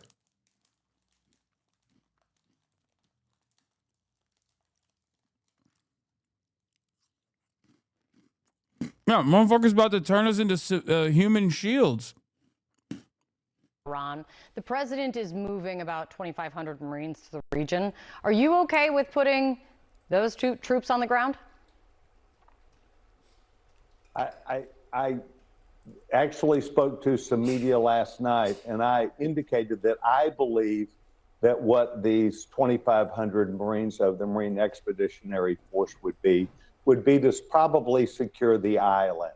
The island is not, in my opinion, boots on the ground in How combat so? circumstances. It is a would be to territory. It is secure Iran. the facility.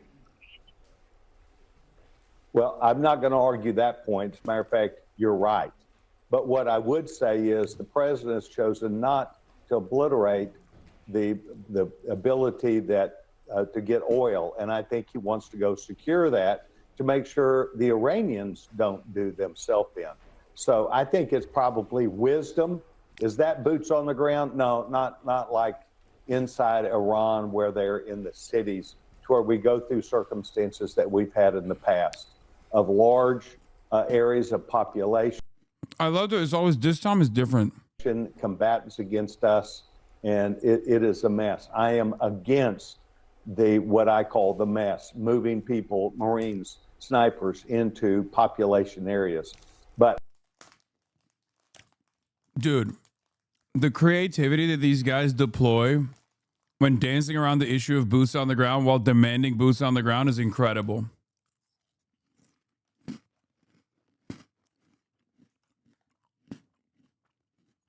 It's awesome. Yeah. See, you don't understand. Putting 2,500 Marine boots on the ground being Iranian soil, is technically not boots on the ground.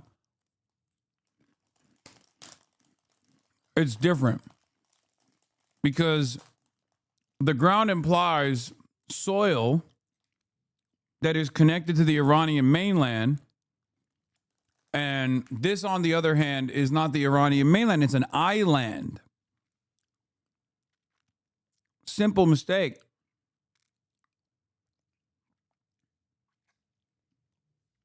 That's the difference. It's floating in the water.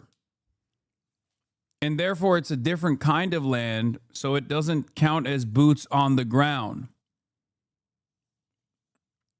Yeah. Big mistake.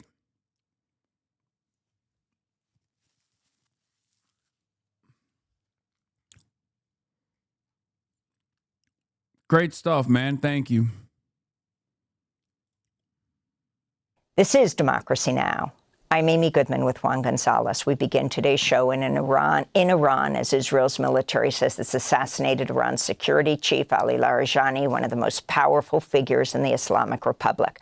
Larijani was seen as the de facto leader of Iran following Israel's... Islands don't float. Man. Obviously, I'm fucking joking, dude. Assassination of the supreme leader, Ali Khamenei, on the first day of the war on February 28th. Israel claims it's also assassinated Gholam Reza Soleimani, the head of the besieged military. We begin the show with Trita Parsi, an Iranian-American, executive vice president of the Quincy Institute for Responsible Statecraft, author of several books, including Losing an Enemy, Obama, Iran, and the Triumph of Diplomacy. Trita, if you can explain the significance of this moment. Iran has not confirmed this, but Israel says it has killed the security chief, Ali Larijani. Who is he? And also the head of the Barej militia. Talk about both.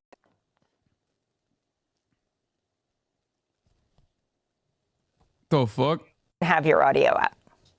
But it's not clear at this point whether Larijani himself was killed. It appears likely, but we don't know yet for certain.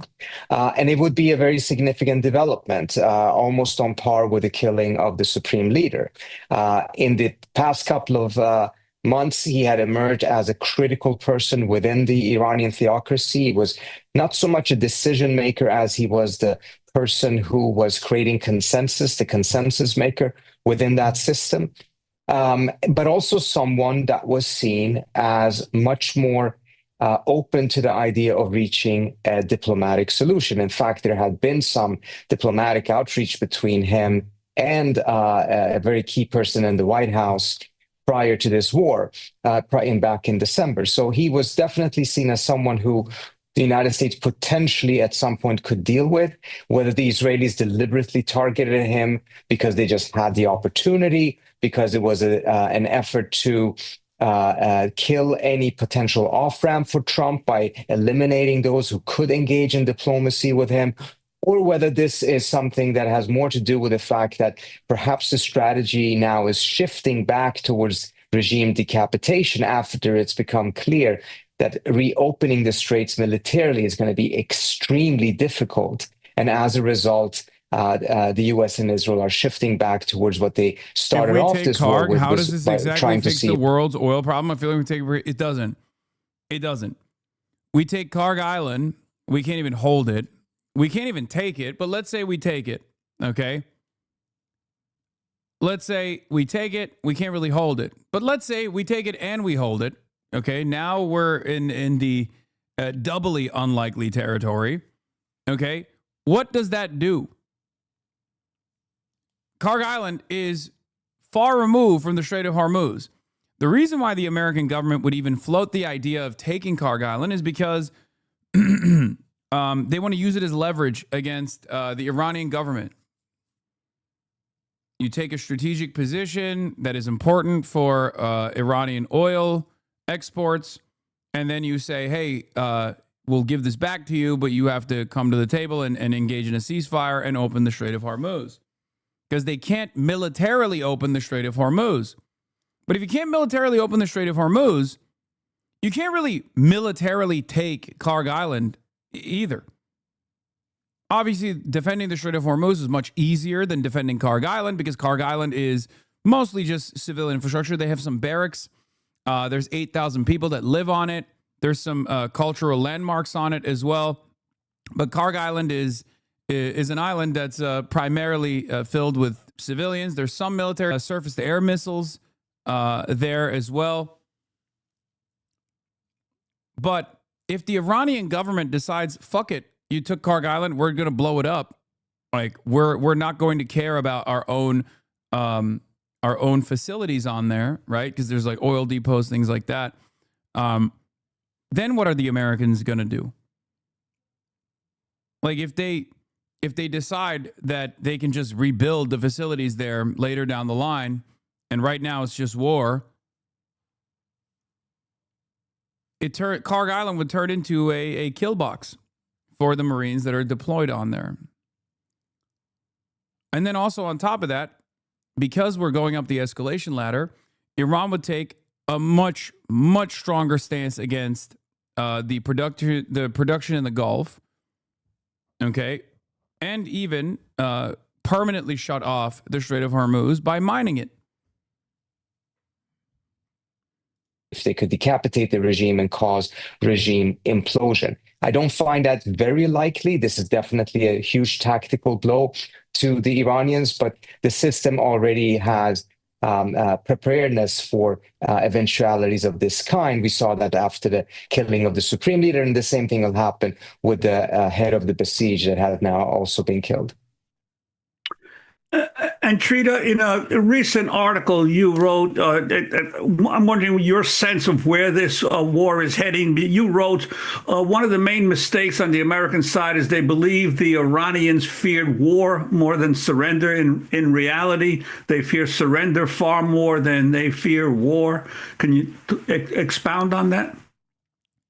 Yeah, I think that the United States and the Trump administration went into this war with a very false perception of Iran's state of strength. Iran was much, much weaker than it actually was. This was also a narrative that had been dramatically pushed by the Israelis, knowing very well that the argument for attacking Iran would very much be premised on the idea that it would be a relatively easy and quick thing to do. You need to convince Trump that it's easy and quick in order for him to go along with it. They succeeded in that. See what Marco Rubio said in his testimony in the Senate in January, essentially saying that there is a window of opportunity attacking because of this unique weakness of Iran. The weakest it has been since 1979 was the line. And the perception on the Trump administration side was that either the Iranians would simply be forced to capitulate and surrender, or the regime would implode. And in order to avoid that, they would strike a deal. They would essentially surrender in order to safeguard their own survival. But this is a fundamental misread of the theocracy in Iran, not just because its strength was clearly not as weak as the US thought. On the contrary, we see now very clearly they were very well prepared for this type of a war and have managed to, in some ways, increase their power, particularly their leverage through the Strait of Hormuz, but also because of the fact that at the end of the day, surrender was never in the cards. This is a theocracy that could survive war. It could even survive losing a war. But if it were to surrender, it would lose its base of support, the 15 to 20% of the population that still support it. They would be completely unforgiving of any such measure. And that would be a far clearer death knell to the theocracy than even a military loss. Trita, before you go, I know you have to leave within the minute.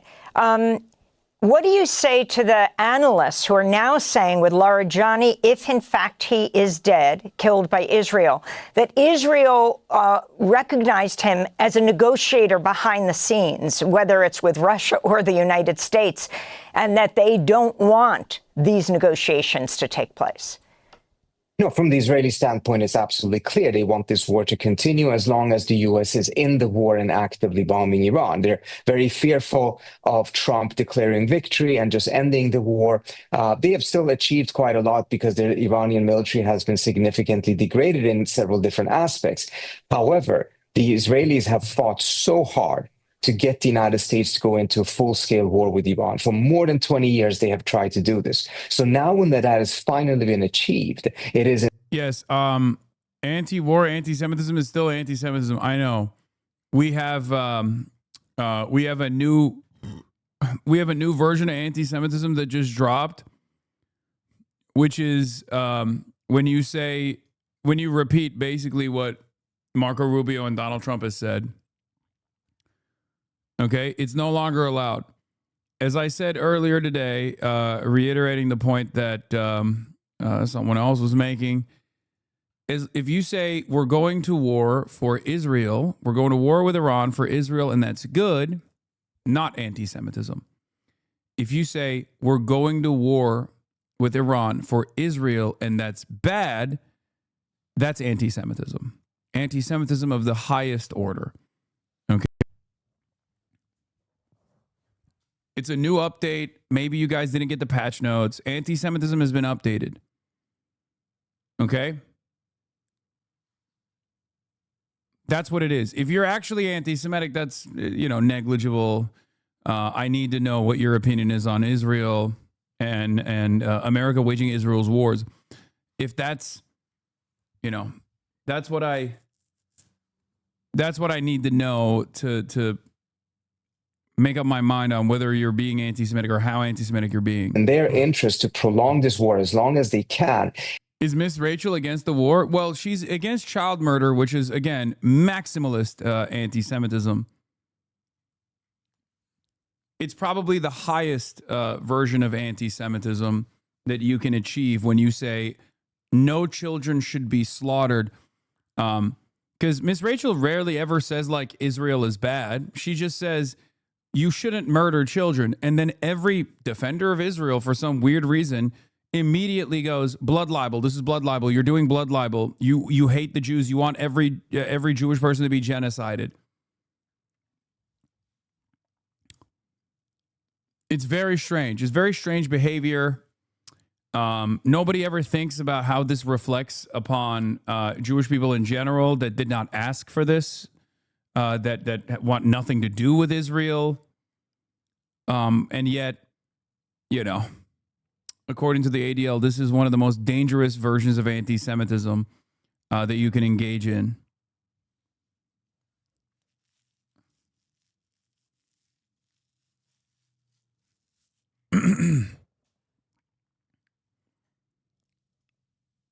It's so funny. Like, America is going to war. All of our leadership has said this is for Israel. Like, every single one has basically said this is for Israel and it's good. Okay? And there are Vox.com reporters who are like, well, don't you think this is a little anti-Semitic to reflect on it? Like, don't you think that's somewhat anti-Semitic to suggest? Why won't you consider why won't you just lie? Why won't you just say that that's not the case, right? Like, why won't you just simply not reflect on reality? Because it makes me feel bad. It's awesome. We're going to get to Joe Kent in a second. And kill off any potential off-ramps that Trump may be looking for. And if Trump actually were to look for an off-ramp actively, a critical counterpart of his would most likely have been Ali Larijani. And we've already seen that several people who could have played that type of a role have been killed, and the remaining people within the theocracy tend to be the much more hardline ones who also see a benefit in prolonging the war rather than negotiating an end to it. Trita Parsi, we want to thank you for being with us, Executive Vice President of the Quincy Institute for Responsible Statecraft, author of several books, including Losing an Enemy, Obama, Iran, and the Triumph of Diplomacy. Thanks for watching Democracy Now! On YouTube. Subscribe to the channel and turn on notifications to make sure you never miss a video. And for more of our audience-supported journalism, go to democracynow.org, download our news app, sign up for our newsletter, subscribe to the daily podcast, and so much more. We just learned, get this, the director of the National Counterterrorism Center, Joe Kent, has just announced he's resigning. CNN national security reporter Zachary Cohn is joining us right now. Zachary, what more can you tell us about this dramatic development? Yeah, Wolf, this appears to be a significant resignation at the senior-most levels of the Trump intelligence community. This is Joe Kent. He was the director of the National Counterterrorism Center. And we're talking about Joe Kent. Head of U.S. Counterterrorism Center announces his resignation. And he is in the most like American version of events, most like post-MAGA America version of events. He already did an interview with Tucker Carlson. That interview is coming. And he also released a statement on Twitter. PSL 6 Mogger. I mean, he's not a good guy, by the way. Like, Joe Kent is not a good person. I need you guys to understand. Like, he is literally he was Trump's U.S. counterterrorism lead, okay? He's not a good person at all. But even a fucking bad person can still recognize the writing on the wall and decide to take a stance against it. So when all these people are like going through the background of Joe Kent and they talk about his anti-Semitism, just remember that they didn't have this kind of issue about Joe Kent when Trump literally hired a white nationalist. Okay? He's a literal Hitler apologist. How are people falling for this stuff? Because it is not pertinent to his decision at the moment. Okay? Like, that's the reason. This is no different than the Candace Owens situation. Just as Ben Shapiro knew Candace Owens was anti-Semitic and did not give a fuck about it as long as she was pro-Israel, it only became an issue when Candace Owens became anti-Israel. And the same goes for Joe Kent. Do you understand?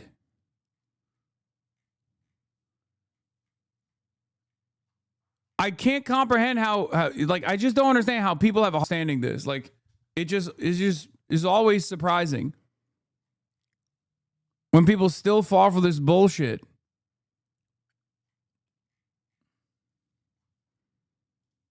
He appearing to post on X a resignation letter that he submitted citing misgivings over the Trump administration's decision to launch its war with Iran. Now, Kent in this letter writes in part, quote, as a veteran who deployed to combat 11 times and as a Gold Star husband who lost my beloved wife Shannon in a war manufactured by Israel, I cannot support sending the next generation off to fight and die in a war that serves no benefit to the American people, nor justifies the cost of American lives. Now, Kent, in his apparent post on X, does also seem to suggest that there was no imminent threat that it has been used and cited by the Trump administration as justification. So is this significant? Yes, it really fucked up. This is genuinely a huge deal, and it certainly has rattled the administration a little bit too. A high-profile administration figure like this quitting their job and releasing the reasons as to why they quit their job, and directly betraying the administration's half-hearted propaganda on why we have to wage war with Iran is huge. It's a huge deal. Launching this war against Iran. He says that essentially the administration manufactured this idea of an imminent threat, and that is part of the reason why he is deciding to resign from his post today. Let me read a little bit from this letter that he wrote to President Trump. This is Joe. Does anyone have the... Oh, yeah, here it is. Wait. No, not this. Where is Joe Kent's actual letter? Hold on. He said, 9 hours ago, after much reflection, I've decided to resign from my position as director of the National Counterterrorism Center, effective today. Okay? Yeah. And by the way, this is the highest ranking official that left the administration, as opposed to the Biden admin, where there were lower ranking officials that had left the admin in response to our unlimited loyalty to Israel, as Israel was committing a genocide, but nowhere near to this degree. Okay? Yeah, this guy's been directly involved in and responsible for overseeing some of the worst covert war crimes the U.S. has committed in the Middle East in the global war on terror. And apparently this Iran war was too much for him, too. His political views are irrelevant in the circumstances. Someone with his creds resigning is unthinkable. Okay? It just doesn't happen. Like, retired Green Beret combat veteran who is who has a very, I mean, this is a very well credentialed psychopath, okay? After a lifetime of service at the Imperial Death Machine, including running kill squads for the CIA Special Activities Center and defending Eddie Gallagher, Joe Kent suddenly decides his decades of sanctioned murder was on behalf of Israel bad rather than the U.S. good.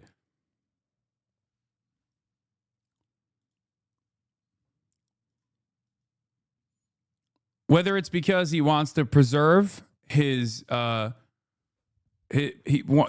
he wants to basically preserve his legacy in some weird twisted way, or whether he just sees the writing on the wall, it doesn't matter.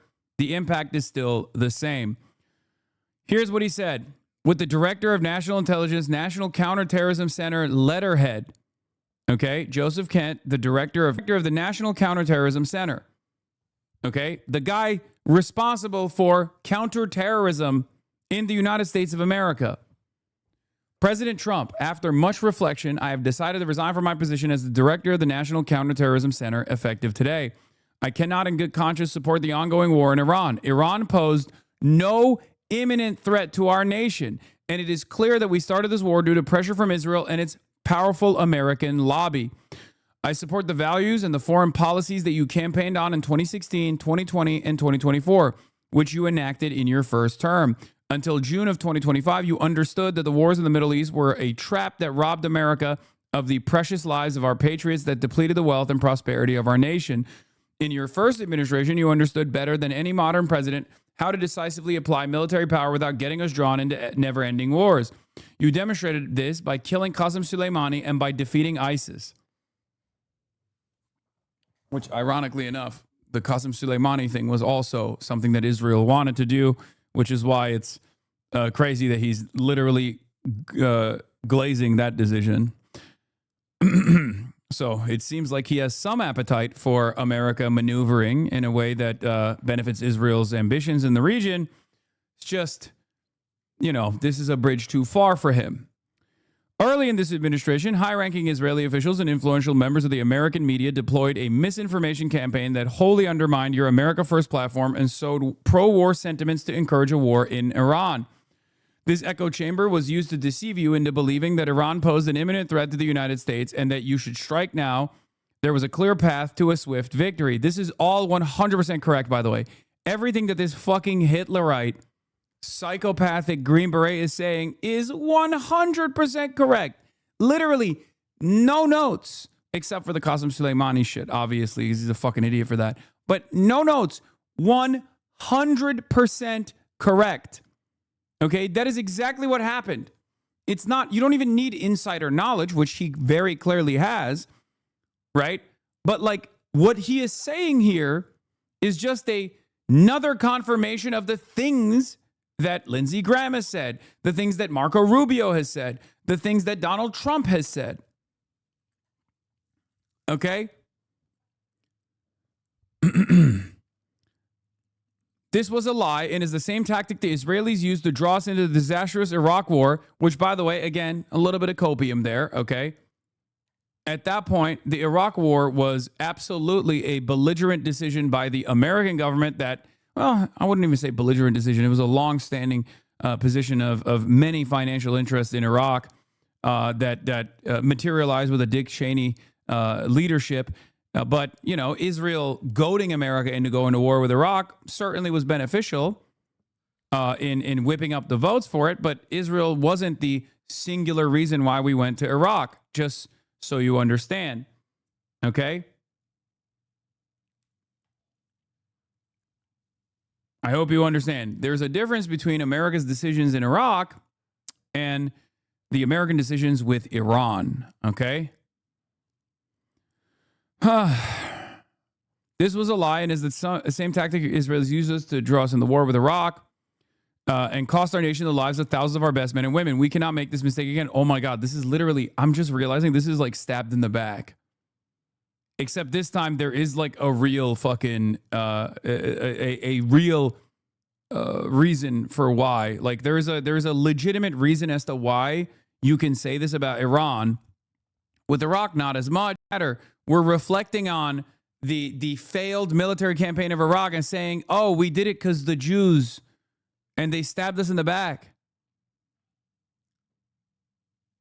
It's kind of crazy. This guy literally participated in that, by the way. As a veteran who deployed to combat 11 times and as a Gold Star husband who lost my beloved wife Shannon in a war manufactured by Israel, I cannot support sending the next generation off to fight and die in a war that serves no benefit to the American people nor justifies the cost of American lives. I pray that you will reflect upon what we are doing in Iran and who we are doing it for. The time for bold action is now. You can reverse course and chart a new path for our nation, or you can allow us to slip further towards decline and chaos. You hold the cards. It was an honor to serve in your administration and to serve our great nation. Yeah, I mean, he is demonic.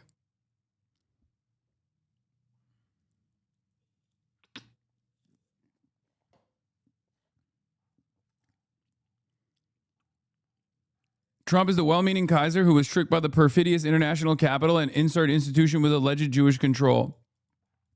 I mean, he's not a well-meaning Kaiser at all, obviously. Like I see the analog here, right? He's a psychopath himself. But one can also have the ambition and still be totally fucking convinced by the Israeli state as he has, right? That is the reality. Well, I guess the Kaiser wasn't either. It's true. But like both of these things are correct. Trump is dumb enough to think that, you know, this would go well for him. Hasan abi seni ailen yanlışlıkla mı yapmış? Evet.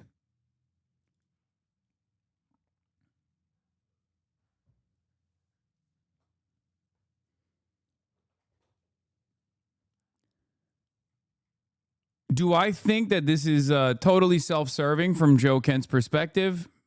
Possibly. Does it fucking matter? Absolutely not. Okay. Chatter said Jewish control. Come on, bro. No, he's making an analog to fucking stabbed in the back. That's what he's saying. He's saying this is just like fucking Nazi Germany. Hello? Do you not understand? It's an analogy. But this time, instead of saying insert institution with alleged Jewish control, instead of just directly saying it was the Jews, he's saying the modern version of the same exact myth.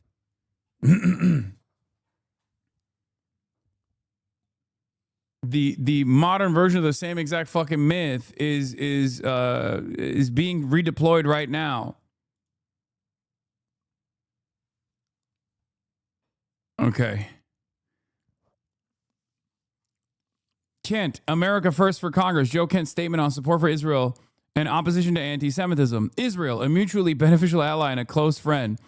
I am intimately familiar with the help that Israel has provided the United States during my military service in the Middle East. My fellow soldiers and I often relied on intelligence provided by the IDF and their intelligence agencies to help accomplish our mission and keep us alive. The United States and Israel share common enemies in the Middle East, from terrorist groups like Hamas and Hezbollah to the totalitarian government of Iran. Building close economic, diplomatic, and military relations in the United States' best interest and something I will advocate for as a member of Congress. Again, it doesn't matter what he said in the past about Jews or whatever, right? What he cares about, and he has also defended Israel again. Marie voted against supporting Israel because the funds would be taken from Biden's IRS. Marie's priority is the IRS tracking your Venmo transactions, not defending Israel and recovering American hostages. She also voted to leave our troops under fire by Iran and Iraq and Syria. Notice how all of a sudden everyone's like, wow, you're a fucking real anti-Semite, huh? This is really fucked up how anti-Semitic you are. He was like straight up a groiper, but it doesn't fucking matter because when he was a straight up groiper, it didn't even matter. Also in 2022, Kent was drawn into a dispute with the groipers around the Israel question as well as white identity politics, which back then was still controversial in the mainstream right. He disavowed Fuentes while also appearing on a groiper adjacent stream to debate them, which was an unusual step for an aspiring politician, even in MAGA hard right, and signaled that groiper politics were beginning their inexorable creep into conservative respectability. That was one midterm ago. In just 4 years, enough space has opened up on the fascist right for Joe Kent to flip on Israel in the groiper's direction and for Nick Fuentes to be courted by Tucker Carlson. Yeah, this was his Israel position paper shared with AIPAC during a failed 2022 House bid. Kent said he was intimately familiar with the help that Israel had provided the United States, and two countries share common enemies in the Middle East and the totalitarian government of Iran. Right? By the way, Jewish Insider and AIPAC, like all of these fucking institutions just straight up are information sharing all the time. I'm sorry, it's very hard to see this as anything but like a foreign espionage operation. Like it's crazy. Oh, all of a sudden the AIPAC, the AIPAC position papers materialize out of thin air the moment that fucking Joe Kent comes out and says this is a war we're waging at the behest of Israel and it's unacceptable.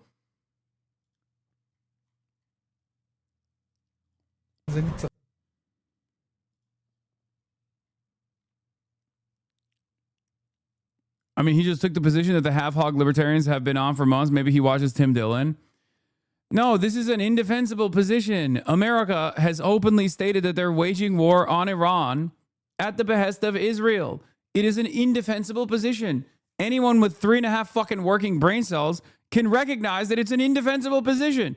If you want, whether you want to like preserve American military superiority because things are also not going well on the military campaign side, or whether because you have ambitions of higher office later down the line, you recognize that this is completely untenable. It's an indefensible position. So you're just fucking pulling the ripcord out as quickly as possible.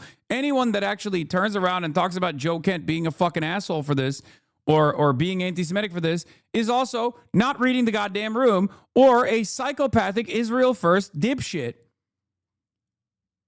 Right on cue.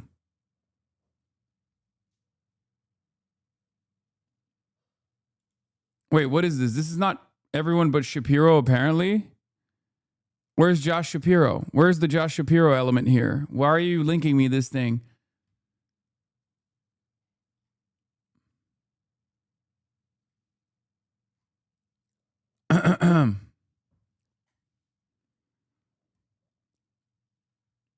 My bad here, Ben Shapiro. Oh, Ben Shapiro is probably losing his fucking mind. This morning, Joe Kent quit his job at the National Counterterrorism Center.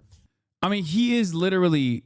Ben Shapiro is the perfect guy to go to whenever shit like this happens, just so you know the wrong opinion. You know what I mean? And issued a scathing letter designed to undermine President Trump. The letter is deeply, deeply conspiratorial. It states openly that, quote, Iran posed no imminent threat to our nation. And it is... Guys, the conspiracy is literally something that Lindsey Graham, Marco Rubio, Donald Trump, and virtually every fucking Democratic Party official that has been in these closed door meetings has openly stated out loud. Okay? You can't say it's a conspiracy at that point, dumbass. I'm sorry.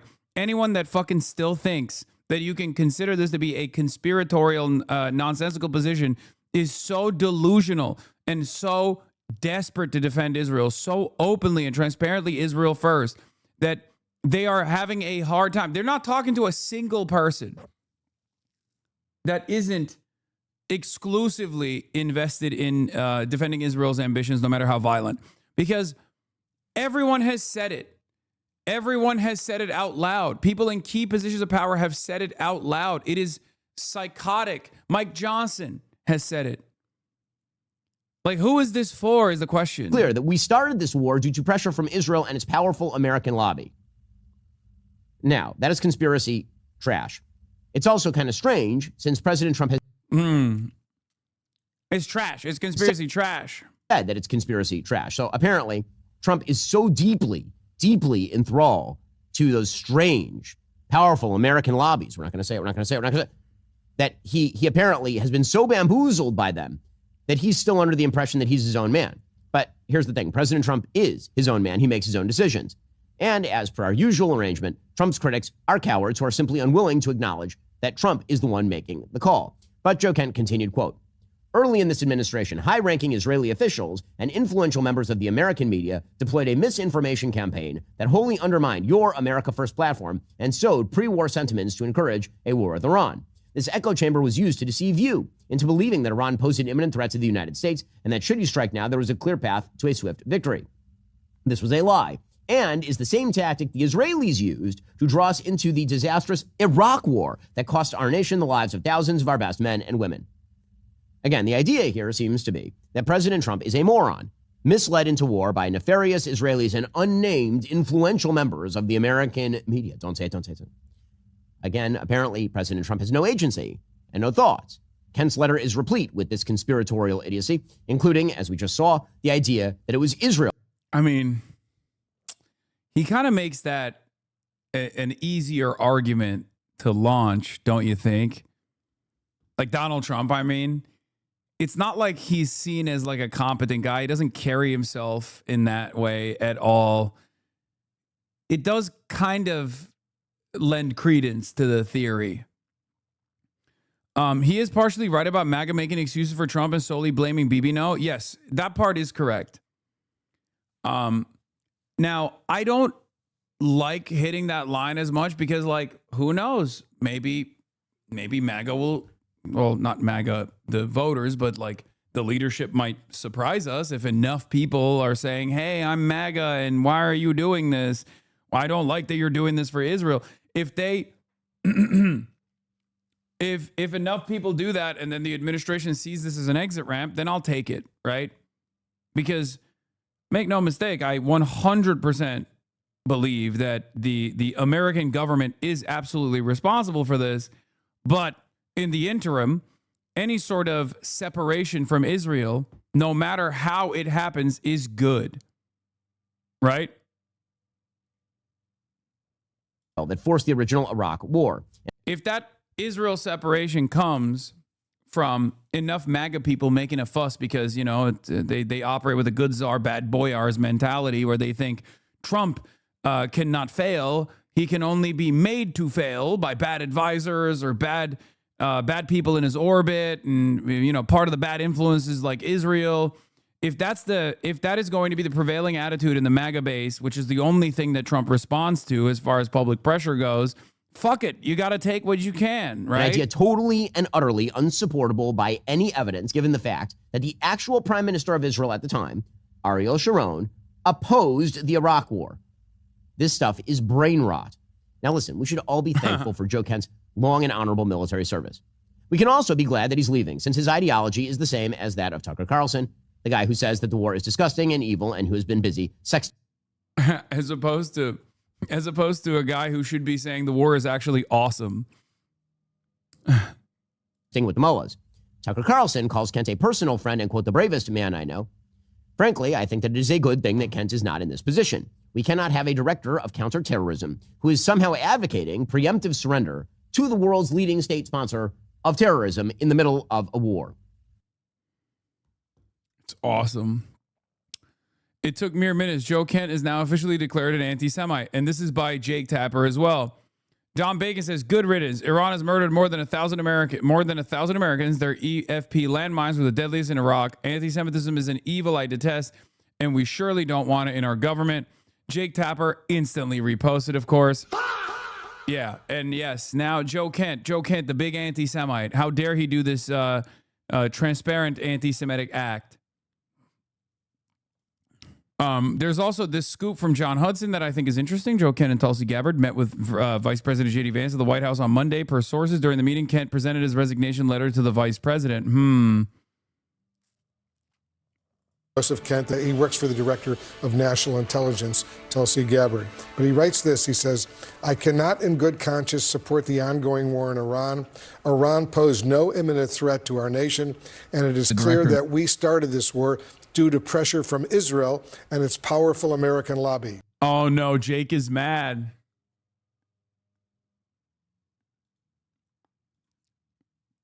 Jake is mad. I support the values and the foreign policies that you campaigned on in 2016, 2020, 2024, which you enacted in your first. Hey, Thievlock, I can't give you my take on Polymarket, specifically troll bets being made like will Clavicula become the next Iranian supreme leader? I'm a Danish student researching how prediction markets and influencers affect young people. Do you think this is the appropriate time for me to give you my perspective? I feel like there's issues that are more pertinent than that, you know? Please stop spamming in the chat. Term. Until June of 2025, you understood that the wars in the Middle East were a trap that robbed America of the precious lives of our patriots and depleted the wealth and prosperity of our nation. And he added this. In your first administration, you understood better than any modern president how to decisively apply military power without getting us drawn into never-ending wars. You demonstrated this by killing Qasem Soleimani and by defeating ISIS. He goes on and says more, Sabrina, but those are powerful words. I think what's also important here is this is an appointee that was not someone that you could consider not aligned with the president. I mean, this is someone that espoused the MAGA-based views and was appointed by, of course, Tulsi Gabbard. And so the fact that he has issued a very public resignation and the fact that he's also said that Iran did not pose an imminent threat to the United States. Oh, my God. Oh, my God. It's Sabrina Singh.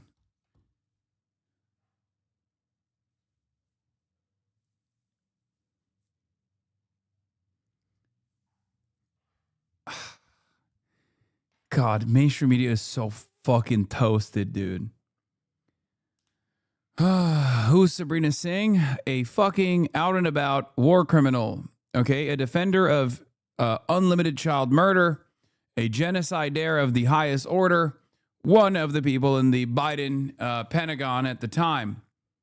When Israel was conducting its genocide, she was one of the spokespersons for the American Defense Brigade of Israel's genocide. And now, of course, she has a cushy job at CNN as a political and global affairs commentator. Yeah, she also worked with Fat Sagar at the newer think tank that also kept doing PR for Israel, including the Gaza Holocaust Fund that America and Israel set up together. They went over to that private PR firm to do PR for the Gaza Holocaust Fund, and her and Fat Sagar, I forget his name, and yeah, and now I guess she got a job at CNN. A case that was made by. It's kind of crazy. Like, dude, this is the type of shit. Like, look, no anti-Semitism, right? Like, we're talking about Israel, we're not talking about Jews, okay? I just want to stress this real quick. But, like, fucking Wolf Blitzer did PR for AIPAC. And he's sitting across from Sabrina Singh, who also did PR for another, Israeli organization, and also did PR for Israel's genocide. Like, is there a person that has a different point of view here? Like, do we have anybody that can speak on these fucking panels that's like, hey, this is kind of weird?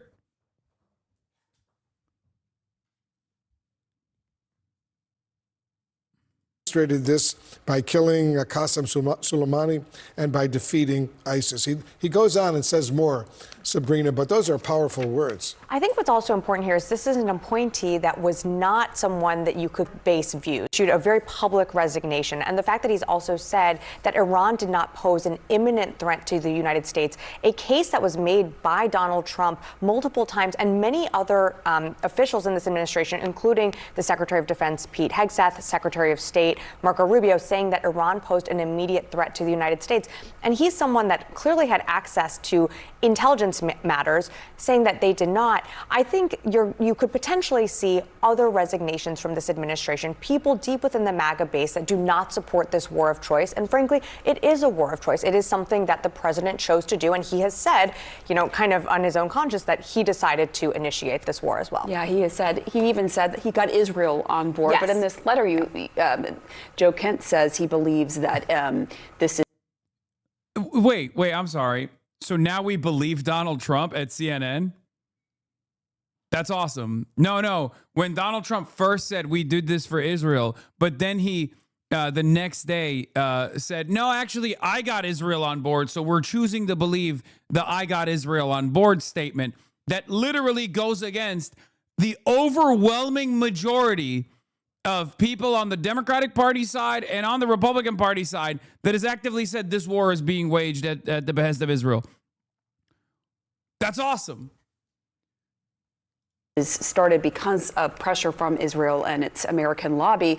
I'm wondering, General, what you think about the last one of the last lines here. He says, you can reverse course and chart a new path for our nation, or you can allow us to slip further toward decline and chaos. You hold the cards. I'm wondering at this point, several weeks into this war, you have Iran saying that the Strait of Hormuz will never go back to the conditions where it was before. How do you chart a new course? He needs to cut his losses, that being President Trump. He needs to cut his losses and shut this down as quick as he possibly can. That would be the best thing at this solution. You know, I'm not sure if he's got the capability, the wherewithal to actually do that politically. But I mean, this is not going well, and it's going to get worse. And bully for Mr. Joe Kent for having the political courage to stand up for what he believes. You know, this is a guy that's a big-time MAGA supporter, has always been, very much like Marjorie Taylor Greene, who you had on your show yesterday. I mean, these are significant resignations from the MAGA world, and people note, and I hope that this leads to the resignation of other members of the administration, because he is absolutely spot on target. This is not in the best interest of the United States to continue this war, and President Trump needs to shut it down as quickly as he possibly can. Let me read another sentence or two from his resignation letter. We got general anti-Semitism over here. Hold on. Excuse me, sir. I didn't know you got your rank at Anti-Semitism University.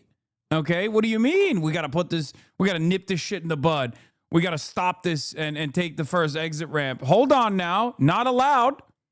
As a veteran who deployed to combat 11 times, and as a Gold Star husband who lost my beloved wife Shannon in a war manufactured by Israel, I cannot support sending the next generation off to fight and die in a war that serves no benefit to the American people nor justifies the cost of American lives. Yeah. No, I mean, we've already seen 13 American service members die in this war. Over 200 have been injured, and their conditions have ranged from very serious to some have been returned to duty. But I think, you know, we've heard Pete Hegseth say this time and again that more Americans could lose their lives. And I think this level. What is this? What? Up to 80,000 Iranians have died protesting the regime, but 3 weeks of joint U.S.-Israeli attacks have failed to deliver the freedom for which they sacrificed their lives. 80,000? 80,000? Iran killed 80. Fuck it, dude. Iran killed 10 million. Okay?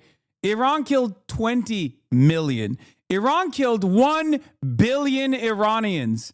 Iran killed 7 billion Iranians in a matter of 1 day, 2 days, 3 days. 80,000?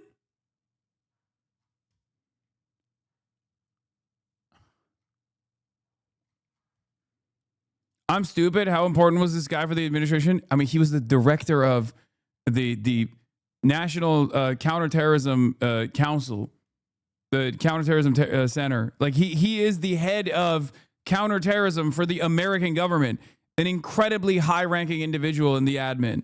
Makes it very clear, is that worth it? Is that worth the cost? And this is someone that's obviously gone to war on behalf of our country and seen the cost that it takes, not just on the people who are putting their lives on the line, but like, here's the thing.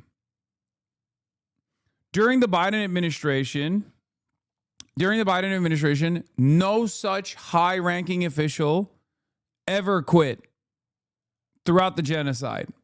Okay? There were people that quit in the Biden admin as well, if you recall, right? But they were never at this level. They were never at this level. When Biden was allowing Israel to do the Holocaust on the Palestinian population with unlimited support, there was never a person at this level that quit in that process. All the people that quit were in much lower ranking positions in the admin. On the country. And so I think it is really important that not only is he putting this out today, but this is someone that is a deep figure within the MAGA base and someone that is aligned with the president and is breaking very publicly with him. And it's personal for him, as you noted, Wolf, that his wife was killed in Syria in 2019 by an ISIS bomber. I just want to go back to you, General. Clearly, you don't agree with this war. But at the same time, Israel is saying that it has taken out more top Iranian officials, including one who has been overseeing a lot of what Iran has been doing in its counterattacks. And I just wonder if you see any progress, any benefit so far from this war in terms of safety toward the United States because of some of the people who have been taken out.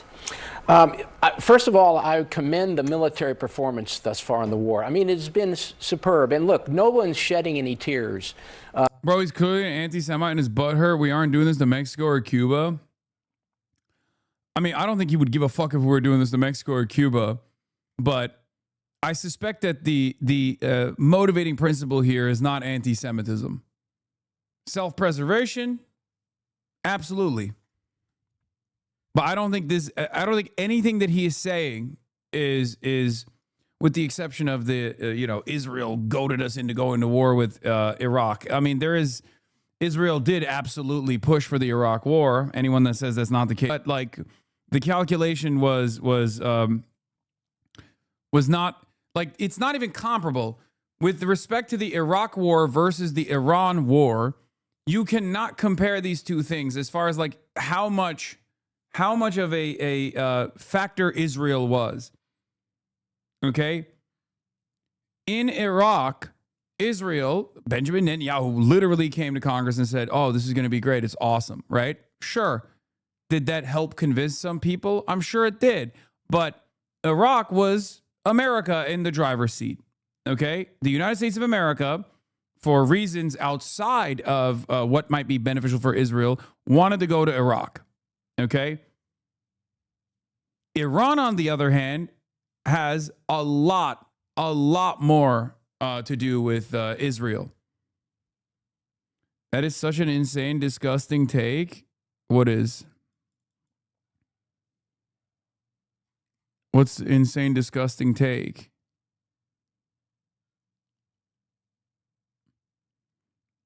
You can definitely compare them. Bibi was a main influence in the Iran war. He was a supporting influence in the Iraq war. Yeah, that's what I'm saying.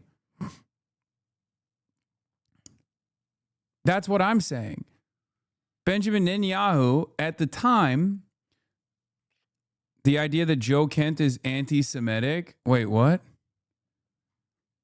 I mean, he was like Groyper affiliated for years before he decided to push back against the Groyper shit. So I don't, it wouldn't surprise me if, I think most of these guys are fucking anti-Semitic. Who gives a shit? It has nothing to do with this calculation.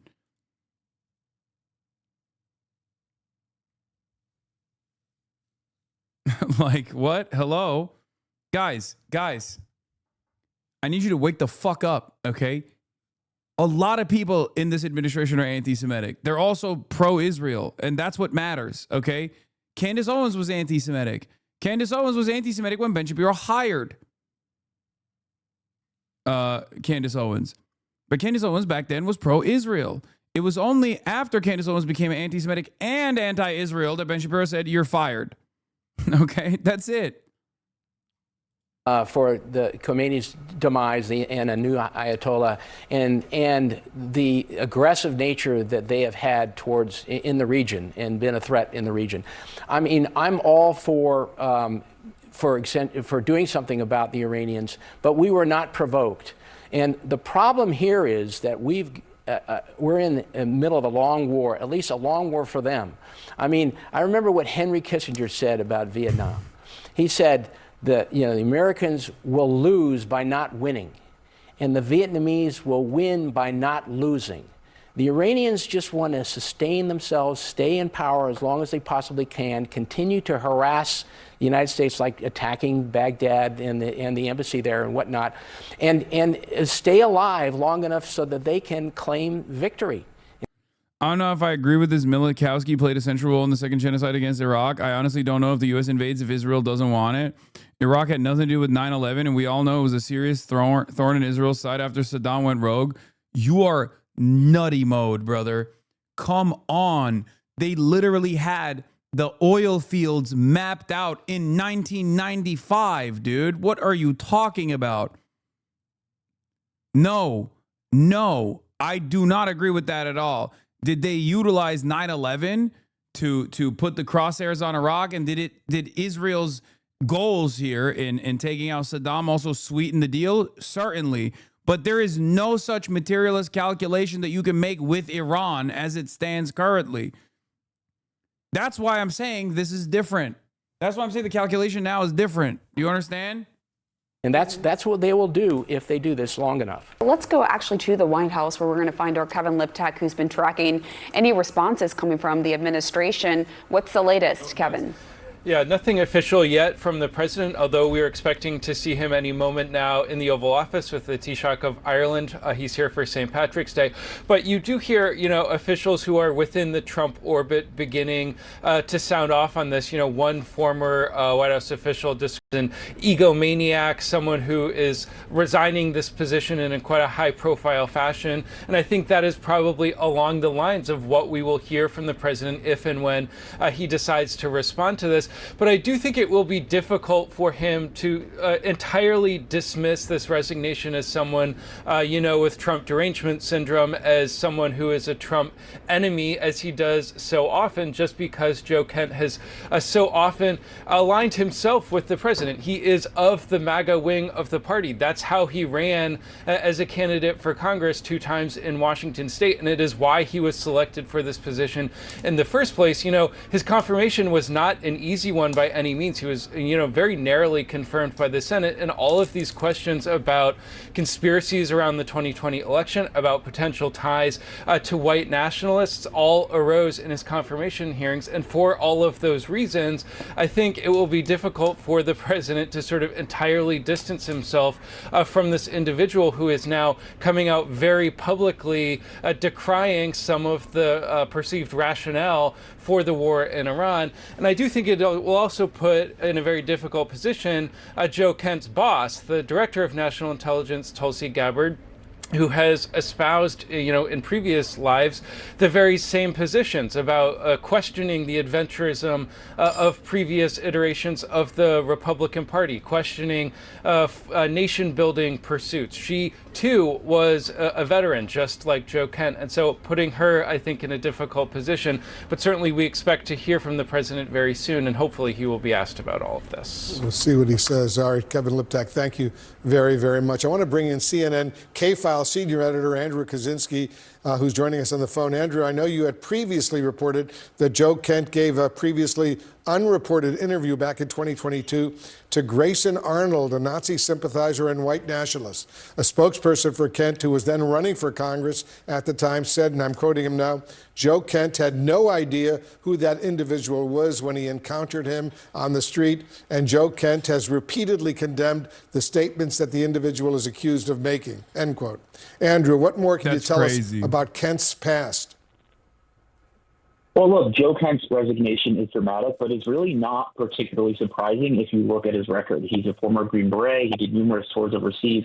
His first wife, Shannon, was a military member who was killed overseas in a suicide bombing in Syria that targeted U.S. troops. What's remarkable here, too, is that he entered politics in 2021 to primary a Republican who had actually voted to impeach Trump. He had 2 failed bids for Congress. And when he entered politics, he specifically said it was in part because he witnessed, and this is a direct quote from one of his videos launching his campaign, the failures of the government establishment in keeping us at war in the Middle East, watching officials, as he said, quote, lie about regime change wars. And during that campaign, both campaigns, he railed against the military-industrial complex. He railed against endless wars. In one of the interviews he gave, he literally said, let's not start a new war with Iran. That was a 2021 interview. At the same time, as you mentioned, he has been a polarizing figure during his congressional run. He did face repeated scrutiny over contacts with far-right figures and extremist figures, which he later disavowed. And of course, he works for Tulsi Gabbard, who before joining the administration had a long history of opposing war with Iran. And not that long ago, just 5-6 years ago, she was literally selling, as she ran for Congress, merchandise that said no war with Iran on her campaign website. So this also puts a lot of questions at her, as has been mentioned here. But ultimately, I do think that his resignation here reflects his longstanding opposition to American intervention abroad. I'm here. Respect by Andrew there, by the way, K-File. Giving the appropriate context rather than just like leaning into the, well, he's a fucking real dangerous anti-Semite. I mean, he's just like straight up. Like, this dude has been anti-interventionist from the jump, came into the administration. Although he like hung out with like fucking right-wing extremists, as many of these fucking dipshits. I mean, the president, guys. I don't know if you guys know this, but the president of the United States of America had dinner with Nick Fuentes and Kanye West, okay?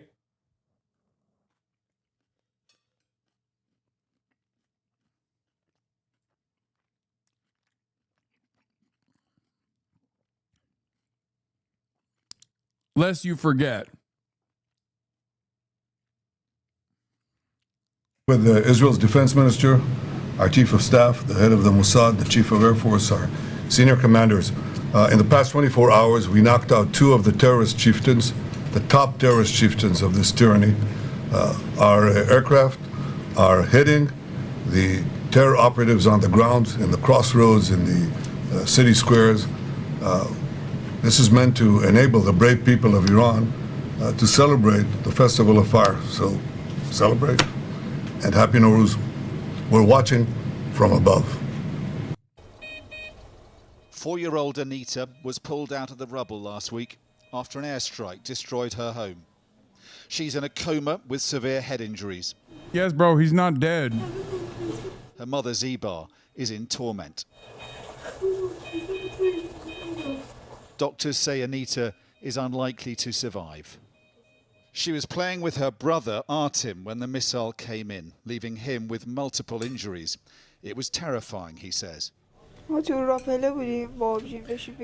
on the stairs, me and my sister. Suddenly everything went black. I didn't understand what happened next. I didn't hear a sound, nothing. I thought I was dreaming. A family destroyed by America and Israel's air campaign, Zibar had this message for their leaders. Why did this happen to us, to innocent people, my innocent 4-year-old girl who was only going downstairs to come to me? Why do it to ordinary people like us? We were sitting at home together. They've taken away our safety, our happiness, and the health of our children. It isn't hard to see why many civilians are being hurt when you come to places like this, where airstrikes are hitting targets in residential areas. The impact of the firepower unleashed here is hard to take in, and residents told us these were civilian apartment blocks. Local residents say a security organisation of some sort was based somewhere in all this. But I guess the point to make is that targeting that has ended up with pretty much an entire city block being devastated. The Iranians say 40 people died here. It's not clear how many of them were civilians and how many were members of that organisation. Sayed showed us the floor his 35-year-old daughter had been at home on when the airstrike destroyed the building. Another family torn apart by this war. Whoever has caused this, and it's 100%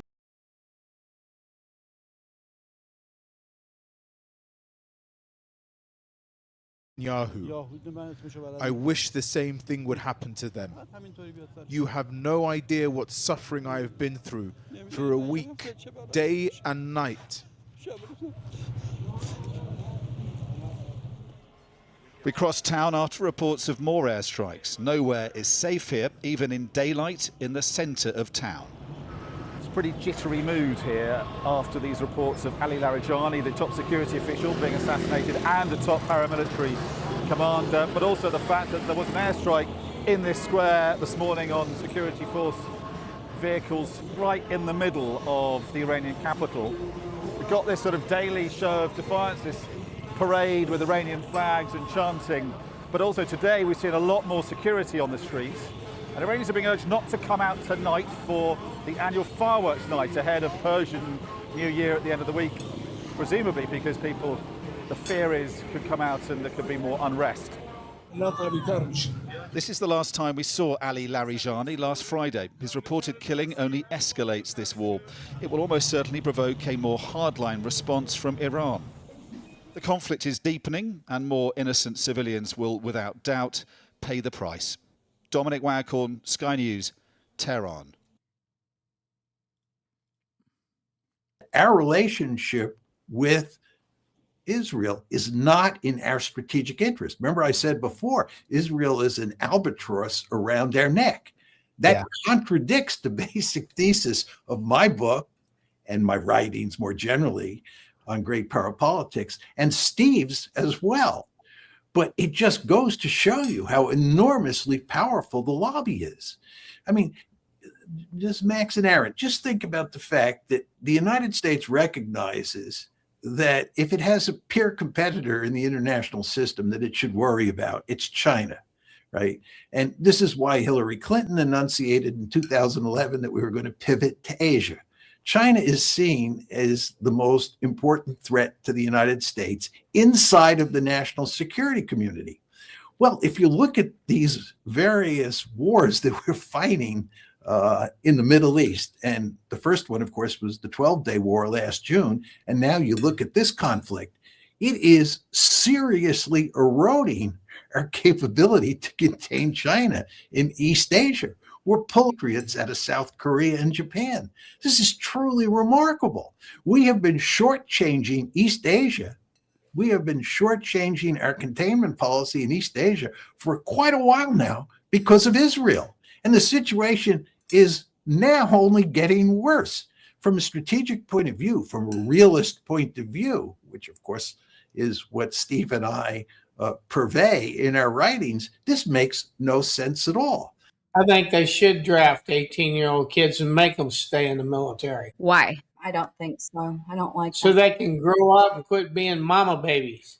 There should never be a draft of any kind. It should all be free will. A draft is bullshit. No matter what country, what war, it's all bullshit. You should never force people to go fight a war that's not Bob theirs. doesn't realize that that would be the complete death of American empire. It would be the last thing that the Trump administration did. Okay? I'm not even joking. Like,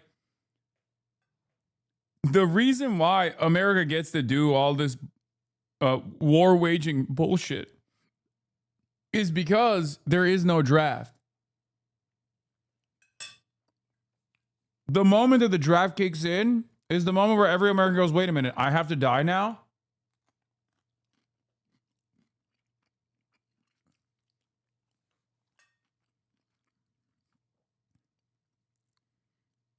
It's the same principle behind, like, American champions of Ukraine that are just like, yeah, keep fighting Ukraine. You're fighting for democracy. Keep going. And it's like, bro, are you going to fight for Ukraine? Fuck no.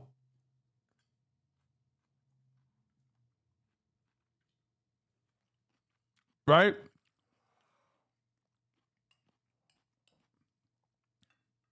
A lack of a draft allows people to feel as though they're powerful. American military is doing its force projections. It's great. You get to feel powerful at home. You don't have to hold the gun. The moment that you have to hold the gun and there's another dude holding another gun on the other side, it becomes a very different calculation for you.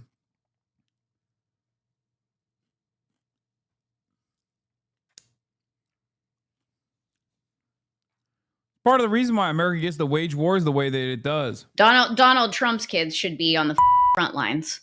Yeah, could Barron get drafted? Yeah. Yes. And you would be okay with Haley's son Roman being drafted, your grandchild? Yes, absolutely. Wow. Mom, would you be okay with that? To fight for the freedom of our country? Yes. You'd want my kids going to Iran to fight a war that Donald Trump started. You'd want my kids involuntarily on the front. I didn't say on the front lines. Dad but volunteered for that bullshit. My kids aren't. for the freedom of our country? This country. Donald Trump. Everything this government stands for. This is an embarrassment. And the fact that you would send my kids to war is disgusting. I think it's important that Iran doesn't lose. Wow. I think it's important. So you want a regime to win that has murdered hundreds of thousands of its own citizens, that denies women freedom, that kills gay people. You want them to win over American Israel. Wow. Israel's killed hundreds of thousands of people. No, it hasn't. And the figures on Iran are mainly bogus. The recent massacres, goodness. Some of them were generally killed protesters, but a lot of them were... 40,000 of them. 40,000. It was... Why did you say 100,000 then? It was 3,500. It was 40,000, as you're well aware. Is it okay then to kill 400,000 Iranians? I'm not saying it's okay to kill any number of people. But you seem to think it's okay for Iran to kill 40,000 people, but you'd be the first to man the barricades and say, "Oh yeah, but Israel's killed 65,000 in Gaza, so that's terrible." But it's okay to kill 40,000 Iranians. Dear oh dear, David, grow up. I've been a loyal supporter of the president for almost 20 years. This goes back to when I was 21 years old. Bro, let's be real. If we were taking military action to defend people, to liberate people, we would be doing what we're doing to Iran, but to Israel, okay?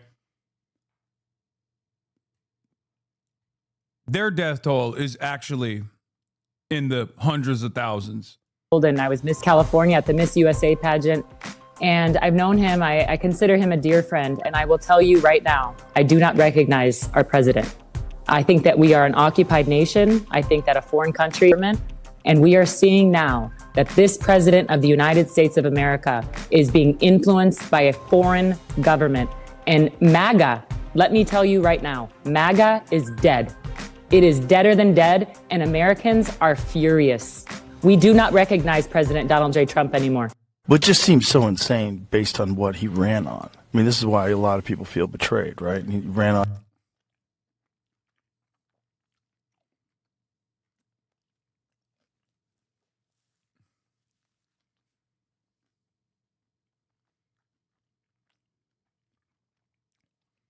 Fucking Joe Rogan, dude. Oh, it's just so crazy. I feel betrayed, bro. What just seems so insane based on what he ran on. I mean, this is why a lot of people feel betrayed, right? He ran on no more wars and these stupid, senseless wars, and then we have one that we can't even really clearly define why we did it. No American son or daughter should die for Israel. Flat out. No American son or daughter should die for Israel. Anti-Semitic. Goyim, stand down. Go home. Okay, Goyim, stand down. Ugh, gross. Home. Find the legal means to exit the military, because there are legal means you can exit the military. You can, in fact, conscientiously object to military service. Military men, in case you didn't know, swear an oath to I swear to God, Candace Owens is the most unique person to watch because one statement, I'm like, oh, come on, what are you doing? And then the next statement, I'm like, oh my gosh, she's based. Like literally, she just turned around and goes, Goyim, stand out. I'm like, oh, that's so fucking cringe. And then she's like, but you can become a conscientious objector by following these steps. You have a legal right to object. defend the Constitution of the United States of America. I don't really see that happening right now. I don't even see Trump doing that. From his flagrant violations of free speech to freedom of religion, Trump recently firing Carrie Prejean Bowler from the Religious Committee because Zionists didn't like her Catholic perspectives. Can anybody at all meaningfully point out for me, which specific portion of the Constitution our commander-in-chief is currently doing a good job protecting? What is it? What you look around at? What has he done that you would be like, oh yeah, he is the person who is defending our Constitution? Better yet, show me which guaranteed constitutional right you believe that Trump will not violate for Israel.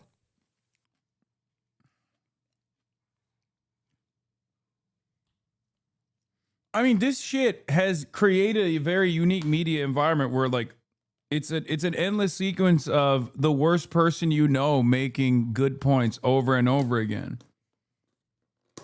Like it's kind of wild. There's literally, like, with the exception of some of the, I mean, I know what her background is. Like, I know that she's anti-Semitic because she's actually said insane stuff about Jews being contract lords, like utterly irrelevant to the main point. But I do think this is disastrous. As far as, like, on the one hand, I think about it as like the real problem here right now is that Israel dominates American foreign policy and also American domestic policy as well, like where they will come into elections and undermine the democratic project. And obviously, like, cutting Israel loose would be the beneficial thing in the short term, but also at the same time, I'm like, on the one hand, I'm like, yeah, she's anti-Semitic. On the other hand, I'm like, well, is she like actually decoupling MAGA from Israel? The issue is, I don't know if she's doing that. I think what's happening is she's just making like liberals anti-Semitic.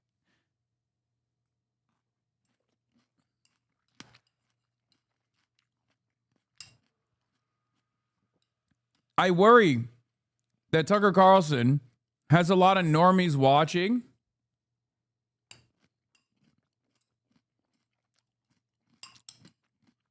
And those normies aren't MAGA. Those normies are already like liberals or independents, and they're watching Tucker or they're watching Candace, and they're like, yeah, actually, it is the Jews. They are contract lords. They were already anti-Israel. Now they're, moving in the other direction as well. As opposed to like MAGA that watches them and goes, yeah, these people are, trustworthy individuals. I agree with them. I think like, I love Trump, but he really fucked up on this one, right? Can you point to one? Because I feel like right now we are all being forced into the servitude of a foreign nation. That seems to be the American reality right now. So I say, by all means, allow the Mark Levins, the Ben Shapiros to sign their offspring up instead. Allow the Christian Zionists, the ones who make videos telling you how devilish it is if you don't support Israel.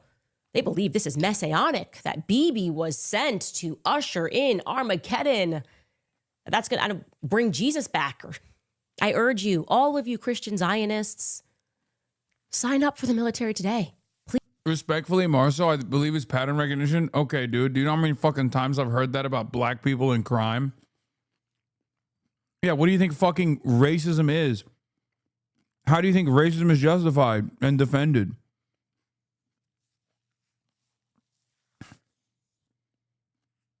Like, what do you mean?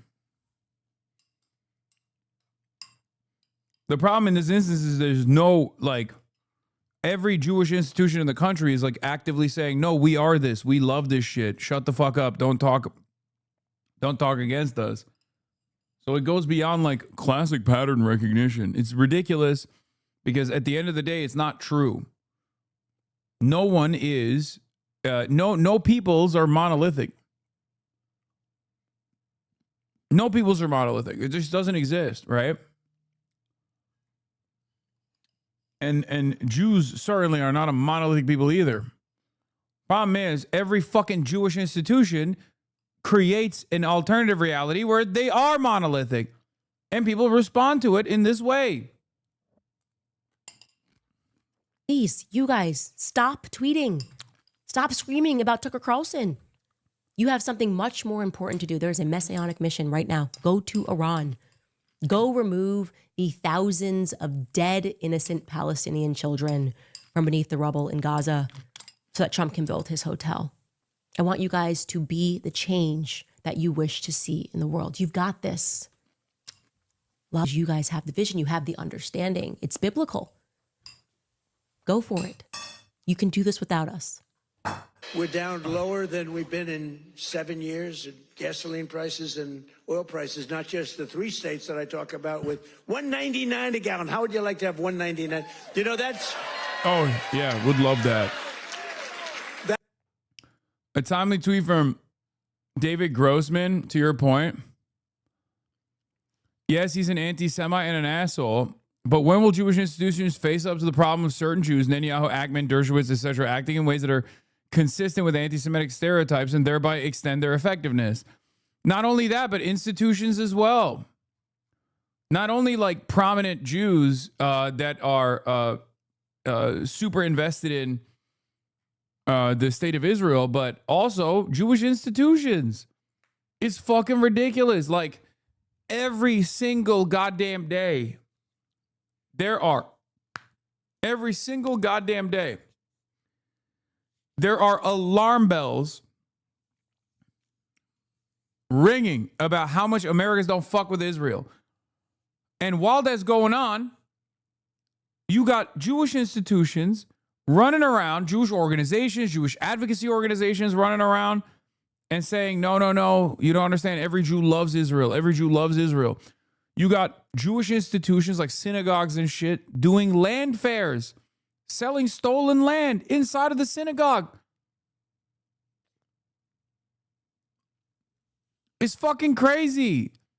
It makes no damn sense. And they're also actively undermining Jewish Voice for Peace and saying like these guys are insignificant. All these other like anti-Zionist Jewish organizations, they're insignificant. They don't make up the majority. All this stuff. It blows my mind. These are the last institutions that actually give a fuck about anti-Semitism. If you are not an anti-Zionist Jew, you do not care about anti-Semitism. It's that simple. If you are not an anti-Zionist Jew at this point, if you are Jewish and Zionist, you don't give a fuck about anti-Semitism. You want anti-Semitism to thrive in this country. It is ridiculous.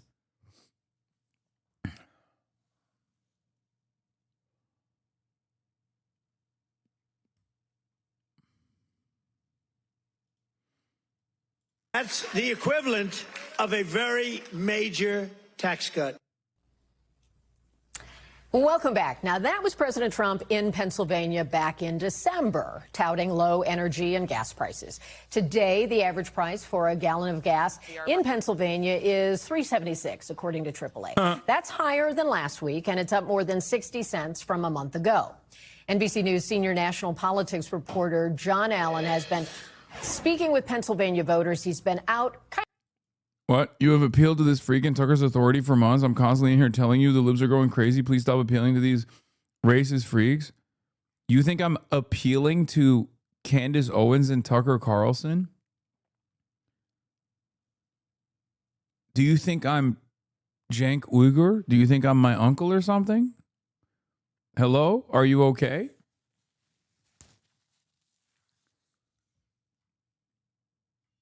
You're appealing to their authority on Israel? No. Were you not aware when I was talking about how devastating and dangerous it is that Democrats have actually completely lost ground on this issue of being the torch bearers of anti-Zionist thought to the likes of Candace Owens? And my real fear here is that they're not necessarily causing the MAGA base to no longer be pro-Israel, but instead they're just winning over a lot of anti-Israel people that are coming into that audience and becoming anti-Semitic and believing a whole bunch of other nonsense that they espouse.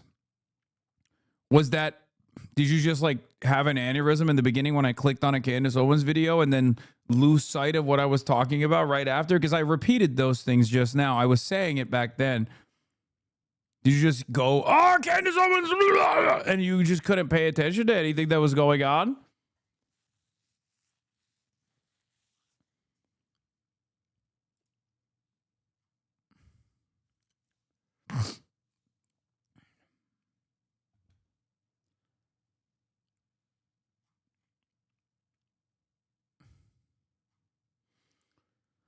Anyway, confirmed Trey Ying's 2 killed by Iran. 2 killed in central Israel during the last Iranian missile barrage. Cluster munitions rained down on Tel Aviv and surrounding areas.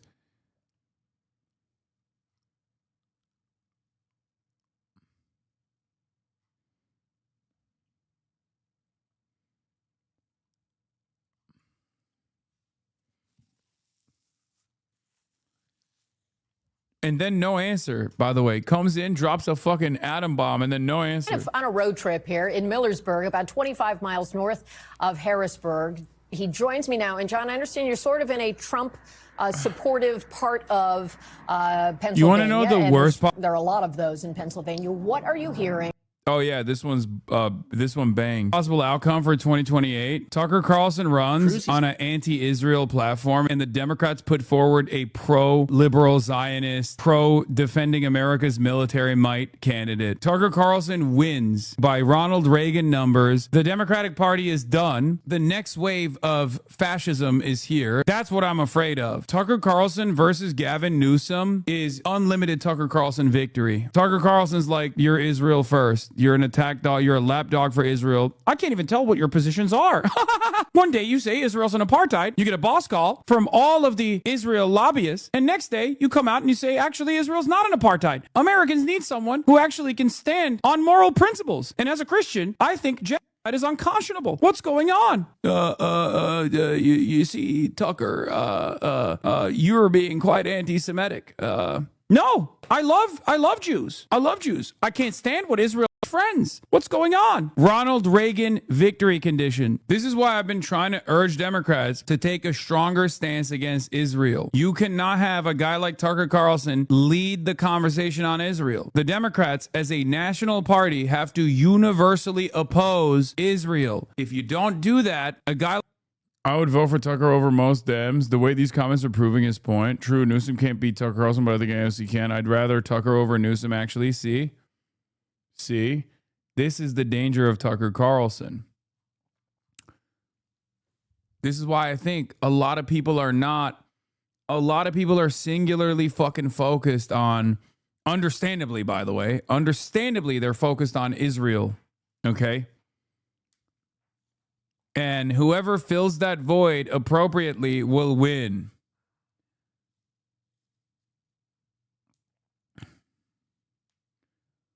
I'm telling you, man. I'm telling you. Democrats are fucking delusional.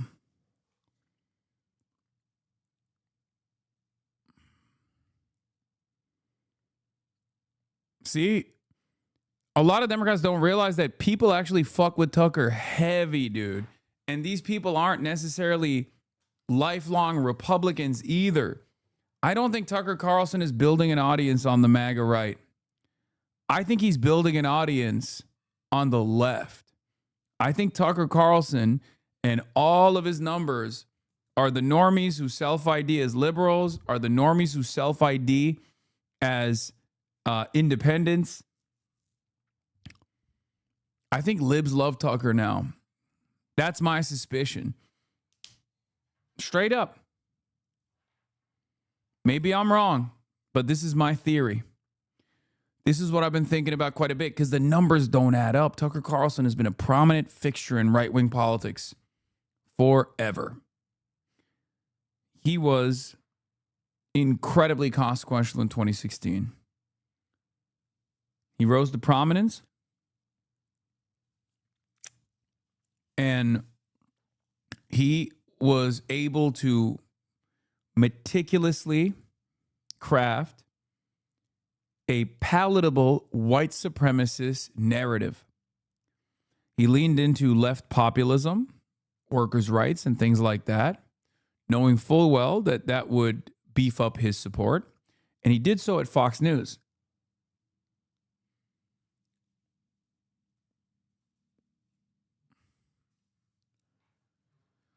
He had a lot of promise in the MAGA audience. He was known as a MAGA guy. He left Fox News. And I think he still carried the torch of MAGA. But as of late, considering that the 85% of Trump supporters, 85% of Republicans believe that the war with Iran is good, war with Iran that we are waging for Israel is a good thing.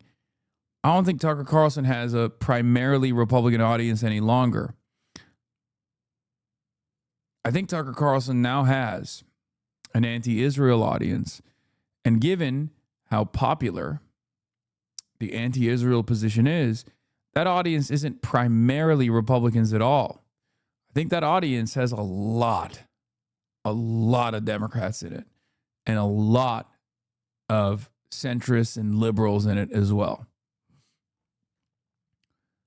In a way, he is perfectly positioned to carry the spirit of Trump 2016 for this reason. No one on the left is ready to be anti-Israel in the way that Tucker is. No one. No one on the left, as it stands currently, like some of the top leaders in the party, even the progressive figures in our party, okay, if we are to say our party about the Democrats, now that there's some candidates that we're pushing for. The only guy I can think of, and I know people are going to get pissed off for this, is Graham Plattner, ironically enough.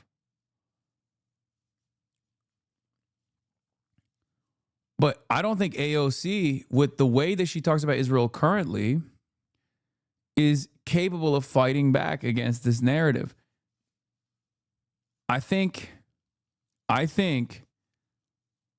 I'm not talking about like Graham Plattner's background chatters. Calm down. I'm saying like the way he messages on this.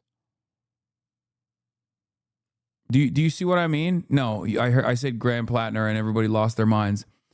I'm talking about the way Graham Plattner messages on the issue of Israel. It's no nonsense. It cuts through the fucking noise. Take that message, take that unapologetic message and put it into any campaign, and they will become a leader in the country. Okay? It's not about who Graham Plattner is. I'm talking about how Graham Plattner communicates on this issue of endless militarism, endless war, and how it's not beneficial for ordinary Americans. Okay? Ah, yes, messaging and Plattner. Here we go. I said the word Graham and I said the word Plattner. I can't even say Graham Cracker in this fucking chat without people losing their minds and putting my house coordinates on Twitter to demand Iran send a Shahed drone strike to my house. Being like, this is where the Israeli cement factory is, IRGC. Please bomb this fucking infidel.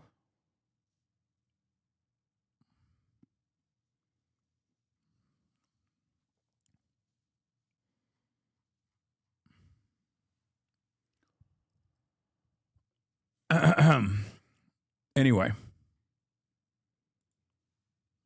you understand though? Because AOC's biggest weakness, in my opinion, and I say this as someone who is excited at the prospect of her running for the presidency. Okay? Her biggest weakness is she responds to the trolls too much. She doesn't listen to people in her left flank when, you know, they have something worthy to listen to. And she also listens far too much to like identity groups that will use standpoint epistemology to like manipulate her. Right? Like she'll come out and be like, Israel's doing a genocide.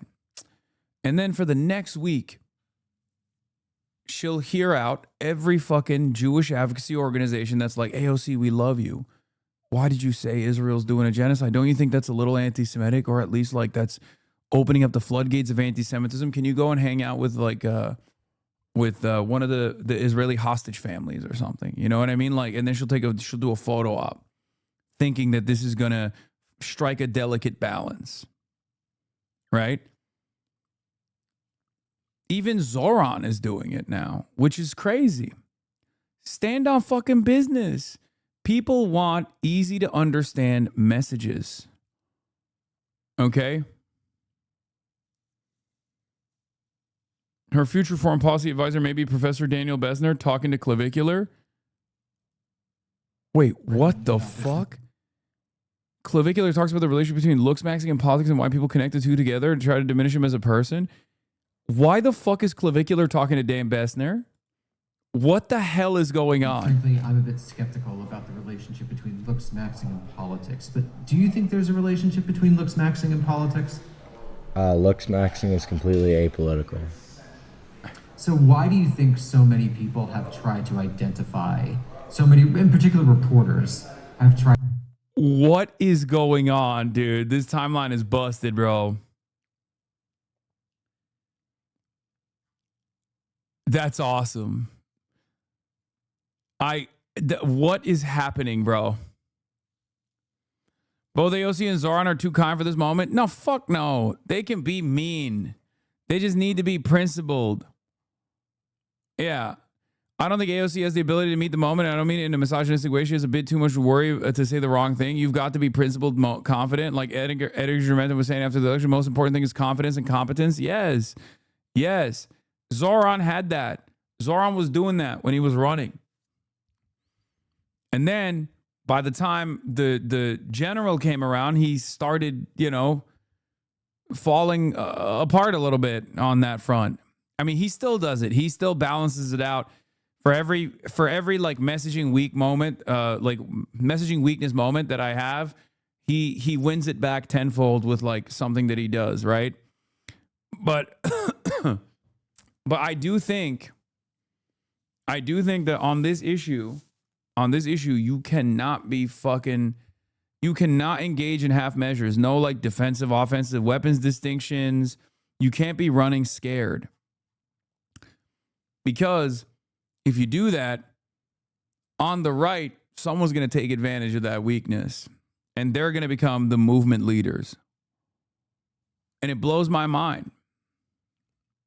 It blows my mind that Democrats are, like progressive Democrats and left flank Democrats are not taking on leadership roles in the anti-Zionist cause. To connect looks maxing to particularly right-wing politics, but to me, it's always been a bit of a loose connection. But why do you think people are looking to do that? Just to kind of like, just diminish me and try to deplatform some of these ideas, because like, you know, a lot of people don't like to acknowledge the hard truth that looks are pretty much everything. Do you see you're part of an Oscar blind item? There's no way that's not a meme, right? What the fuck is an Oscar blind item? Everything. So I think like a lot of it is cope. A lot of it is people not necessarily being happy. Like a rumor? What does that mean? Anonymous gossip? What was it? What was the anonymous gossip? Blind item is an anonymized celeb gossip story. What was the celebrity gossip story? About me making these points. Yeah, so you think like it's basically. What is this? It was nothing. Move on. Uh-oh.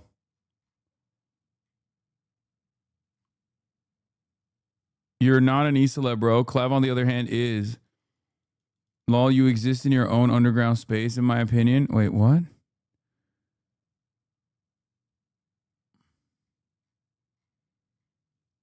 They said you killed your dog?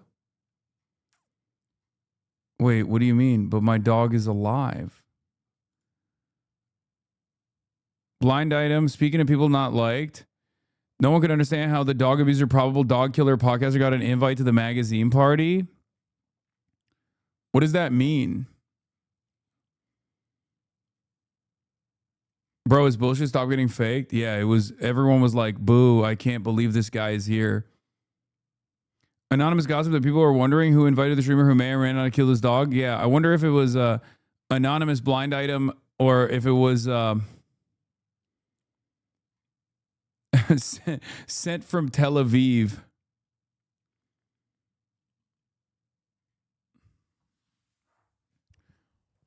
It means you killed fish? Oh, nice. Gross.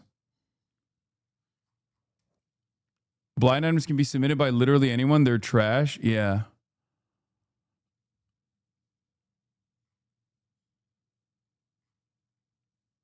I need you to start taking medication for ADHD, big dog. Blind items are random people who suggest they have info 99% of the time. They're just clowns who imagine things. Yeah. This is the 23 blind items. Blind item number 23. Speaking of people not liked, no one could understand why.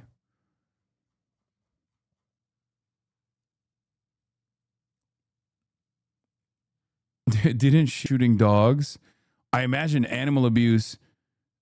Dude, Hasan Parker got invited to the Vanity Fair party. He allegedly has sex with a 15-year-old prostitute in Berlin, too. That's just completely made up.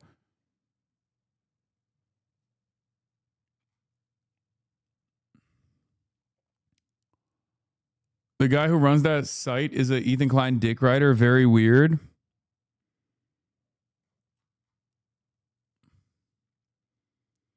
Is Hasan Piker still planning to talk to Gavin Newsom? Yes. Yeah, it's just like anywhere my name is mentioned, there's like a barrage of fake bullshit. Harvey Weinstein leaning over his cellmate. You hear about his dog? Yeah. Yeah, I'm the biggest villain in Hollywood, famously. Sorry, Hasan, is seeing all this worth for your health? I mean, it doesn't fucking matter. There's just someone wanted to talk shit. Who gives a fuck?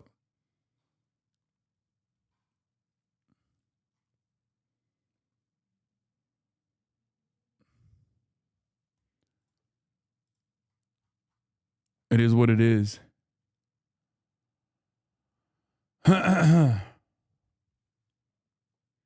Yeah, I mean, this is Vanity Fair cut the invite list in half this year too. Clearly, Hasan won, and no one cares about slop narratives on Twitter and YouTube. I didn't even know that. Apparently, Vanity Fair also cut the list as well, is what some people were saying.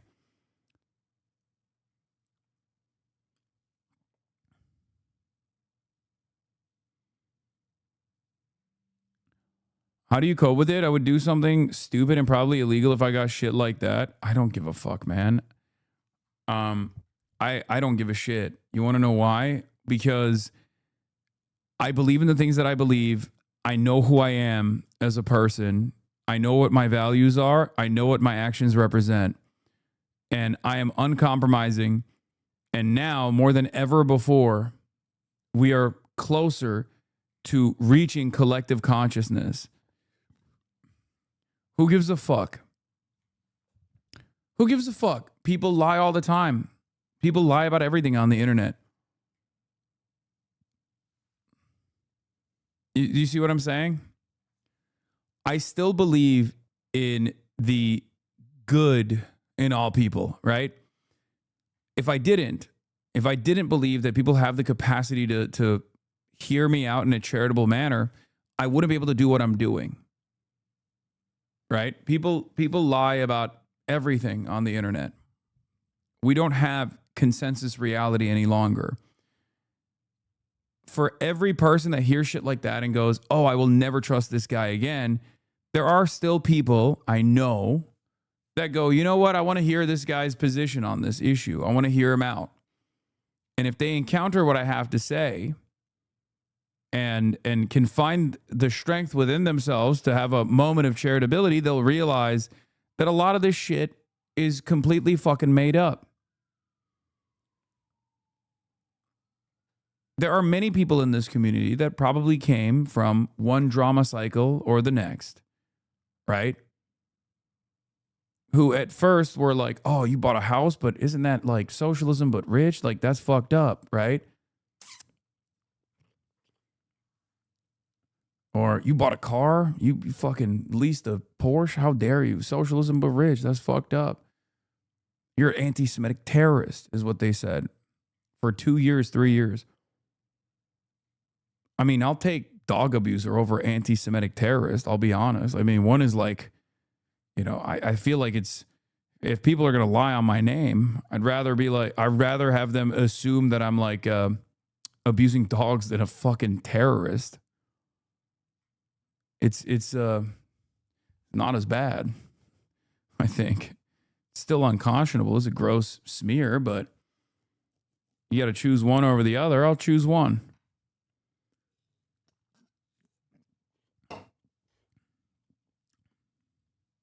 If your actions represent your values, then why go to the Met Gala?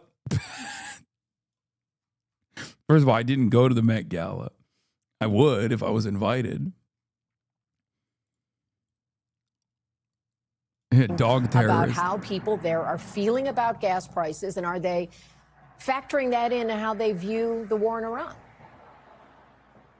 Well, first, Kelly, I would be remiss if I did not wish Kelly O'Donnell a happy St. Patrick's Day. Right back at you, my friend. Happy St. Patrick's Day. I'm genetically required to be in Pennsylvania. And, I'm sorry. Go ahead, John. Go ahead. You're on the road trip here.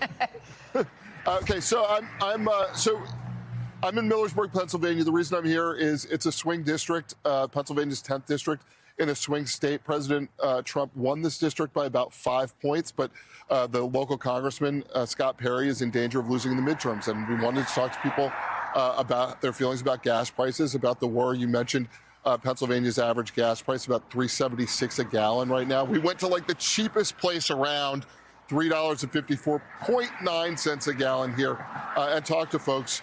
Better you hear from them than from me about how they're feeling.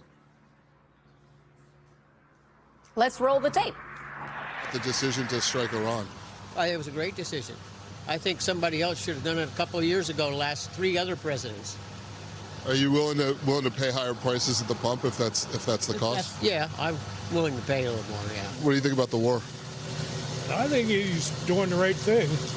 You know, in the long run, it's going to help us out because if they get nuclear weapons, we might not even be here in a couple of years. So I think he's doing a good job. Is it worth the rise in the price of gas? Yeah, I think so. What do you think about the U.S. decision to go into Iran?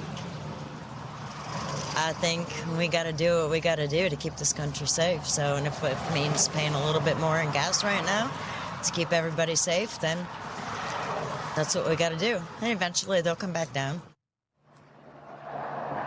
And Kelly, most of the people we talked to were supportive of the war and willing to pay the higher gas prices for the war. Some of them because they believe in the goals of the war, others because they trust President Trump. But not everybody felt that way, and not everybody's excited about Trump here, and not everybody's planning to vote for Republicans in the midterms who supported Trump. Let's take a listen to one more woman who we spoke with. If you could say something to President Trump and he was going to hear you right now, what would it be? This pile of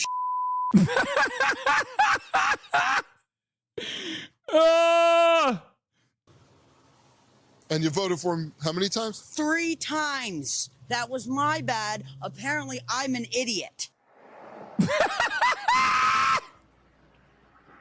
So not everyone lots of personality there, John. Lots of personality. Yes. Oh my God. Right? Not everyone's thrilled with him. That was a voter who voted for him 3 times. She went on to talk about the gas prices. She went on to talk about the war, about not supporting the idea of us basically going around. Look, God damn, does that feel good when I see that 15%? You know what I mean?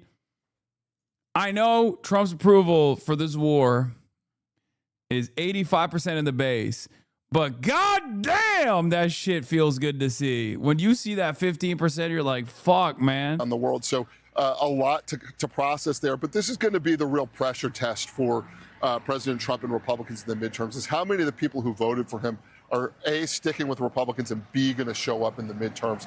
And I think that's still an open question here, just several months out from those midterms, Kelly. Nothing is as valuable as actually going to where the people are and asking them what they think. So thank you for making the road trip. Fill up before you come back. We thank you for watching, and remember. Oh yeah, this is the Tucker Carlson meta. He believes that the CIA is listening to his. The CIA is collecting his text messages. Also here, as polls close in Illinois, here's a brief. We got polls that are supposed to close in 4 minutes, by the way. Karnacki Cam is going to get started soon. Okay. We got the Illinois midterm primaries. Okay. Big day today. I got some good news. What is this? I'm crying, bro. Looked in the mirror and started talking to 45.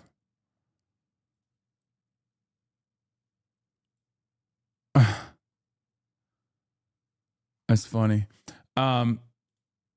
Big news. Oh boy, big news. Holy Toledo. New Illinois 9 poll from M3 Strategies among voters who already cast ballots by mail or early in person. Kat Abou-Ghazaleh leads Daniel Biss at 29.5%. Daniel Biss at 26.2%. Laura Fine at 19.7%. Phil Andrew at 7.9%. Mike Simmons at 6.6%.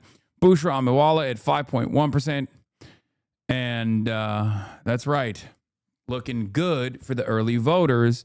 Hopefully, this is a good sign for the night. Obviously, a lot of these polls do not adequately look at voter participation from the youth vote, which Kat Abou-Ghazaleh cleans up. Okay? Who knows what will happen in Evanston, but Abou-Ghazaleh winning would be close to a Tea Party moment, more so if she knocked off an incumbent, but Biss is pretty close to one. Lots of her voters would have voted for him at some point. A media figure with no experience in elected office who moved to the district yesterday and will almost certainly finish in the top 2 in a contested primary. Yeah, win or lose, it's a fucking testament to how much the conversation has shifted.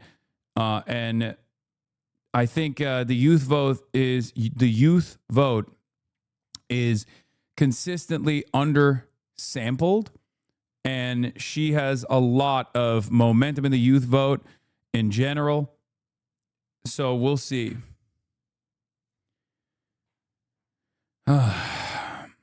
Only win, no lose. I agree.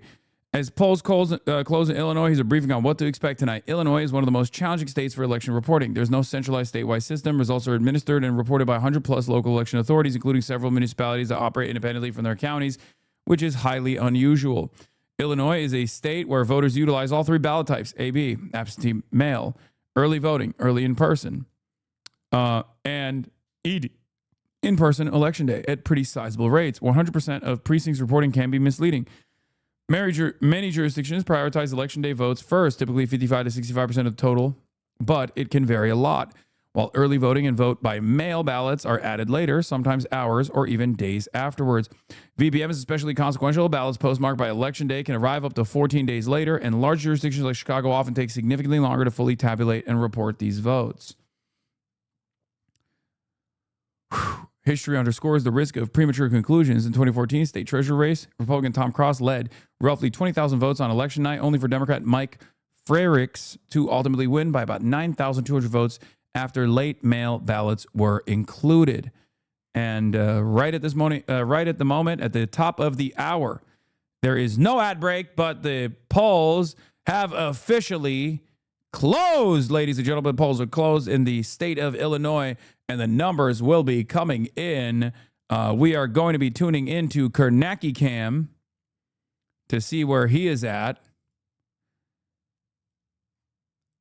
But of course, ladies and gentlemen, if you want to support the show, the broadcast, the Piker Broadcasting Service is sponsored by you, the viewers, for you, the viewers. Please subscribe to the Piker Broadcasting Service, ladies and gentlemen, as we go on into primary night. That is the Democratic primary for the United States Senate. It is an open seat being vacated by Democrat Dick Durbin. The three leading Democrats you see right there. Of course, Illinois being a blue state, the winner of this primary tonight is expected overwhelmingly gifted, anonymous gifted, thank you for the 5 gifted. The next United States Senator from Illinois. We will be keeping an eye on that race. Obviously, first and foremost throughout the night, but it is just one of several competitive contests and consequential contests we're going to be monitoring, we're going to be tracking. You see here some of the marquee House races tonight. Illinois' 2nd District. The headline there, Jesse Jackson Jr., just weeks after his father, the civil rights leader's passing at the age of 84, he attempts a political comeback. Jackson Jr. had left the House in scandal in 2012. 14 years later, he is seeking to win back the congressional seat that he once represented. Elsewhere in Cook County, in Chicago and the Chicago suburbs, the race for the 7th congressional district in Illinois. This is a seat being vacated by Danny Davis. Danny Davis has been in the House for nearly 30 years. And again, overwhelmingly likely that the winner of tonight's primary will replace Davis in the House. In the 8th district here, this is a congressional seat being vacated by Raja Krishnamurthy as he runs for the United States Senate. Another comeback attempt, Melissa Bean. Do you remember that name? She was in the House from 2004 until 2010. She was thrown out in the Republican wave of 2010. Can she get her seat back 16 years later? And this one has gotten a lot of national attention. This is the far north side of Chicago, Evanston, into those suburbs. Yeah, every leftist coalition, leftist progressive coalition in the U.S. is the same. Zoran, Tallarico, and now Kat all have that same condition. The same coalition, which is spelled the victory condition. For the most part, Cross Tabs was Illinois 9 poll shows Abba Ghazaleh is basically winning the Mamdani-Tallarico coalition. She leads with men, 34%. 18 to 30-year-olds at 53%. Hispanics at 35%. Asian Americans at 29%. Whites at 29% versus Biss's 28%. That's right. This is the Zoran coalition that allowed him to win. This was the Tallarico condition that allowed him to win.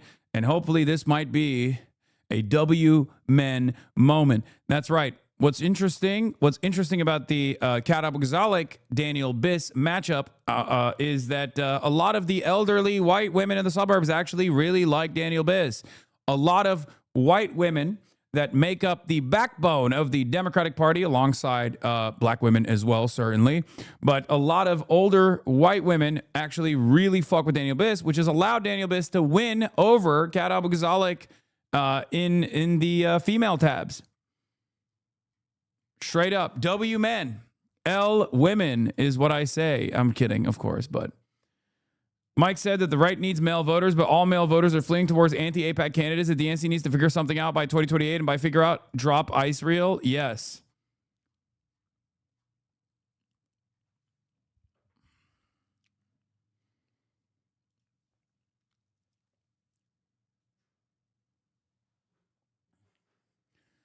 Frank Calabrese says, remember, folks, this is a poll of only people who have voted already, so that favors candidates with high energy support. Obviously, Kat here, but Daniel Biss is very much in this. Yes.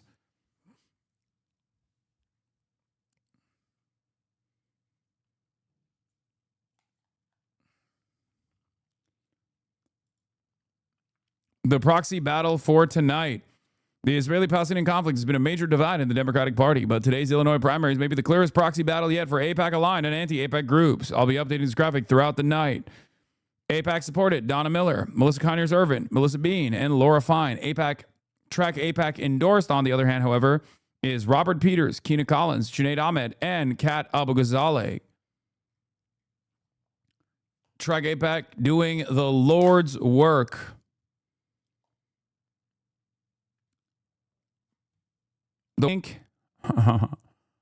It's funny. All right, let's see. Now, okay, so folks, if you've been watching this, you know News Now, our streaming channel, is doing it. They're in their live show right now. We're going to check in with them throughout the night. They want to come to me in about a minute. You're going to get to watch that. So I'm going to sort of set the lay of the land with them a bit when I come back.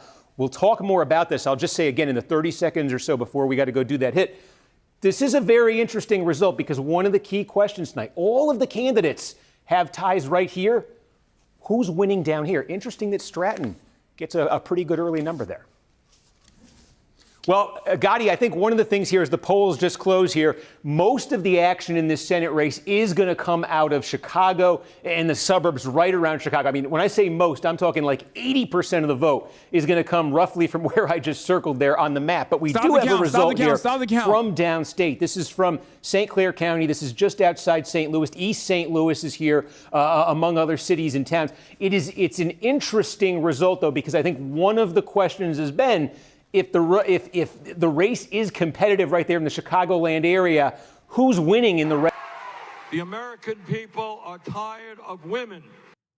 Rest of the state. Krishnamurthy has spent the most money. Congressman Krishnamurthy has spent the most money on ads around the state, but at least here in St. Clair County, with about a third of the vote, you see Juliana Stratton, the lieutenant governor, who's endorsed by J.B. Pritzker, who's the governor. Pritzker, through his super PAC, has put a lot of money on behalf of Stratton. She actually does lead Krishnamurthy here, but I think it's an interesting result because it shows those two candidates here, when you get well outside of where most of the votes are going to come from, those two candidates so clearly separated from the third candidate, Congresswoman Robin Kelly. So again, I think there was a sense here in the days leading up to this vote, Gadi, that this race perhaps was becoming more of a two-way race than a three-way race. At least in this one initial result, that might be something. Yeah. There might be something to that.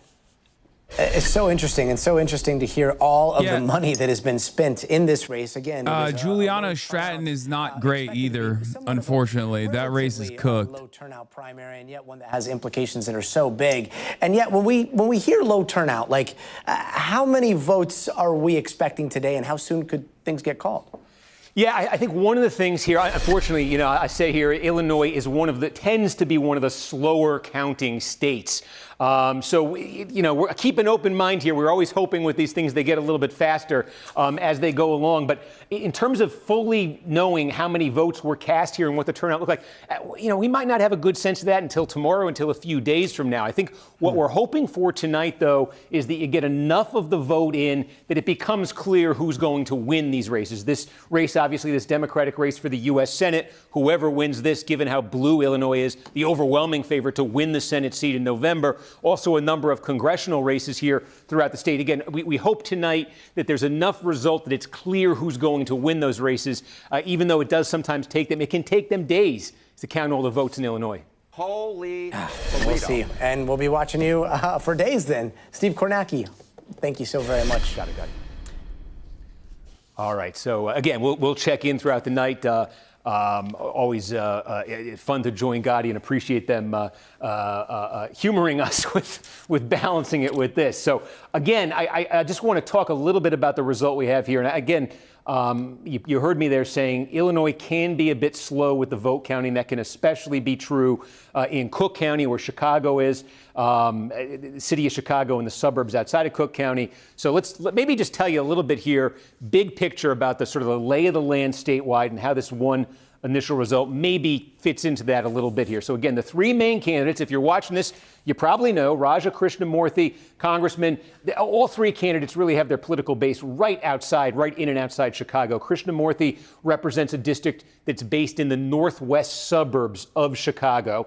Robin Kelly is a congresswoman whose district, really is rooted here sort of in the south side of Chicago and then down into the Cook County suburbs. But really, we're talking about this part of the state right here. Krishnamurthy sort of represents a district about right here. Kelly's district, it actually stretches pretty far south because Illinois is a very gerrymandered state. Some of these districts are very funny. But most of the population in Kelly's district is right here. So basically, this is Kelly, right? This is Krishnamurthy's district, okay? And then Stratton is the lieutenant governor, okay? So that she's a statewide figure that way. But before she was the lieutenant governor, she was a member of the Illinois state legislature, and her district was in the city of Chicago. So again, all three with their political roots right there. Now, look at it this way. Let me reset this. Cook County right here, where Chicago is. Right? Cook County has 5.2 million residents. Okay, this is one of the He's not largest. Wrong. Illinois is the best at disenfranchising Republicans, which is based. Support, no complaints here. Yeah. Well, who'd you back for Senate? These candidates, these are the two top contenders, and Juliana Stratton, from what I understand, is actually better than Raja. However, Juliana Stratton is also really terrible on Israel. So there's no, like, it's not great. Come from Chicago tonight, then from the burbs. But look, this state is massive, right? There are 102 counties here. Probably 35% of all the votes that are cast in this Democratic primary for U.S. Senate tonight are going to come from the city of Chicago, right? So just part of Cook County that I circled right there. A third of the vote or more is going to come from that city. The suburban portion of Cook County, okay, you're still in that county, but you're not in the city of Chicago, that's probably going to produce a quarter of the vote statewide tonight, right? 25%. So I think between just Chicago and its immediate inner suburbs in Cook County, you're looking at about 60% of the vote. I see we got one more result that just came in here. We'll take a look at this in a minute here, but I want to just set the lay of the land before we get into it. Don't worry, we're not missing anything that's going to settle the election on the spot right here. And in fact, if we go through this, you might appreciate the rest of it a little bit more. Now, take a look at the collar counties that are right outside Chicago. Okay, are they there dumping? are 5 counties that actually abut Cook County, right? 1, 2, 3, 4, 5. There's 20% more of the vote is going to come out of the collar counties that are just outside of Cook County. So 80% of the vote tonight. We think 8 out of 10 votes are going to come either from Cook County or from one of the 5 collar counties that abut Cook County. All right. The rest of the state, all of this is going to add up to 20% of the vote, okay? So, and again, all the candidates have roots right here in Chicago. Now, the question when you get outside Chicago has been this. Krishnamurthy, he had raised like $20 million before this race even started. I mean, he's been in Congress for a little while now. He has been eyeing a statewide campaign. He's like a fundraising machine. So he brought a ton of money into this race, and he started running ads. He's run more ads around the state than anybody else. He started them earlier. He's done them more aggressively. So there's been a sense that maybe when you get outside of this Chicago area here, Krishnamurthy, okay. Now, one thing that has complicated that, as I mentioned in that hit a minute ago, late in the race, J.B. Pritzker, the governor, he's endorsed Stratton, the lieutenant governor. His super PAC, Pritzker's, he's a billionaire. His super PAC has poured millions of dollars in late behind that makes Stratton. Sense, because this was here. like. So in the final weeks on the air, it's kind of been neutralized between these two.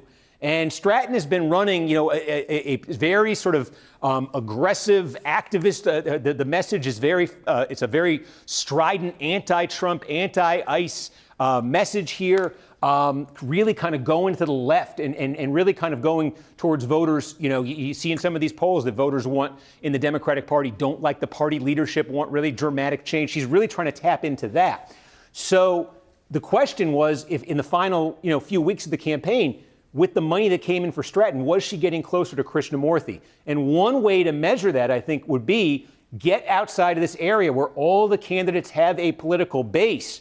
What's resonating outside of there? So we showed you St. Clair County, about a third of the vote. Again, this has one of the larger black populations of any county, proportionally, of any county in Illinois. And you see Stratton there leading, at least early on, about a third of the vote right there. The other county we're now getting is McLean County. And this is interesting because McLean County is one of the most liberal counties in Illinois. This is the home. Normal, Illinois is here. Illinois State University is here. Bloomington, Illinois is here. We're also getting, as you can see, about 16% of the vote here. So it's not a ton, but it's interesting that what you're seeing is a tie between Stratton and Krishnamurthy. And again, you think about the message that Stratton has been sort of leaning into here in the final weeks of the campaign, the money that has backed that. This is a pretty liberal county politically, high concentration. There's college students here, but also high concentration of college degrees. And she's right there with Krishnamurthy here, and she's a little bit ahead of him right now in St. Clair County. So we've got results now from 2 counties, 2 decent-sized counties, well outside of that Chicagoland area, where you're clearly seeing a race here between Stratton and Krishnamurthy. And again, Kelly sort of left in the dust right here. I think there'd been some expectation here leading up to this, leading up to tonight, that just based on the money stuff we were just talking about, that might be the case. You're certainly seeing that with how Kelly is coming in right here. So again, 80% is going to come in from right here. We're in that sort of 20%. I still don't think we're going to find anything yet. Like, there's going to be nothing. Will you cover the Junaid Ahmed election? Yes. I'm waiting on that too.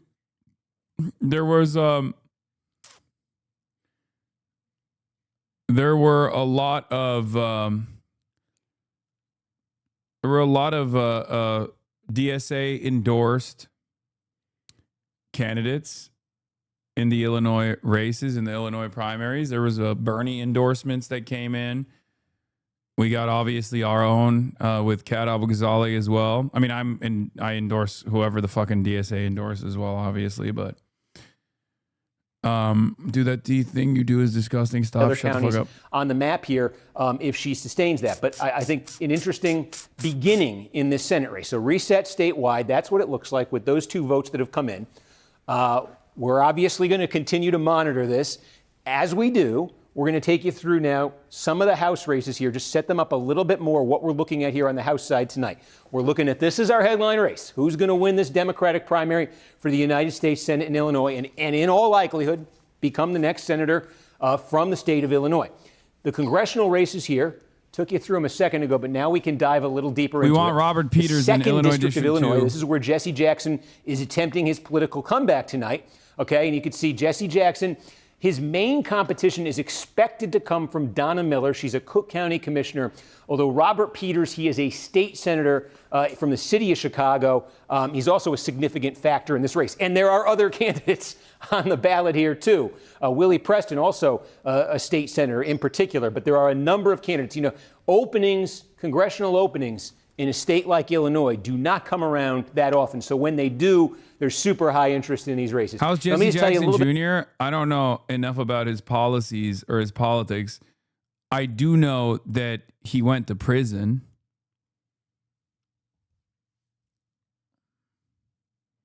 Democrats nationally like to point to Texas and say, look, the Republicans in Texas, look at all the gerrymandering they did. And the Republicans like to fire back and say, well, look what the Democrats did in Illinois. I mean, they're both sort of trying to do the same thing, and that is take very big states that tilt one side politically, and they're each trying to squeeze as much as they possibly can out for their party in these congressional maps. And so what you see here in Illinois, a lot of these districts, I mean, you could probably get a sense of it just looking at the screen right here. A lot of these districts are very oddly shaped. What the Democrats essentially try to do here in the 2nd District of Illinois is it's geographically vast. Okay, a lot of this, though, is Republican territory here. I mean, you're talking about, like, you're in Danville, Illinois. This is Danville, Illinois right here. You're like 2.5 hours from Chicago, right? This is 120 miles, south of Chicago. I mean, it's night and day between these two places. But so what the Democrats did was they connected this sort of, a lot of this is rural, a lot of this is heavily Republican. They're geographically expansive counties.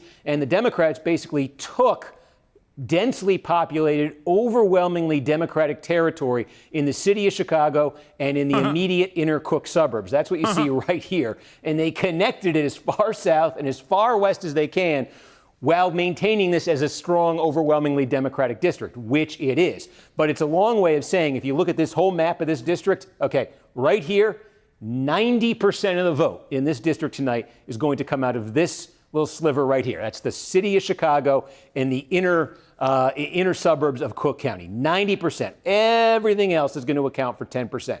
So we're looking at obviously it's a very consequential race here, but we may see counties light up. We haven't really seen anything until we start to see Cook County come in here. So, and when Cook County does start to come in, we will go through some of the sort of permutations here about where each of the candidates wants to be running strong here and what that might mean. But again, just to give you a sense of it, this is a strongly Democratic district. It is a district that really is anchored in Chicago and Cook County. It's drawn this way. Robert so the Peters Democrats are was just trying to draw. So Robert Peters was endorsed by Bernie Sanders, Elizabeth Warren, and the Progressive Caucus. The AIPAC candidate in that race is Donna Miller, and Bobby Rush endorsed Jesse Jackson Jr. The AIPAC has dumped $1.4 million to Jackson Jr. AIPAC has dumped $4.3 million in the direction of Miller. And the cryptocurrency PAC spent almost $1 million against Peters. Obviously, we want Peters to win, but all of the powerful financial forces are very aggressively against Peters, unfortunately. And in this race, we're pushing for Junaid Ahmed.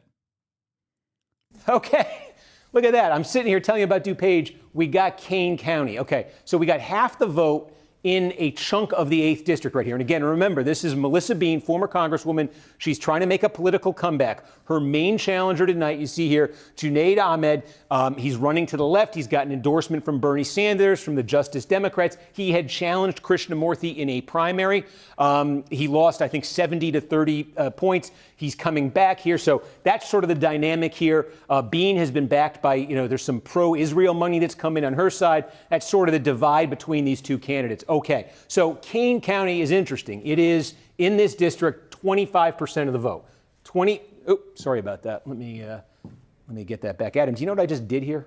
There it is. Okay. I don't know what I just did to make that happen. So in the 8th district, Kane County, where we just got a chunk of the vote, 25% of the vote is going to come right here from Kane County. 25% is going to come from DuPage County, and 50% is going to come from Cook County. When Ahmed ran against Krishnamurthy for this seat in the primary, he got blown out pretty much everywhere. His best county was Kane County. Okay, Kane County, like Elgin, Illinois is here. This has a larger Hispanic population relative to the rest of the district here. So this was Ahmed's best county when he ran and lost. And you can see right now, again, this is with about half the vote, and I should just in Kane County, Bean is leading solidly there by 13 points. So that's a good start for Melissa Bean as she attempts this political comeback. But again, that's one piece of the puzzle. DuPage County, Cook County, these are suburbs of Chicago here. Let's see what happens when those come in. But okay, so we do have some result there. Let's also see what that means in the race for the United States Senate. If we've got Kane County in a House race, we've got Kane County vote. Here we go in the Senate race. Okay, now remember, I was just telling you, this is Raja Krishnamurthy's district that you're seeing this in. So Krishnamurthy is getting a big number here, more than a 20-point margin over Stratton, but he's supposed to. This is the heart of his district. He's been elected here a number of times. He's done very well in Kane County. When he was challenged by Ahmed in that primary, he got about 64%, 65% of the vote in Kane County. So he's getting 53% here, well ahead of Stratton. But I do think it's notable, too, that you're seeing Stratton get 30% of the vote here. Again, this speaks to the separation that Stratton, with all that money that came in at the end for her, the separation she clearly has attained here from Robin Kelly, the third candidate in the race. Remember, we saw this outside. We saw this downstate. Now we're seeing it in the Chicagoland area as well. Stratton just far separated from Kelly. Krishnamurthy is going to want to be doing really well tonight in DuPage County. He's going to want to be doing really well, as he is in Kane County, in the northwest suburbs of Cook County. That's his district. That's where he wants to be winning tonight, winning by large margins tonight. For Stratton, I think it's more about the city of Chicago itself. Remember, Chicago's going to cast 35% of the vote. Okay, Chicago versus the Cook County suburbs. Chicago has a larger concentration of black voters than the Cook suburbs, so it's more demographically conducive to Stratton. You're seeing in St. Clair County, again, where there's a large black population. She's off to a very good start right there. So again, Krishnamurthy doing what he's expected to do in Kane. One thing we want to see tonight, obviously, Stratton, once we start getting votes from Chicago itself in Cook County, how's she doing there? Come on, man. We are getting also, again, these are going to be some very small counties here, but just take a look downstate. And again, remember, so little of the vote tonight is going to come from downstate. And especially when you get outside of, this is St. Clair and Madison County. This is Metro East, Illinois outside St. Louis. These are pretty good-sized counties. When you get outside that, though, in a Democratic primary, there just isn't a ton down here. I mean, look, again, we're talking about 200. I hate waiting. I fucking can't stand waiting like this, bro. JRE with Francis Foster and Konstantin Kristen. Wait, what the fuck? Oh, he had the trigonometry guys on. All right, let's talk about Marjorie Taylor Greene. Marjorie Taylor woke. And, I'll obviously be keeping an eye on the races. And when the big dumps come in, we'll be dumping. Okay. No dumps so far. But when the biggest of the dumps come in, when the dumpies are happening, we will be there. Okay. Marjorie Taylor Greene, my woke queen, was on CNN. Again, doing the thing that I've been talking about, which is fucking outflanking the goddamn outflanking the goddamn Democrats. It's now taunting President Trump for asking American allies for help in the Strait of Hormuz. Iran's foreign minister said of the U.S., quote, they carried out large-scale attacks and again repeated the demand for unconditional surrender. Today, they are turning to other countries for help. He also argued the Strait of Hormuz is, quote, only closed to our enemies. Joining us now to discuss this and more is former Republican Congresswoman Marjorie Taylor Greene of Georgia. Thanks for coming on, Congresswoman. So we all know you were a longtime loyal supporter of President Trump, but you broke with him in part because you felt he was too focused on foreign affairs rather than the America First promises he's made. Illinois 9 dumpy. That's not good. Stop the steal. Stop the steal. Stop the steal right now. Stop the steal right now, right at this very moment. You stop it. Uh-oh. Kornacki, pick up the pace. 17% reporting. I have no idea where they're dumping from. But Cook started off with BIS +5. Cook County District 9. Cook County District 9 has officially started with BIS +5 over Laura Fine. Okay? That could just be from Evanston, where BIS was mayor. Could be the case. Southern Illinois dumps first. No one lives there. Okay. Stop the steal. Count the votes. Count the votes. Count the votes. Count the votes. This is bad dump. Bad dump. Not a good dump. Okay, let's get back to Marjorie. He made on the campaign trail. As we enter day 17 of the Iran war, do you believe the president's voters can trust him? Well, just to be clear, the president broke with me over the Epstein files. So that always has to be said. He called me a traitor because I stood with women who were raped when they were 14 and 16. But I do completely disagree where the president has led the country. You know what? It makes absolutely no sense, Pamela, going into midterm elections. Let's remove Donald Trump out of it. Let's just put any president in there. Why would an American president lead his political party into the midterms, waging a full-scale major war, completely unprovoked on Iran, on behalf of Israel? And that's the way most Americans see it. They see this is for Israel, not for America. Why would an American president do that, which is forcing gas prices to hike right here going into spring break, where families are going to be driving out of town, going into summer, declaring and waging a major full-scale war that seems to have no end in sight, that is not de-escalating, it's escalating every single day. And it just doesn't make sense. And the American people did not vote for this. This is not what we campaigned for, Pamela. I went to, I can't even tell you, countless rallies all over the country for President Trump, campaigning for him and Republicans because we wanted to win. And we said on every single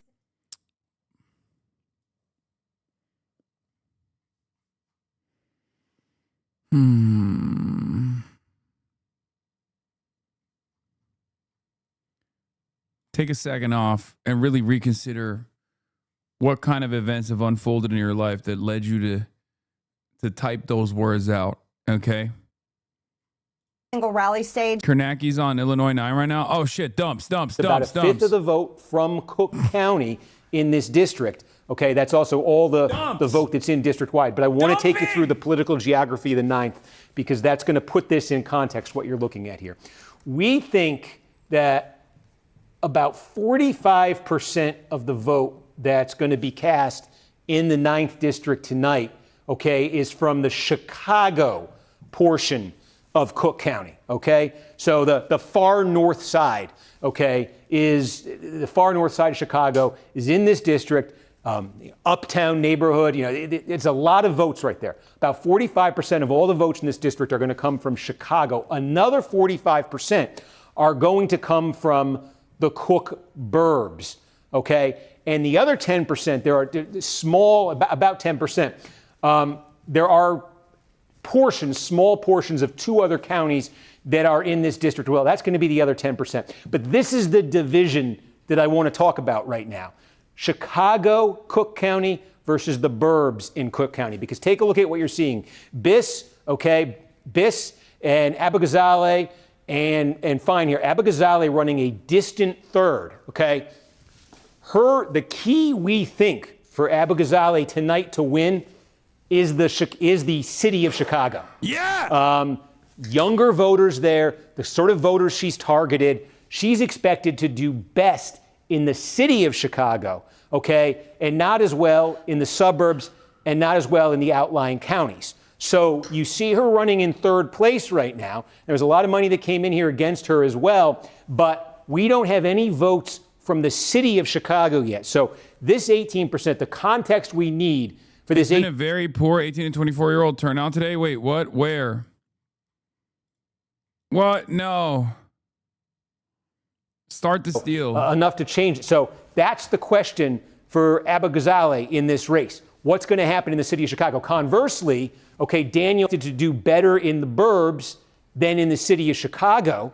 Okay, Fine is also expected to do better in the burbs than in the city of Chicago. You see? So this is where they were. This is sort of where specifically in the burbs this vote is coming from is key, just based on they each have some very local strengths here. And that we don't know. But we do know that it's coming from the suburbs, which in general is supposed to be the better area for Biss, supposed to be the better area for Fine, and not supposed to be as strong for Abu-Ghazaleh. So that's what we have right now in the 9th. Huge question here is going to be when you start seeing the city of Chicago, if it complicates that picture at all. If you want to go back to the Senate race, I think we have started getting in some city of Chicago results. Okay, we are. We're clearly getting... Yeah, look at this now. We're looking at the Cook vote here. And remember, this is a mix of city and suburbs. Will save we us. looked at this a minute ago. Krishnamurthy was leading Stratton by 3 points. We've gotten more vote in from Chicago now. And as Adam said, he thinks that we've gotten vote in from the city of Chicago now, as Adam just said. And look at that. Stratton now leading in Cook County over Krishnamurthy. Let me ask Adam, in the city of Chicago, what's the break between Stratton and Krishnamurthy? In the city of Chicago? Yeah. Because this is, again, Stratton probably needs to be winning Chicago by a solid margin. Krishnamurthy wants the suburbs. So we're getting Chicago vote and trying to figure out what that spread is she's leading by. Yeah, so in Chicago, we have about 65,000 votes. She's getting 42%. Krishnamurthy's getting 26. And that's with about 65,000 votes counted. That's correct. Okay. Wow. So, I mean, again, there's going to be a lot more to come from Chicago, but right away, She's in third place at 39%. Yeah, this doesn't mean anything because it's entirely dependent on like which areas that the votes are coming from. HasanAbi is no longer in the 1824. 1824 is always low. Listen to that chat. The question is millennial turnout. We saw the same thing with Zoran. Kat was polling well with everyone under 46. That's the young voter. Yeah. Once again, the largest chunk of voters for this race is going to come from Chicago, where Kat is outperforming expectations. So we'll see. Not really, because she's not going to sweep enough in the remaining 60% probably. We don't know that. Okay? It's not looking too great so far, though, but are you mad at me? Why would I be mad at you? It's spring break. They're stealing the elections. Yeah.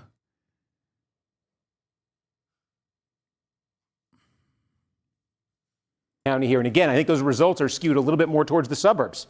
Yeah. Right now, I skew more towards the suburbs, and we just got some more in. And yeah, I mean, the last number I gave you was with those new numbers, and we're up to 100. And we just got a whole bunch more. And these numbers have been good for Stratton, I have to say. That's my reaction to them. What did we just get? We just got more Chicago. Okay, so about doubled our Chicago vote. So we now have like 130,000 votes in Chicago. Yep. Tell me now what Chicago looks like.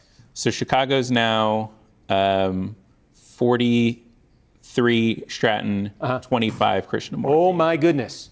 Did we get any more from the Cook burbs while this was going on? No, we're about stable there. And okay, now we have enough vote that we can ask this.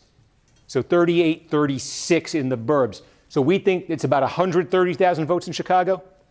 Yes. Okay, and about how many in the suburbs? 172. So it's still more skewed to the suburbs. That's right. Wow. Okay. So again, remembering what we're talking about here, that the more vote, you think, ultimately comes out of the city of Chicago than the suburbs. And yet, even though it's flipped right now, much more is coming out of the suburbs than the city. Stratton is leading. She's doing that well in Chicago. I think if you're a Stratton supporter, that's very encouraging news for you. I'm just seeing we did get another significant pocket of votes that came in here. This is Winnebago County. This is where the city of Rockford is. Again, Suburban just a little bit more than looks good for 15% of the Biz. vote right there. Krishnamurthy here with a pretty solid lead in the early vote. Again, this is it's pretty good size geographically. It's pales in comparison to what we're talking about here in Cook, in those immediate collar counties around Cook. But still, this is probably going to be about 1% of the vote here on the Democratic side tonight. Okay, what does it look like statewide? Stratton leads statewide right now by about 12,000 votes over Krishnamurthy. It's all the Did same. we get any more from? I can check myself. We have no more from Kane. I saw a little bit came in here. Kankakee County. Again, this is Kankakee. This is very, very small here. Why is Robin Kelly leading here? This is in her congressional district. I know Kankakee from, took her to the O. She from Kankakee, right? Isn't that from that song? King Von. That was the most Naperville moment. 54% votes in New York Times. Now still third, but close to second. I don't think these are, I don't think the 54% of votes, but it's like primarily coming from the Cook County. I'm Dead. I did not think you'd know that song. What do you mean? Of course I know the song. It's a fucking, King Von was a wordsmith, man. Don't embrace the burb, baby. Yeah, got a stripper's chick. She from Kankakee.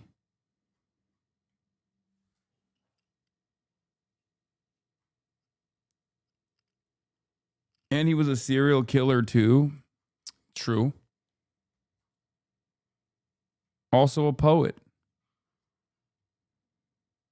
Late spending for Stratton and the talk that Stratton had brought momentum here into primary day, and that maybe the late push on Stratton's behalf had come at the expense of Kelly. I think that's sort of bearing out in the results that you're looking at right here. Again, those are awfully encouraging numbers for Stratton out of Chicago. And again, if she could ever be winning, she's leading the vote count in Cook County right now. If she could ever win Cook County, remember, that's about 60% of the vote statewide. And again, we also saw earlier when we first came on the air, we said, look, what happened in McLean County here? So far, it's 16% of the vote, but Stratton's running dead even with Krishnamurthy. Again, this is a pretty liberal county politically, and down in St. Clair County, Stratton is leading with about a third of the vote that is tallied there so far. So she is showing strength. Looks like Biz is in great shape in Illinois. Cat is only winning Chicago City. Outside early day vote by 5.5% right now. That's not going to be enough. Cook County itself, and extends out of Chicagoland, extends into downstate. So that's a recipe for a competitive showing by Stratton. I'm lingering on this for a second because I think that was sort of the foundational question coming into tonight. Not good, boys. I think, this race has really been going on for like a year right now since Durbin announced he wasn't going to run for re-election. And I think all last spring, summer, fall, and into this winter, Krishnamurthy was seen as the pretty clear favorite in this race. Again, he came into this race. I think the day he announced his candidacy, he already had $20 million on hand. He was on the airwaves early. One of the things his campaign was doing was they were spending outside of Chicago. They were spending down here, I think, in anticipation of some of these dynamics we're talking. Stupid. This has nothing to do with her foreign policy. This has nothing to do with Michael from Pennsylvania. Absolutely nothing to do with anyone other than the fact that there was an unlimited amount of money spent on these races. This was always going to be an incredibly tough hill to climb, and it's just money. The Taiwan discourse didn't help. No, it's utterly irrelevant. You guys think your fucking farts are the most important, most consequential aspect of a fucking race like this. Straight up inconsequential, okay? unimaginably inconsequential in the grand scheme of things. You're talking about a fucking Democratic primary race with like multiple millions of dollars being launched both for and against certain candidates. Like Anna Lilia Mejia won not because she was, not just because she was the best candidate, right? She won because AIPAC fucked up and dumped a shitload of money against Malinowski, showing everybody that Tom Malinowski was not sufficiently anti-ICE.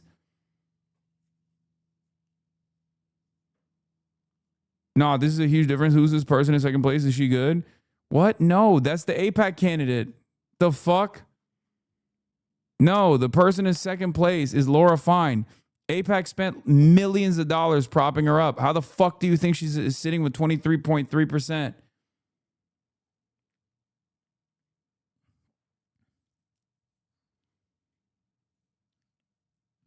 Taiwan is way more important outside of this community. All the crypto and AI bros are obsessed with it. Yeah, you guys are all unimaginably locked in on total minutia. Yeah. If she loses, it's because Biz has been a politician here for a very long time, got support from the Progressive Caucus and Elizabeth Warren. She was kind of cooked because there were too many progressives. That and also because the AIPAC dumped a fuckload of money against her close to the finish line. Yeah, now she's moved up to the second place status here with 74% of votes coming in, but it's not going to be enough to make up for the distance between her and Daniel Biss.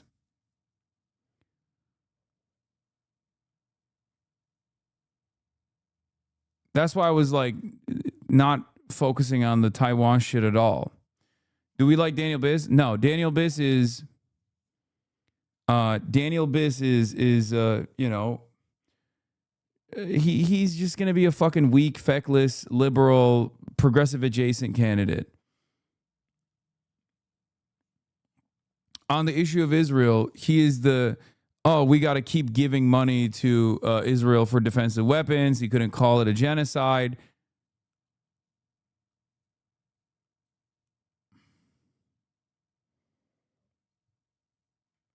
It's just, but once again, you're underestimating the amount of people here who really do consider Kat a carpetbagger. Ugh, I don't give a fuck about that.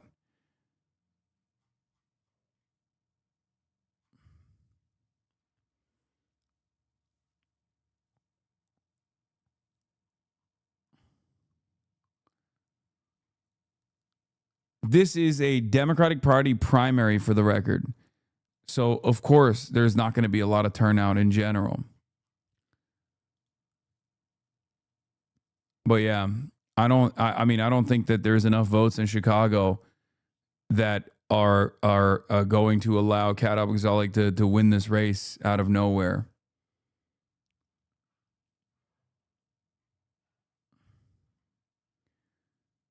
Amawala has 4,000 votes right now. Okay, that still wouldn't make up for the distance between Kat and Daniel, though. Do you see?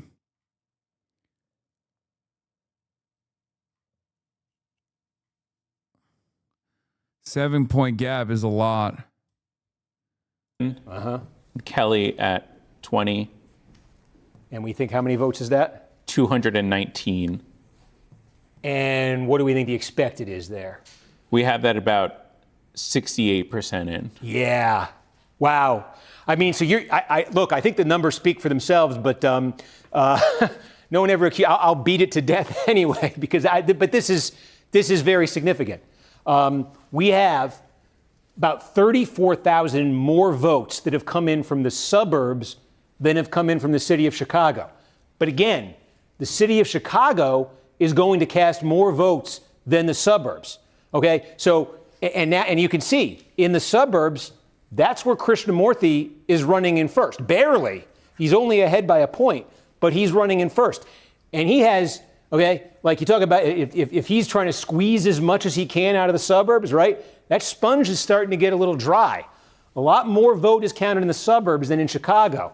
So there's not as much left for Krishnamurthy, and he's barely winning it, right? Now go into Chicago, And Krishnamurthy's barely holding off Kelly for second. Meanwhile, there's Stratton running laps around both of them, 18-point margin for her in Chicago. And if she's trying to squeeze the most she can out of the city of Chicago, she's got a lot more in that sponge to squeeze out from Chicago than Krishnamurthy might in the suburbs.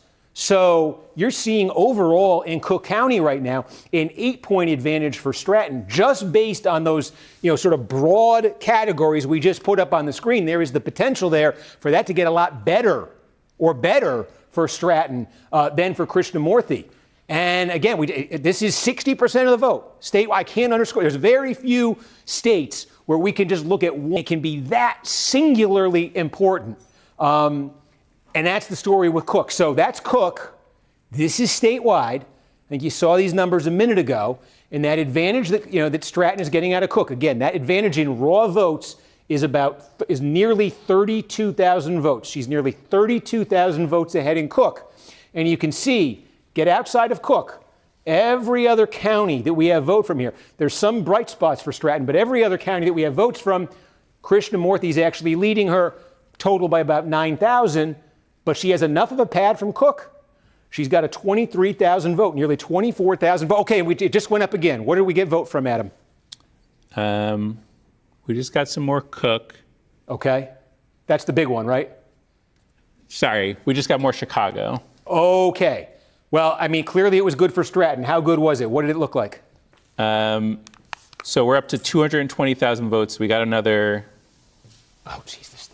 30,000 votes, let's say. Yeah, so we're equal now, basically, suburbs and... That's right. Okay, this is a key moment. Okay, we're equal between them. Give me Cook. What does it stand at? Chicago is 43% Stratton. Yep. 24% Krishnamurthy. 24. So he's dropped one from the last time. Okay, and Kelly? And Kelly's at 24. 24. Who has more votes between them? Krishnamurthy, but by like hundreds? Yes. Yeah, okay. They're basically tied for second now. Okay. And then in the suburbs are the same we had 79%. Before? 79%. Yes, that's 37, right. That's 36. Closing the gap. What was it, 20? Point by point. Yeah, and they're now equal. God, if this turned into another like Nida Alum situation, my heart can't handle it.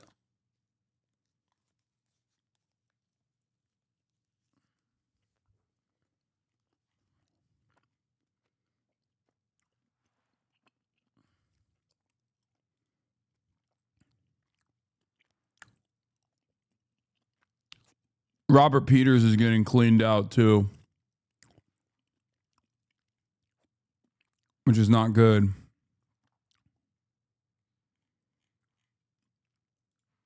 What about Junaid Ahmed?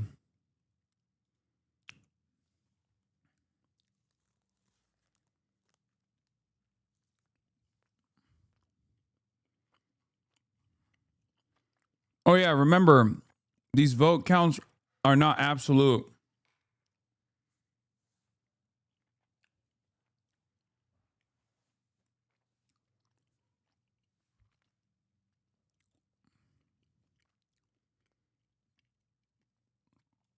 Yes.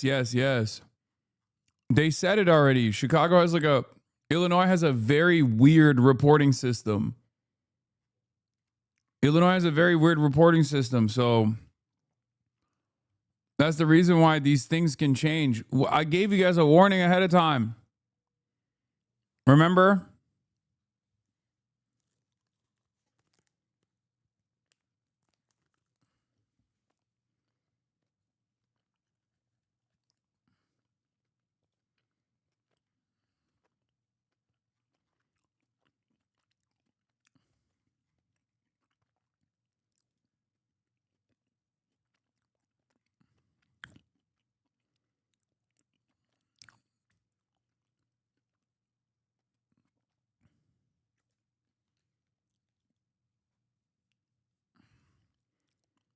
Biz looking strong in Illinois 9. I see why the apex spin was that it was just trying to keep Albuquerque out if it wanted Laura Fine. So far, the only candidates beaten up by CryptoPac, but leading are Stratton and then Ford in Illinois 7 very narrowly.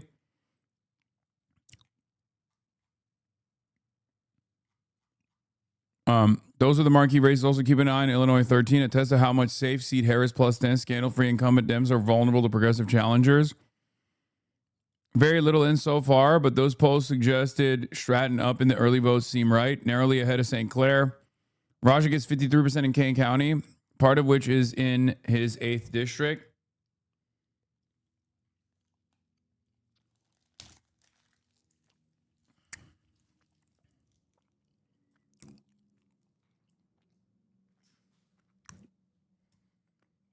Are political ads really that impactful? This is the Democratic Party primary.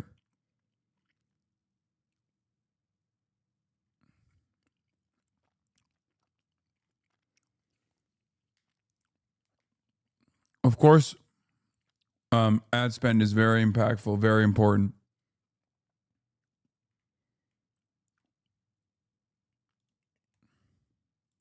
Clearly for Fine, whose political base is in the suburbs. Again, she's a state senator from Glenview, from Evanston. Biss's base is in Evanston too, which is in that suburban portion of Cook here. Fine is clearly. I honestly don't think Kat would have won if AIPAC didn't dump money into slandering her. I mean, Biss is a tough candidate to beat for sure. When Kat first started running, she was running against Schakowsky. And then Schakowsky dropped out, and then Daniel Biss came in. So it's a tough race to begin with. Daniel Biss is a beloved mayor from Evanston. He's like somewhat progressive. He's like considered somewhat progressive.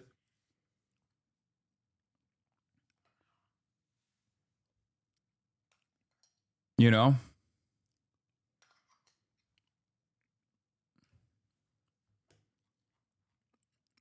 It is what it is. Okay. Yes, a little bit spilled into this race while you were talking. I see. What can you give me the current? I see we got 78% of the vote right here. That's right. And we're looking at a 4,100 vote difference. What do the suburbs look like right now? 34 Biss, 19 Abu Ghazala, and 25. Oh, is it still 50,000? Yeah, it was only a few thousand in this particular congressional district. Okay.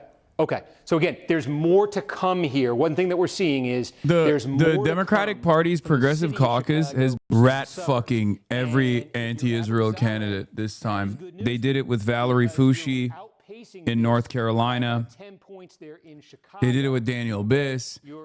Like, obviously, the Progressive Caucus is not going to fucking back Kat Abu Ghazala over Daniel Biss. Like, that kind of makes sense.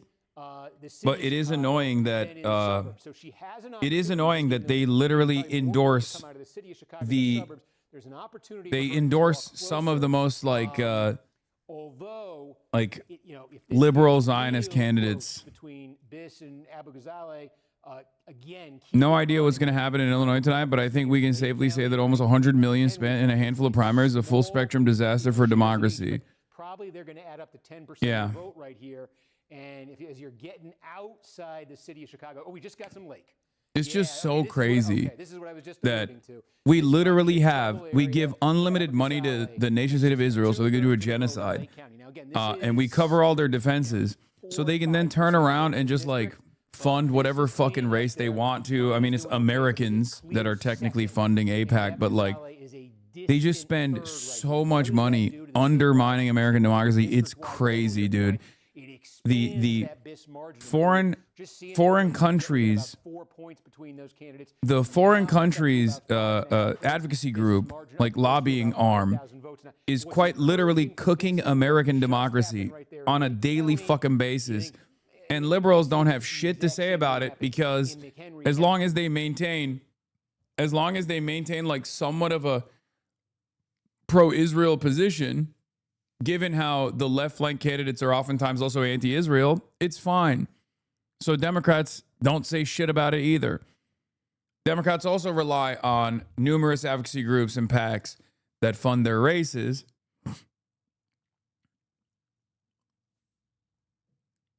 Thankfully, AOC and Bernie are here to legitimize liberal Zionism. I mean, it doesn't even fucking... none of it fucking matters, dude. Okay, can we just... Let's get an update on that right now. Yep. Chicago versus the burbs. So in Chicago, Yep. Abu Ghazaleh at 34. Biss 24. Fine 13. Cook suburbs. Biss 34. Abu Ghazaleh 19. Fine 25. Okay, so what's the rough number of total votes? Holy shit. You can't tell me AIPAC doesn't matter here. Chat, come on. Elect Progressive Women was an AIPAC subsidiary. They obviously pummeled the fucking suburbs with ads, and that ate away at like what Kat Abu Ghazaleh could have potentially gotten in terms of votes, and the suburbs went so heavily to fucking Laura Fine. Like, that's it. That you think AIPAC doesn't fucking matter here? Or AIPAC expenditure wouldn't have AIPAC, if they weren't spending so much money on this race, it wouldn't have mattered. Like, that's ridiculous. They spent like $5 million. Nobody wastes. Nobody fucking wastes $5 million for no reason. Abu Ghazaleh is getting crushed in Cook and Lake County suburbs. Evidence that Mamdani-style leftism only has purchase in deep blue cities and college towns. Yeah, see? These fucking scumbags. These Israel first scumbags are already fucking running their mouths. This is why. And then this is a threat to every single other progressive candidate as well. Okay, so this is every single primary defeat against the anti-Israel candidate is a warning for everybody else. That's how they get Democrats to shut the fuck up and not do the bidding of the majority. Okay? And yeah, no matter how many fucking podcasters push for a candidate, it very clearly doesn't matter. Also, this Daniel Biss photo looks so weird. Doesn't it look like he's got makeup on? Anyway. Yeah, AIPAC and their shell pack spent $21 million across 4 House districts in Illinois. $21 million. You think they're doing that for no reason? What are you, crazy? I think she's likely to net around 3,000 more votes out of Chicago based on my math. I think she's going to end up 2 to 3 points short. 2/3 of the vote here in the 2nd district. Yeah. This is where Jesse Jackson Jr. is attempting a political comeback. He's running at 29%. Donna Miller, Cook County Commissioner, is well ahead of him right now. I just want to see where the vote is coming from. We've got about 3/4 of Cook. About 3/4 of Cook. Adam, can you just tell me in Illinois too, between the Cook suburbs and the city, where they are in terms of expected vote? Yeah, this is much more in the we have 43,000 votes in the Chicago suburbs. Right. That's about 90% of our expected vote there currently. Right. And we have 7,000 votes in the city, and that's about a third of our expected. Okay, so I want to get back to the Senate race because I think people are probably most curious about that. But I just want to note, you see Donna Miller with that double-digit advantage over Jesse Jackson Jr. The suburban people portion complaining of Cook about County, that Bushra is where her don't county understand. Like, district is. look, so man, there is no Miller guarantee that those people would have voted for Kat. And also, once again, you can't it sucks, but you can't expect them to drop out. Is doing well, but we still have more to come, a lot more to come, relatively speaking, from the city of Chicago. That could be Jesse Jackson Jr. He could do better there, potentially. Also, what Robert is this? Peters, that's where his state Senate district is. So there could still be an opportunity for Jackson, but Miller's certainly getting what she wanted to out of there. Let's go back to the statewide race here, the Senate primary. About half the vote is in right now. It doesn't look good. It does not look good so this is for now Kat Abu Ghazaleh. Here of about 32,000 votes, 5 points for Stop fucking complaining and being like, oh, well, Bushra should have dropped out. She didn't. Okay, there's nothing you can do about it. Here. And again, about half the vote in Lake County. And again, you're seeing, so Krishnamurthy, we see. How is Tallarico able to beat AIPAC Crockett by a wide margin in Texas? Tallarico and Crockett's sentiment on Israel were not super far apart. In the collar counties, the suburbs here, Chicagoland area. Tallarico was better at communicating from a place of empathy over Jasmine Crockett, but 35% both were on the policy front. They were fairly close. Not in her district, not so much. Tallarico is not very good on Israel either. It's a solid enough share of the vote when also AIPAC doesn't fund all of the races. I don't know how much money AIPAC dumped into the Democratic primaries. Lead by over 46,000 votes in Cook County. That's about what you need to be doing elsewhere. So And I'm looking to see if we've got any other major population centers. One thing is, one significant place that is not lit up yet right now. Black pilling type of night? No, I don't think this is a black pilling type of night at all. 29 precincts left in Chicago out of 111 or 119. Chicago peeps will have to tell me if there's a way to figure out exactly which ones are still out. I'm in PA. In PA, I'm able to go precinct by precinct. You know, this is Illinois State. There's a lot of similarities, I think, demographically, culturally between these places. And I think the fact that Stratton was able to run well here in McLean, the fact she was able to run well here in Sangamon County, I think bodes well for her. And this is, relatively speaking, when you get outside Chicago, fair number of votes right here. So that's a place where she might be able to do quite well. But let's get back in here to Cook County at 72% of the vote. And maybe we can run through it quickly here. This is the kind of is the ball game. City of Chicago versus burbs. And go ahead, Adam. What is it in Chicago? Chicago, 43% for Stratton. Yeah. 24 for Krishnamurthy. Yeah. And in the burbs, 36 for Stratton. Yeah. 36 for Krishnamurthy. 36. And let me put it this way. What percent of the vote is in from the Chicago portion? Do you feel disappointed in Bernie and AOC's lack of endorsement in this race? They did. They made endorsements. Bernie did.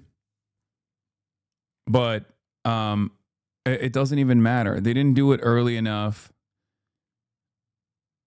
And not only did they not do it early enough, their candidates had worse points, as a matter of fact. Like, the candidates that Bernie endorsed were late. They were late endorsements. And not only were they late endorsements, but they're also losing by wider margins. Like Junaid Ahmed is losing by a wider margin than Kat Albaghazali is. Bernie endorsed Biss in Illinois 9, which blows. Oh, he did? I didn't even know he endorsed Biss. Are you sure about that? Did he? I did not know that.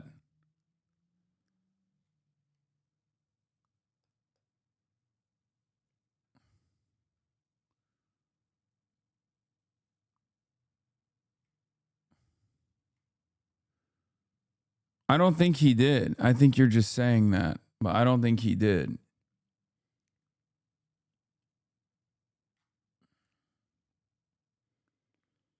He sat out and AOC didn't endorse this one. So AOC could have endorsed someone in this race, but she didn't put her weight behind anybody because this is a House race, but there is no incumbent.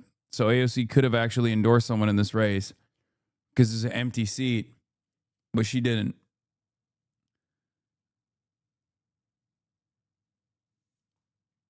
Bernie endorsed Biss for governor against Pritzker in 2016. Chatter is tripping. Oh.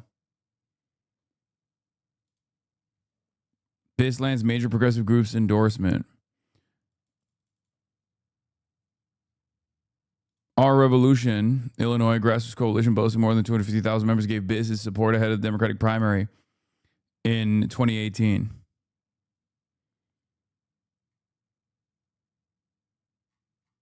That's what chatters might be referencing. Who knows? Oh, yeah. 7 points behind Melissa L. Bean here in Illinois 8. Elizabeth Warren endorsed Daniel Biss. I know that.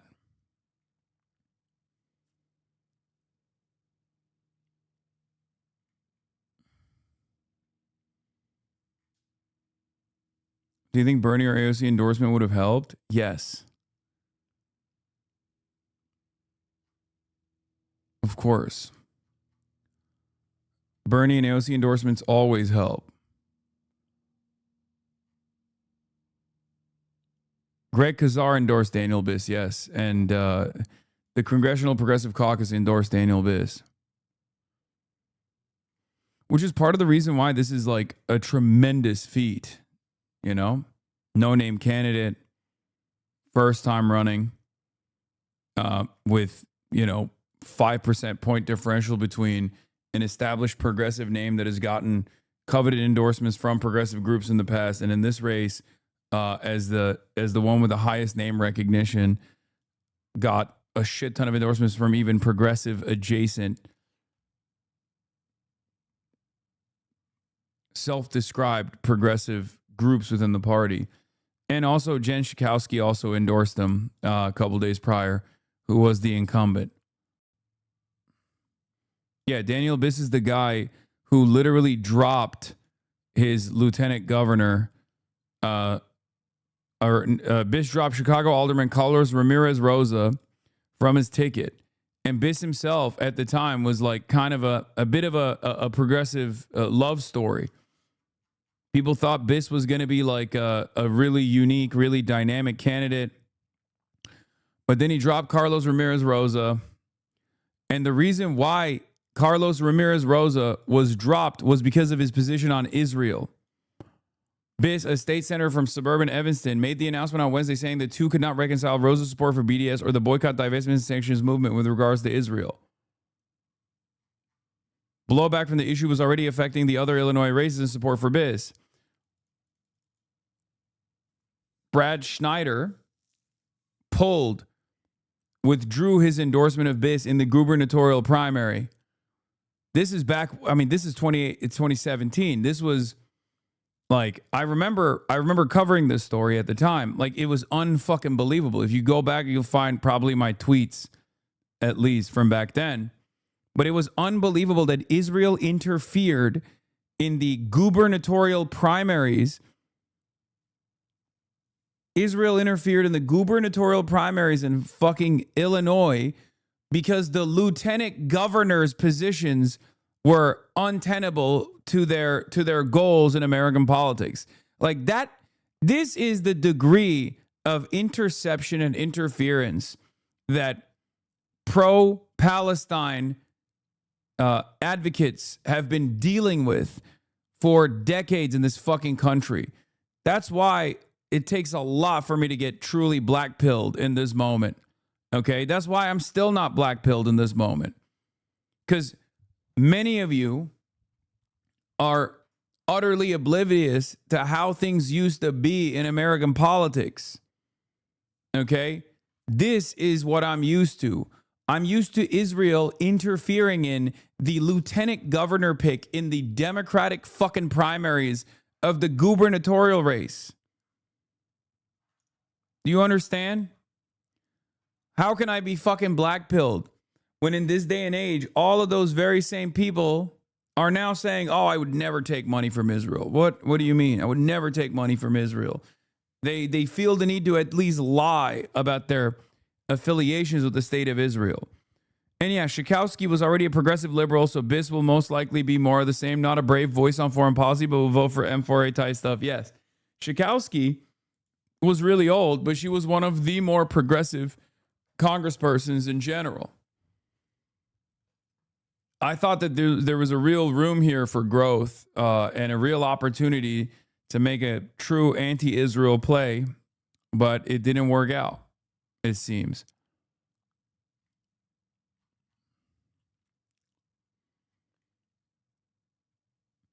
Kat is so young and have almost no name recognition. AIPAC still had to throw millions at the race to stop her. Her future was incredibly bright. I mean, yeah.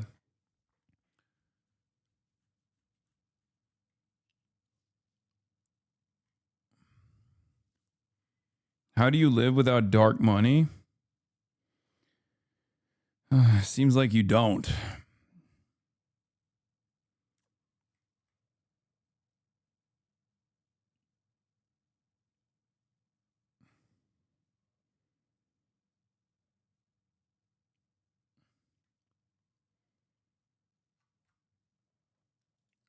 But yeah.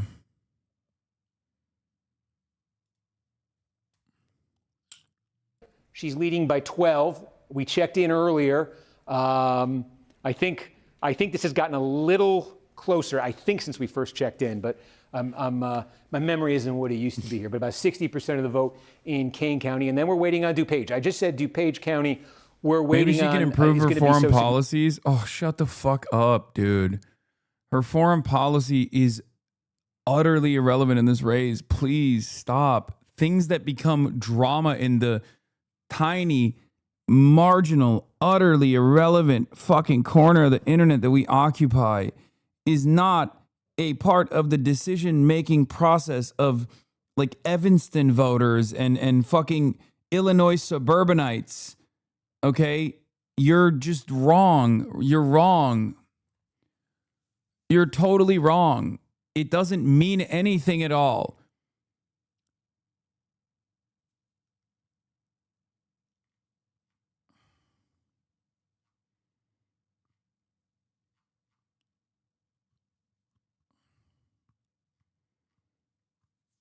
Like, if I were to hold together every single person that voted, I could maybe find 10 total people who all most likely voted for Kat Abu-Ghazaleh that have heard about her positions on fucking first striking China or something. Like, you guys don't understand. Normies don't give a fuck about this stuff. If anything, they probably would like it when they be like, oh yeah, it's like defending Taiwan. I think that's a good idea.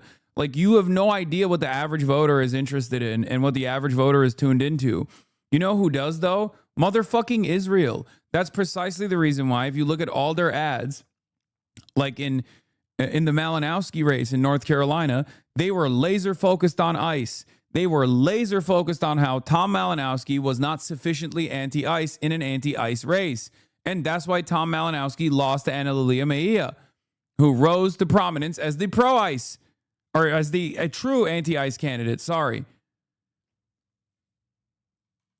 Or not North Carolina, sorry, New Jersey. Fuck, my brain is fried, sorry.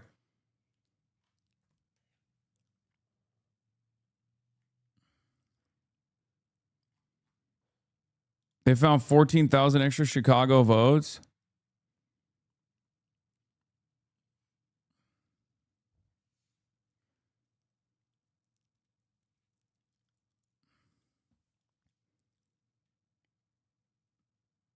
Okay, I voted for Biz, but the primary is between an incestual Kennedy, a billionaire, or Bernie endorsed candidate. We got lucky with JB. Oh, you're talking about in the gubernatorial race.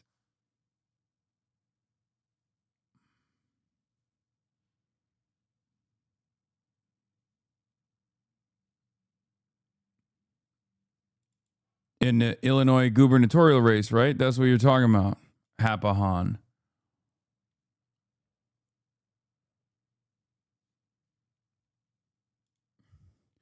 As someone in Chicago, not in Illinois 9, I honestly don't feel like she has a chance. Her campaign is propped up by a national audience outside of her district. That's you, other chat, saying you're not Illinois 9. Yeah, I don't think this person is in Illinois 9. I think they're in Illinois and they voted for Biss for governor. He's saying he voted for Biss for governor, not for Biss in the primaries that are happening right now. They're not in Illinois 9. They're in Illinois.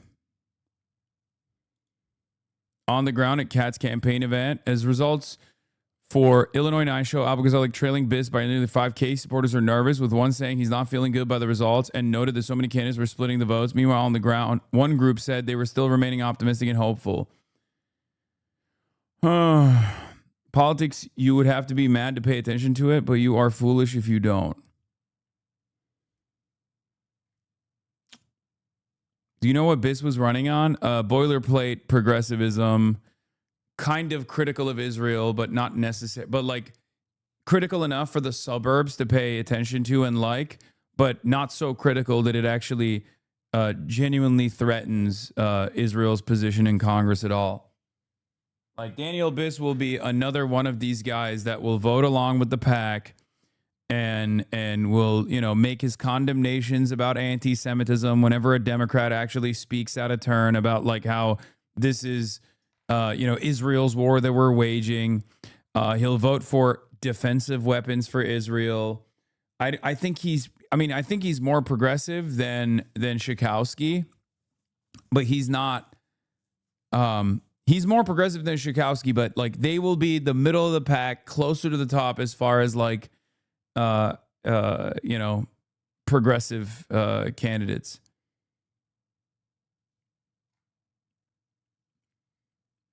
I believe he refused to call what Israel was doing a genocide. It's just, he's just going to be another one of these like bullshit ass progressive candidates.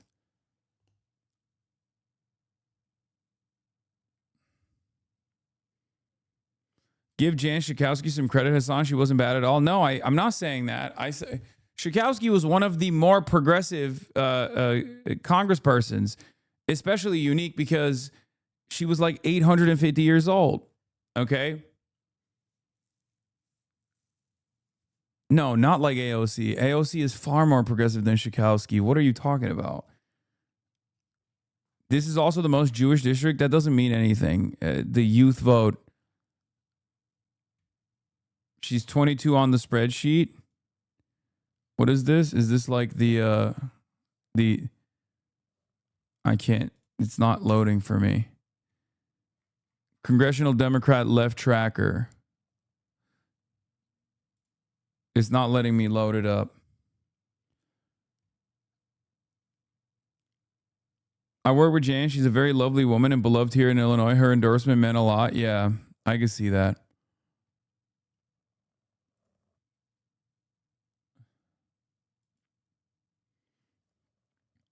Yeah, the story, of course, of tonight is that AIPAC didn't spend a single dollar on ads about Israel in these races, but if their candidate wins, they will say it was because voters love Israel. Everybody also knows it's bullshit, but it doesn't matter. But if you're constantly confused as to why, like, the overwhelming majority of the population is anti-Israel and the overwhelming majority of politicians are not, this is the reason. Okay? This is the fucking reason. This is how it works. They go into your race and they dump a fuckload. They literally prop up as primary challengers. And they dump a fuckload in their direction, or they literally come after you with attack ads. They undermine election. They undermine your election. And Democrats see that and they get fucking terrified. So next time someone from the Israel Advocacy Networks calls them to tell them, don't say anything about Israel, they listen. This is how it fucking works. Okay?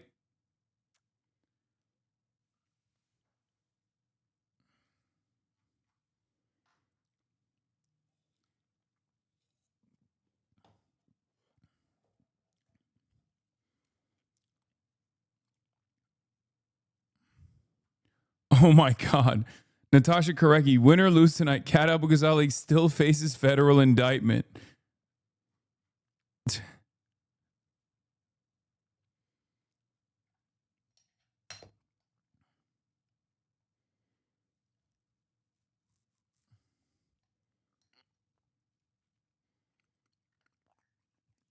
Not familiar with the other candidates other than Kat. What are the major differences between Fine and Biz? No, Fine is fucking awful. Fine is directly backed by AIPAC. Biz courted AIPAC, like sent his policy papers to AIPAC, and AIPAC was like, no, you're fucking too much of a liberal Zionist. That's not going to happen. Because he is. But, like, I mean, Biz is a fine, run-of-the-mill progressive liberal. The only reason why I was pushing for Kat in this race is because Kat is anti-Zionist. Biz is not. Do you understand? Kat is anti-Zionist. Biz is more like a Brad Lander type.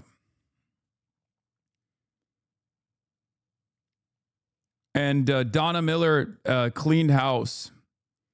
DMFI, Democratic Majority of Israel's Donna Miller defeated Jesse Jackson Jr. in Illinois too. So that was actually a big-ass win for Israel. That one was an actual win for Israel. And this is also another win, most likely for Israel as well. They fucking cooked. AIPAC candidates, Laura Fine is not going to make it in Illinois 9. But on Illinois 7, Melissa Conyers Irvin is down. Melissa Bean is leading. And Donna Miller won in Illinois 2.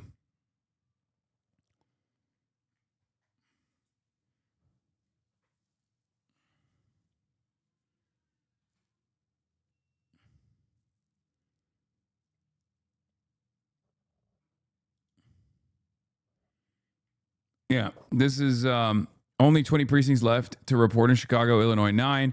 83% of precincts have already reported there. The door is closing for Kat. It doesn't look too good. Junaid can win. Look at Illinois 18. It's not looking great for him either. But we'll see. I don't know. Maybe there's a sliver of hope here.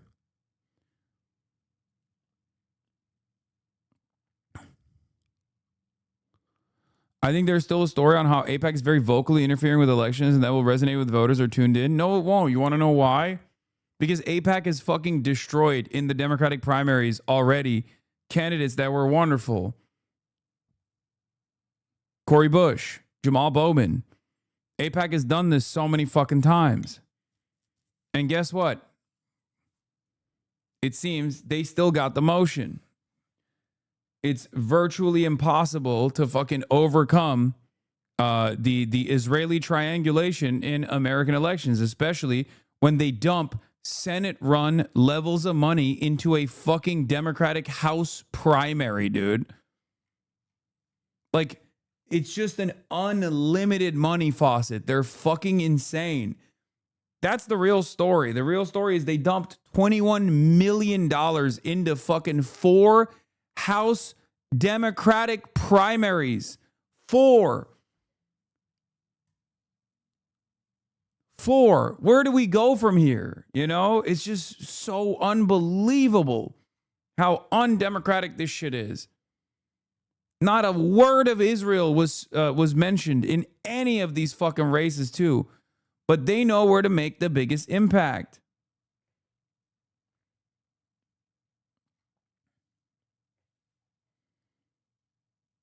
AIPAC is so hating they started endorsing their opponents so they'd lose.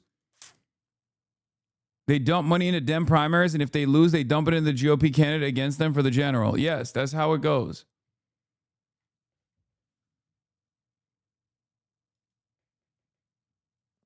NBC calls Illinois 2 for Donna Miller over Jesse Jackson Jr. and Robert Peters. Miller, the pro-Israel candidate, winning 41% of the vote. Robert Peters, the anti-Israel candidate, in 4th place with over 11% of the vote. Social media isn't real life.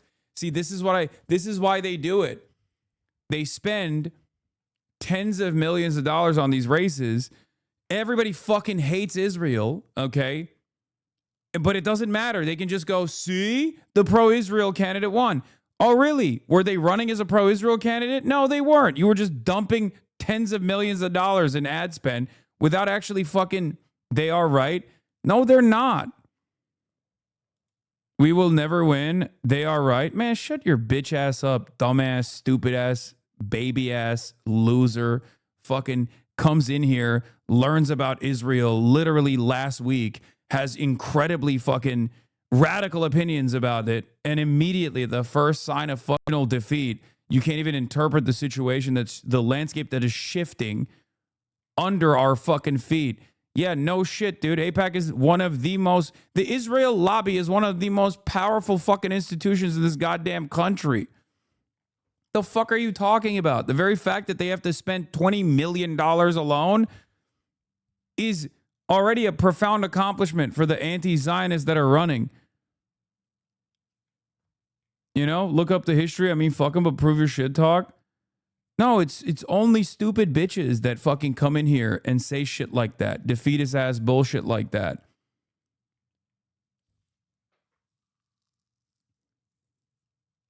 Yeah, lay down and die, I guess. You know, let them fuck democracy up the ass. That seems like a good idea.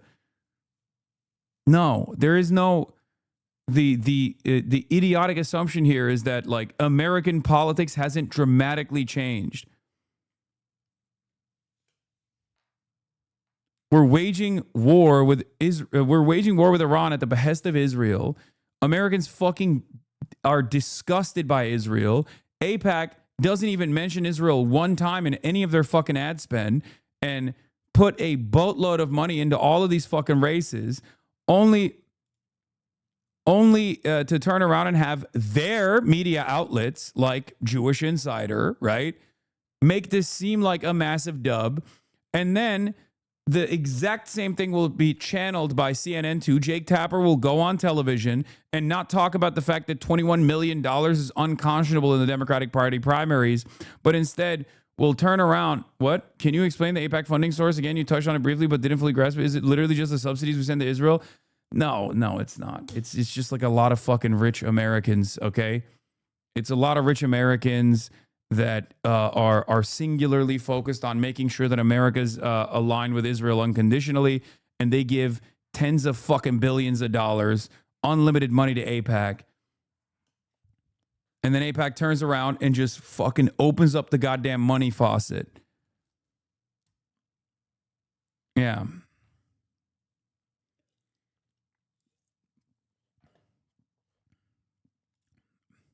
Yeah, bipartisanship or Republican meddling. AIPAC's biggest source of GOP donations in Dem primaries.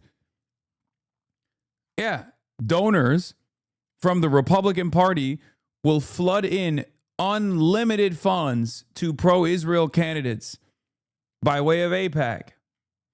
And then when the pro-Israel candidates don't win, they dump unlimited funds to the Republican in the general. Yeah, Israel has become so toxic among Democratic voters that AIPAC is now operating clandestinely. AIPAC, the pro-Israel group, becomes a major issue in the Democratic House races. Several groups with ties to the pro-Israel group have spent at least $20 million in 4 primaries. They can't even run as a fucking openly pro-Israel PAC. And you guys are over here being like, it's over, it's lost. No, they have to do this clandestine bullshit because Israel is that fucking toxic. Go ahead. Keep fucking democracy. Keep fucking democracy. Eventually, the people will revolt. That's it. What are you going to do? Put us all in fucking jail? You're going to dump every American that hates Israel in jail? Good luck.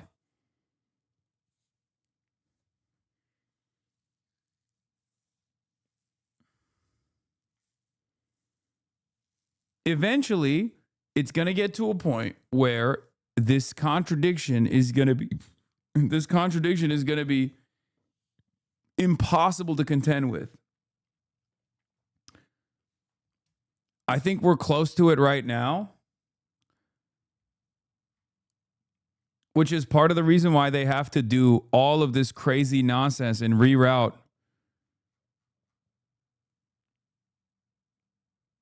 Yeah. Site Donna for Congress, Israel. AIPAC scores a surprise win in Illinois, too, as Donna Miller takes down former Representative Jesse Jackson Jr. Donna Miller didn't bring up Israel at all. So why is that a victory for Israel? Israel is openly saying, we're fucking your democracy, okay? They want candidates to do loyalty pledges in private to Israel. It's fine even if they don't come out and publicly say anything about Israel. As long as that vote remains, as long as they are a reliable pro-Israel vote, they're fine with it. And now Donna Miller will be another reliable Israel vote. And people will consistently come in here and go, Hasan, I don't understand it. Hasan, this doesn't make any sense. Everyone I know hates Israel. Why is my Democratic Party that I voted for my whole life voting for Israel? Why are they not doing enough opposition towards the Republicans that are seemingly moving this country in the direction of war with Iran, specifically at the behest of Israel? Why is that the case? This is how it works. I've been at this game for a decade plus at this point. Okay? I've been at this game for a decade plus. It is what it is. Like, remember how in this chat after October 7, and remember how much things have changed. Okay? Like, this used to be the most common thing that I heard in this chat. Hasan is a terrorist sympathizer. Thousands and thousands and thousands of messages like that one flooded in here every single day. Now, if this person actually went out in public and was like, dude, I think Israel is the best country on the planet, and all of the people who oppose Israel are terrorist sympathizers, they would beat him with hammers. Okay? They would kill him. If he were to say shit like this in public, people would be like, fuck off. He knows that. That's why he can only get away with it right here. That's why he can only get away with this shit. Because we've won. Because we align with the truth. We've won the public conversation. Spokesperson for the Abexalic campaign tells me that they're still very much in this and the campaign is still waiting for more results to come in. I mean, it's most likely not going to happen. But do you understand?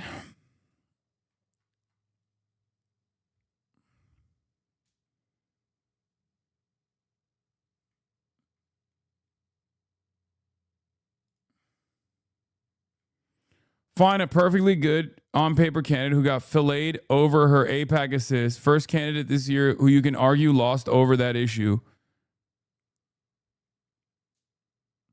She lost. Better just say something while people are paying attention. State Senator Laura Fan's campaign tells Evanston's Now Jeff Hirsch that the Glenview State Senator will not be making any statement tonight. She's lost. Better say something while people are paying attention.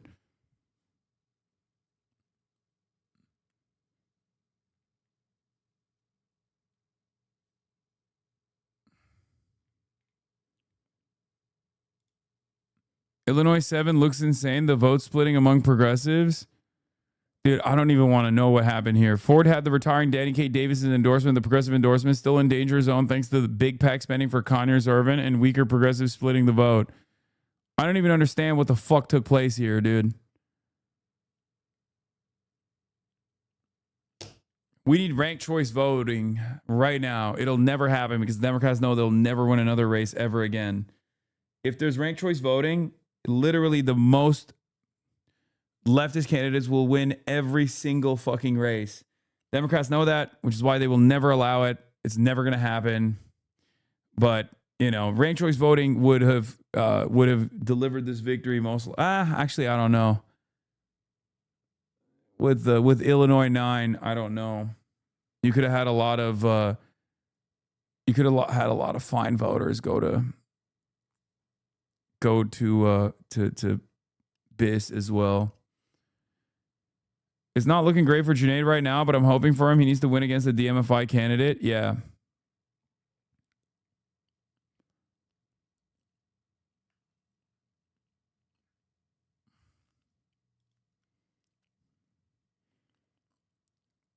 Exclusive. A group of billionaire and business titans held a Zoom video call on April 26th with Mayor Eric Adams, pressing him on the send police.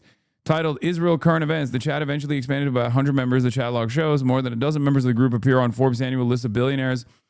Others work in real estate, finance, and communications. The chat includes former CEO of Starbucks Howard Schultz, Dell founder, CEO Michael Dell, hedge fund manager Bill Ackman, and Joshua Kushner, founder of Thrive Capital and brother to Jared Kushner.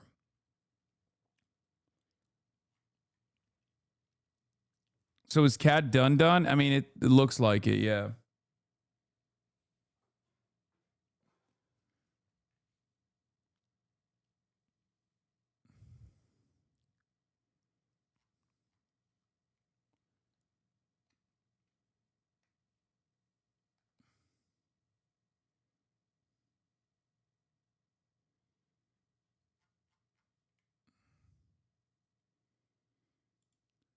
Special fuck you to Bushra Amawala, Senator Mike Simmons, and Bankilo Yasmin for putting your own egos in the good of our country. You deserve to be blacklisted from politics. I mean, it's not going to happen. Everyone needs to fucking calm down. Okay? But yes, that is a problem. It's a totally fucking crowded. Congratulations to Rep. Delia Ramirez for securing the Democratic nomination in Illinois 3rd.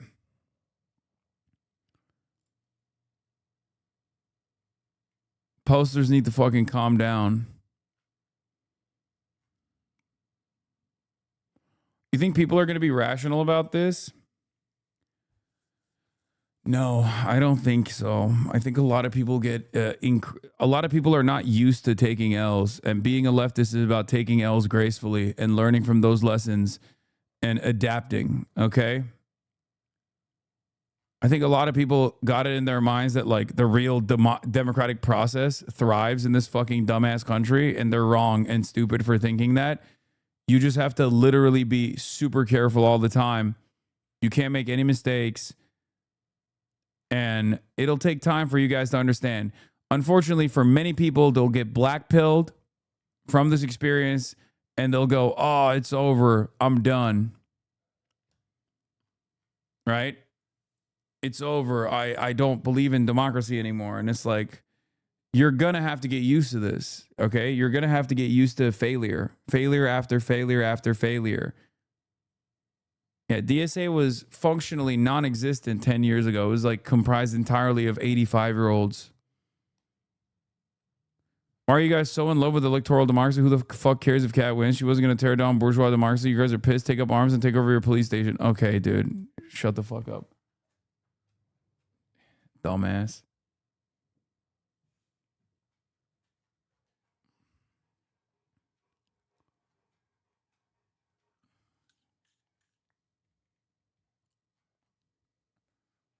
It's not. It's not about overtaking bourgeois democracy through the electoral process. That's never going to happen.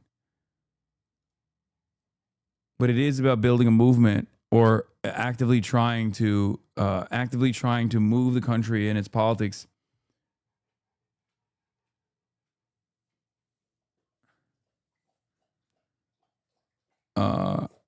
move the country's politics in a much better direction.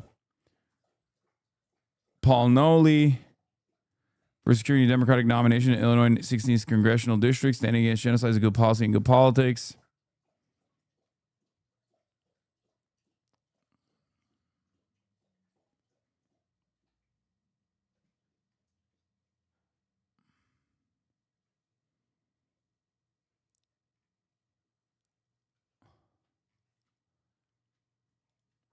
Mike from PA says, 4 years ago, a candidate like Biss winning would have been a sign of the left rising. The fact that he's being challenged by some, even after tens of millions of dollars being spent in the race, is insane. Yeah. It's true. That's absolutely correct. I think for a lot of people, the issue is every leftist and progressive and their brother is running in all these limited urban and suburban primaries when they should try to run in ex-urban districts and bring these politics to rural USA, or working out who runs in that district and secure support. I agree. H. Bizzle, a lot of these people aren't old like you are. Okay? You're an old ass. Okay? So you understand what American politics used to look like for the working class not that fucking long ago. A lot of you are young or only recently started paying attention to this kind of politics. So for you, this is like a devastating defeat. You don't have the capacity to understand how unimaginable of a change that has taken place in American politics, where you can have a Palestinian 26-year-old run and almost unseat a established, relatively progressive guy like Biss.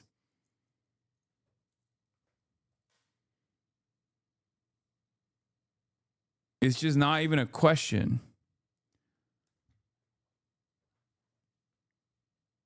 Zoran's got everyone's hopes too high. Cat is not the candidate Zoran was. And Illinois 9 is not the constituency NYC is. No, that's not.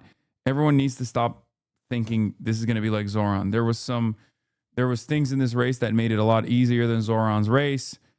And obviously no one has the same fucking ground game that New York DSA has. Y'all are being crazy. Working Families Party and DSA New York City were able to basically dominate the ground game. No one else comes anywhere near that.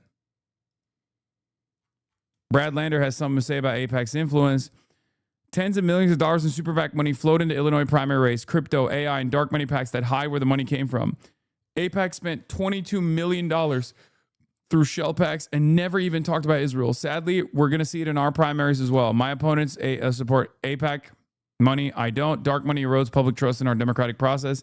That's why I passed the strongest local law in the country, so donors have to sign their names on IEs in New York City. It's time to get dark money out of politics.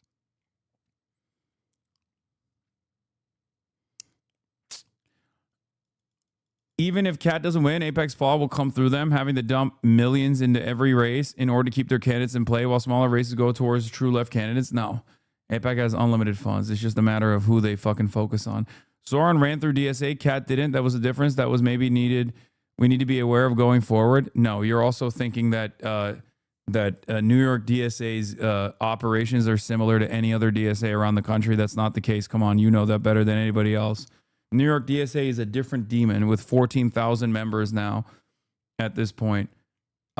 Unfortunately, the other DSAs around the country are nowhere near at the same level of seriousness, including our own DSA in our own backyard, DSA LA, right?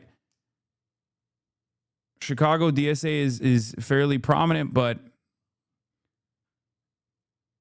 it's not the same, you know? It's not. I mean, Chicago DSA initially, if I'm not mistaken, well, I don't know if they actually endorsed Brandon Johnson, but Brandon Johnson was a DSA candidate. Like, I mean, he was in the DSA. Chicago isn't that bad. They can make a difference. They got those members by running races. You want to fix LA DSA? We need to recruit candidates.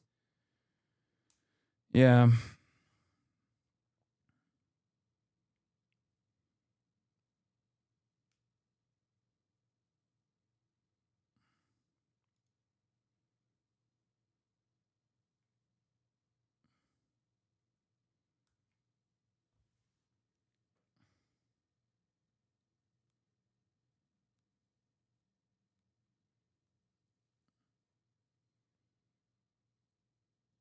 Chicago DSA did not endorse Brandon.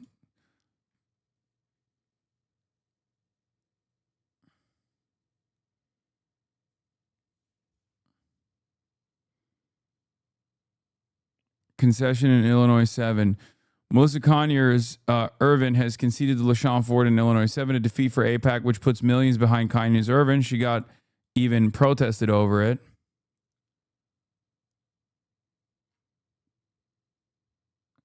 The real issue is there is no equivalent to like conservative movement, which focused on organizing everywhere. So they had infrastructure all over the GOP. DSA is clustered in cities way too much. They don't work strategically nationally. Need CPC to actually do this. Pfft, the CPC is not going to do shit. Okay. I'm sorry. The CPC fucking sucks. Okay. Unless you're talking about the Communist Party of China. And I know you're not talking about the Communist Party of China. I know you're talking about the Congressional Progressive Caucus. And it fucking sucks. Sorry. It fucking sucks.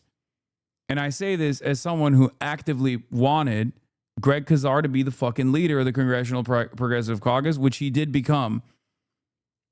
They've been so fucking weak. Make it not suck. What am I? I'm not a fucking elected. What can I do? What can I fucking do? I can't do shit.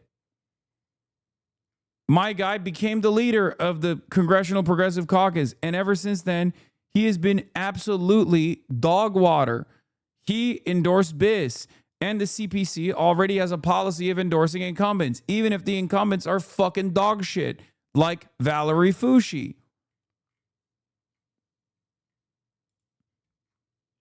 Valerie Foushee in North Carolina was terrible. The Congressional Progressive Caucus endorsed Valerie Foushee, the 87-year-old pro-Israel congressperson. What the fuck is the Congressional Progressive Caucus good for?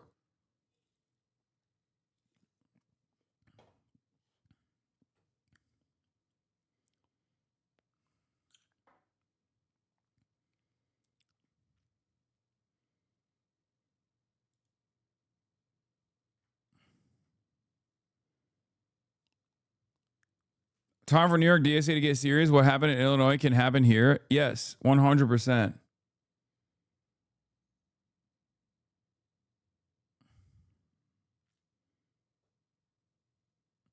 To be fair, she's 69 and she ran on criticizing Israel because it's so unpopular. Yeah, okay, she's 69 years old and was pro-Israel until this last election where she had to literally flip her positions. And then in a panic state, Hakeem Jeffries took a bunch of AIPAC donations and hid it under subsidiaries so that they could still funnel money into Valerie Foushee directly from pro-Israel groups.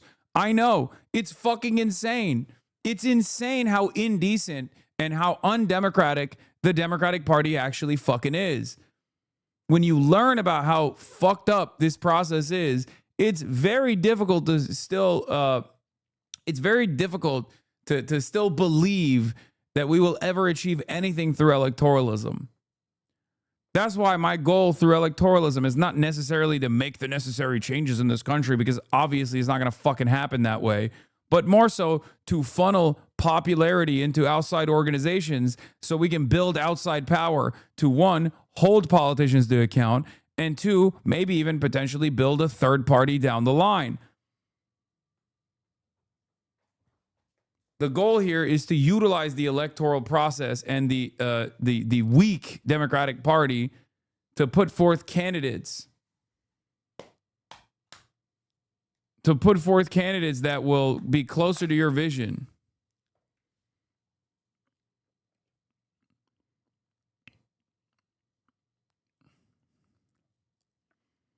Since Congressional Progressive Caucus and AOC will not endorse non-incumbents as a consequence of their roles, there needs to be more outside power. Bernie's the only one who crosses that line usually, and even he doesn't do it for everybody.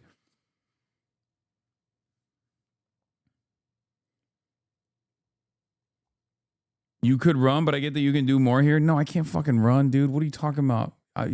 You want me to drop everything that I'm doing and focus on one race only to probably lose that race? Because literally the opposition... Do you know how much money AIPAC would dump into any race that I ran on? Do you understand? Dog, I'm not running for office, and already every fake Jewish advocacy organization that is actually just an Israel advocacy organization tries to bully every congressperson that even remotely comes near me. Why the fuck do you think that's the case? It would be the first $1 billion race, okay? You wouldn't be able to go of a fucking evil villain I am. Hasan Piker murders dogs for fun. Hasan Piker has only sex with underage people. That's what the AIPAC attack ads would say. Just complete bullshit, but it doesn't matter. AI galore.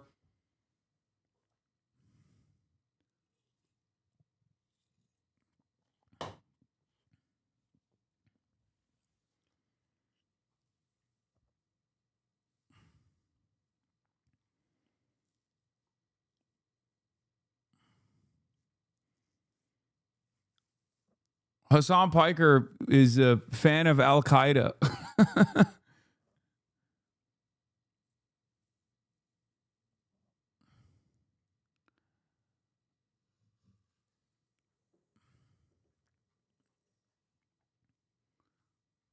Anyway, just make a new one. Congressional Caucus of Progressive, CCP to the CPC.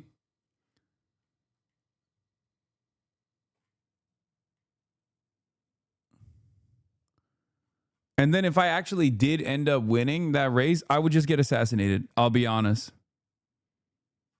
Okay? I would get fucking assassinated. Like, I would absolutely get killed. 100%. Like, directly shot with a gun. Okay? Like, 100%. After the unlimited attack ads full of lies that AIPAC would launch, they would just kill me.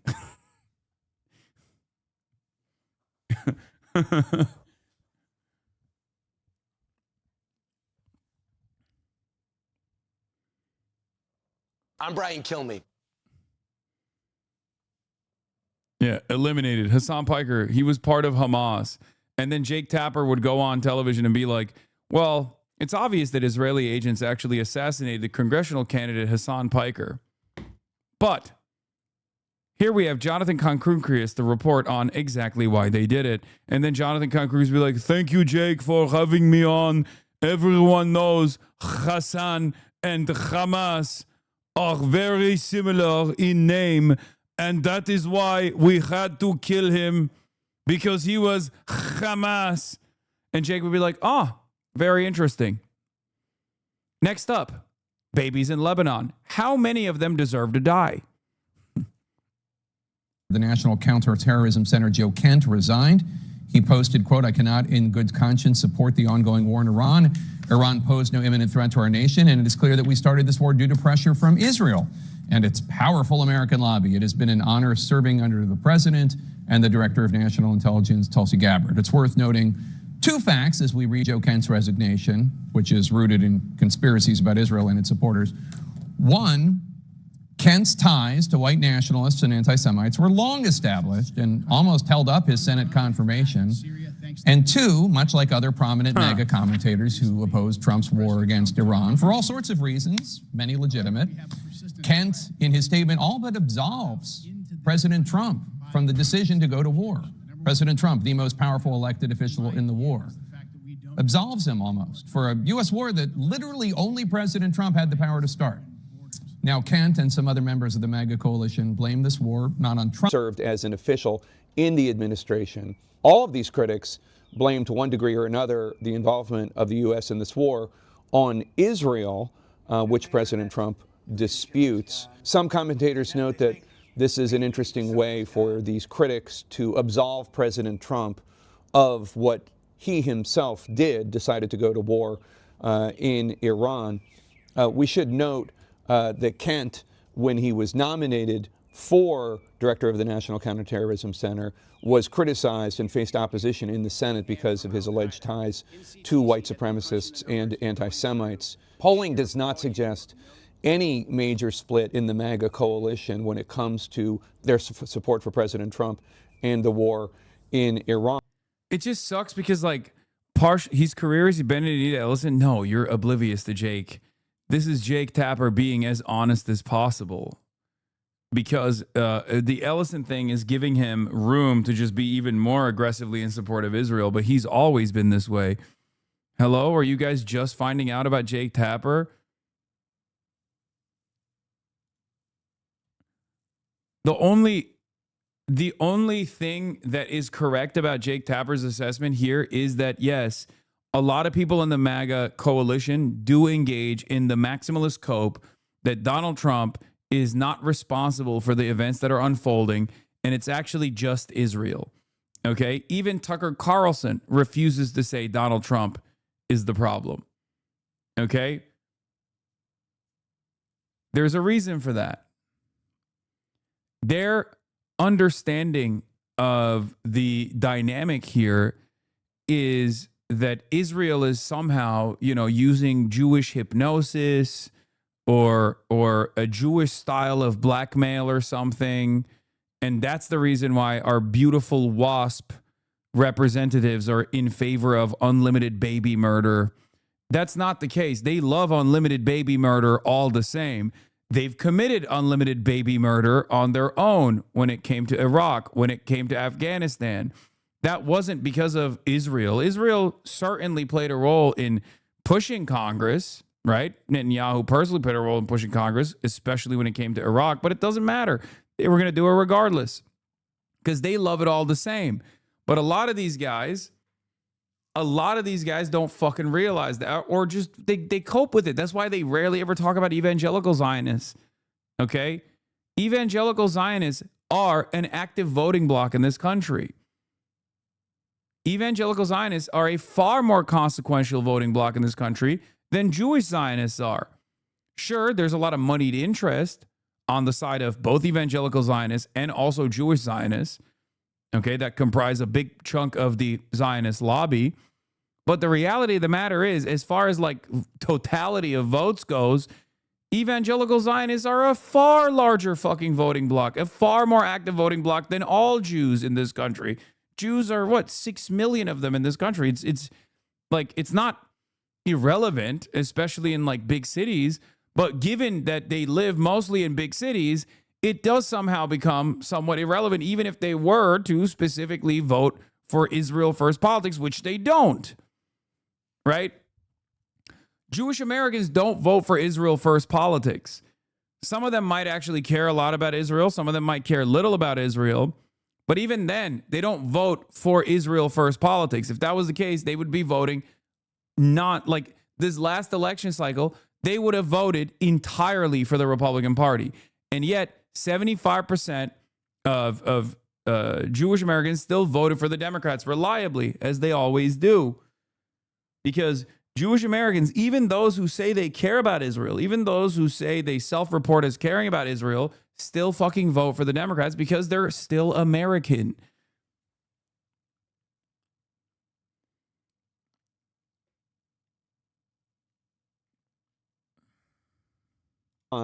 But Kent's letter does note Trump's, quote, values in the foreign policies that he campaigned on in 2016, 2020, and 2024, that Trump, quote, understood that the wars in the Middle East were a trap that robbed America of the precious lives of our patriots and depleted the wealth and prosperity of our nation. And no doubt a lot of supporters of President Trump do feel that way, that President Trump had promised to end involvement in wars abroad. And some of the most prominent people who felt that way have either adjusted their views, as with Vice President J.D. Vance, or really remained silent and bit their tongue, like the Director of National Intelligence, Tulsi Gabbard. Kent is a veteran. He deployed 11 times. He's a Gold Star spouse. His late wife, a naval officer, was killed by a suicide bomber in Syria during the first Trump administration. It is unclear how much of an impact this letter will have, given the kind of conspiratorial nature of the letter, the fact that he blames Israel, Israeli officials, the American media, the Israel lobby. But we will see. This is certainly a very high-profile split from the president on this major issue, war with Iran.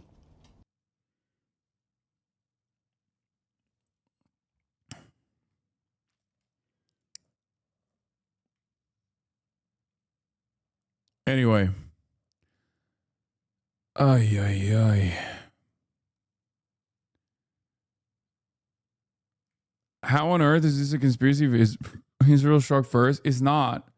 But he has to say that, not realizing that that makes him look fucking ridiculous in the eyes of most normal people. And the same with this. Anti-war anti-Semitism is still anti-Semitism.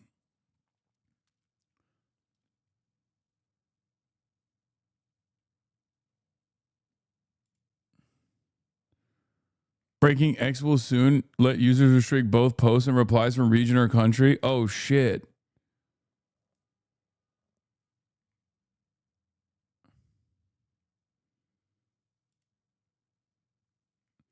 The pro-Israel sphere wants you to believe two things. Being pro-Israel is going to resonate with your average Dem primary voter in 2028. Shapiro's right. And two, it's okay to funnel millions into primaries under pseudonyms like Elect Chicago Women because people hate Israel. Yeah. If Israel was a popular issue, AIPAC would have no problem being like, this is my pro-Israel candidate. Doesn't everybody love Israel? Everyone loves Israel, right? Except wrong. They know that nobody fucks with Israel anymore. Their goal here is to literally muddy the waters and elect people who are pro-Israel without having them say anything pro-Israel at all, because they just want the reliable vote. They want people to literally turn around and go, oh, I don't know what happened. Why are we so anti-Israel and yet the average politician is so pro-Israel? Well, it's fucking happening. It's happening all the goddamn time. It's happening like this.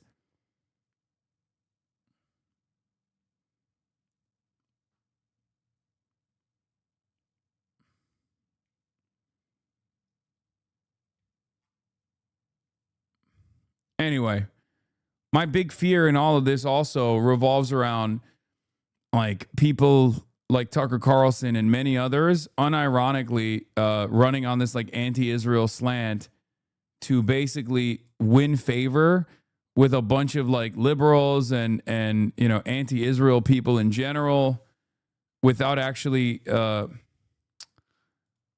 while not really changing their policies whatsoever. They're not winning with the MAGA base, I think. They're just winning with like liberals.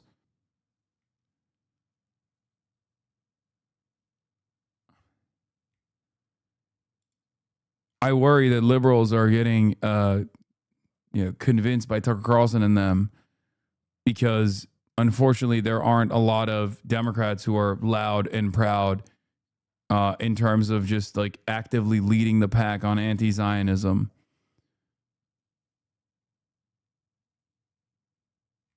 But yeah, that's all I got for tonight. I'm so tired.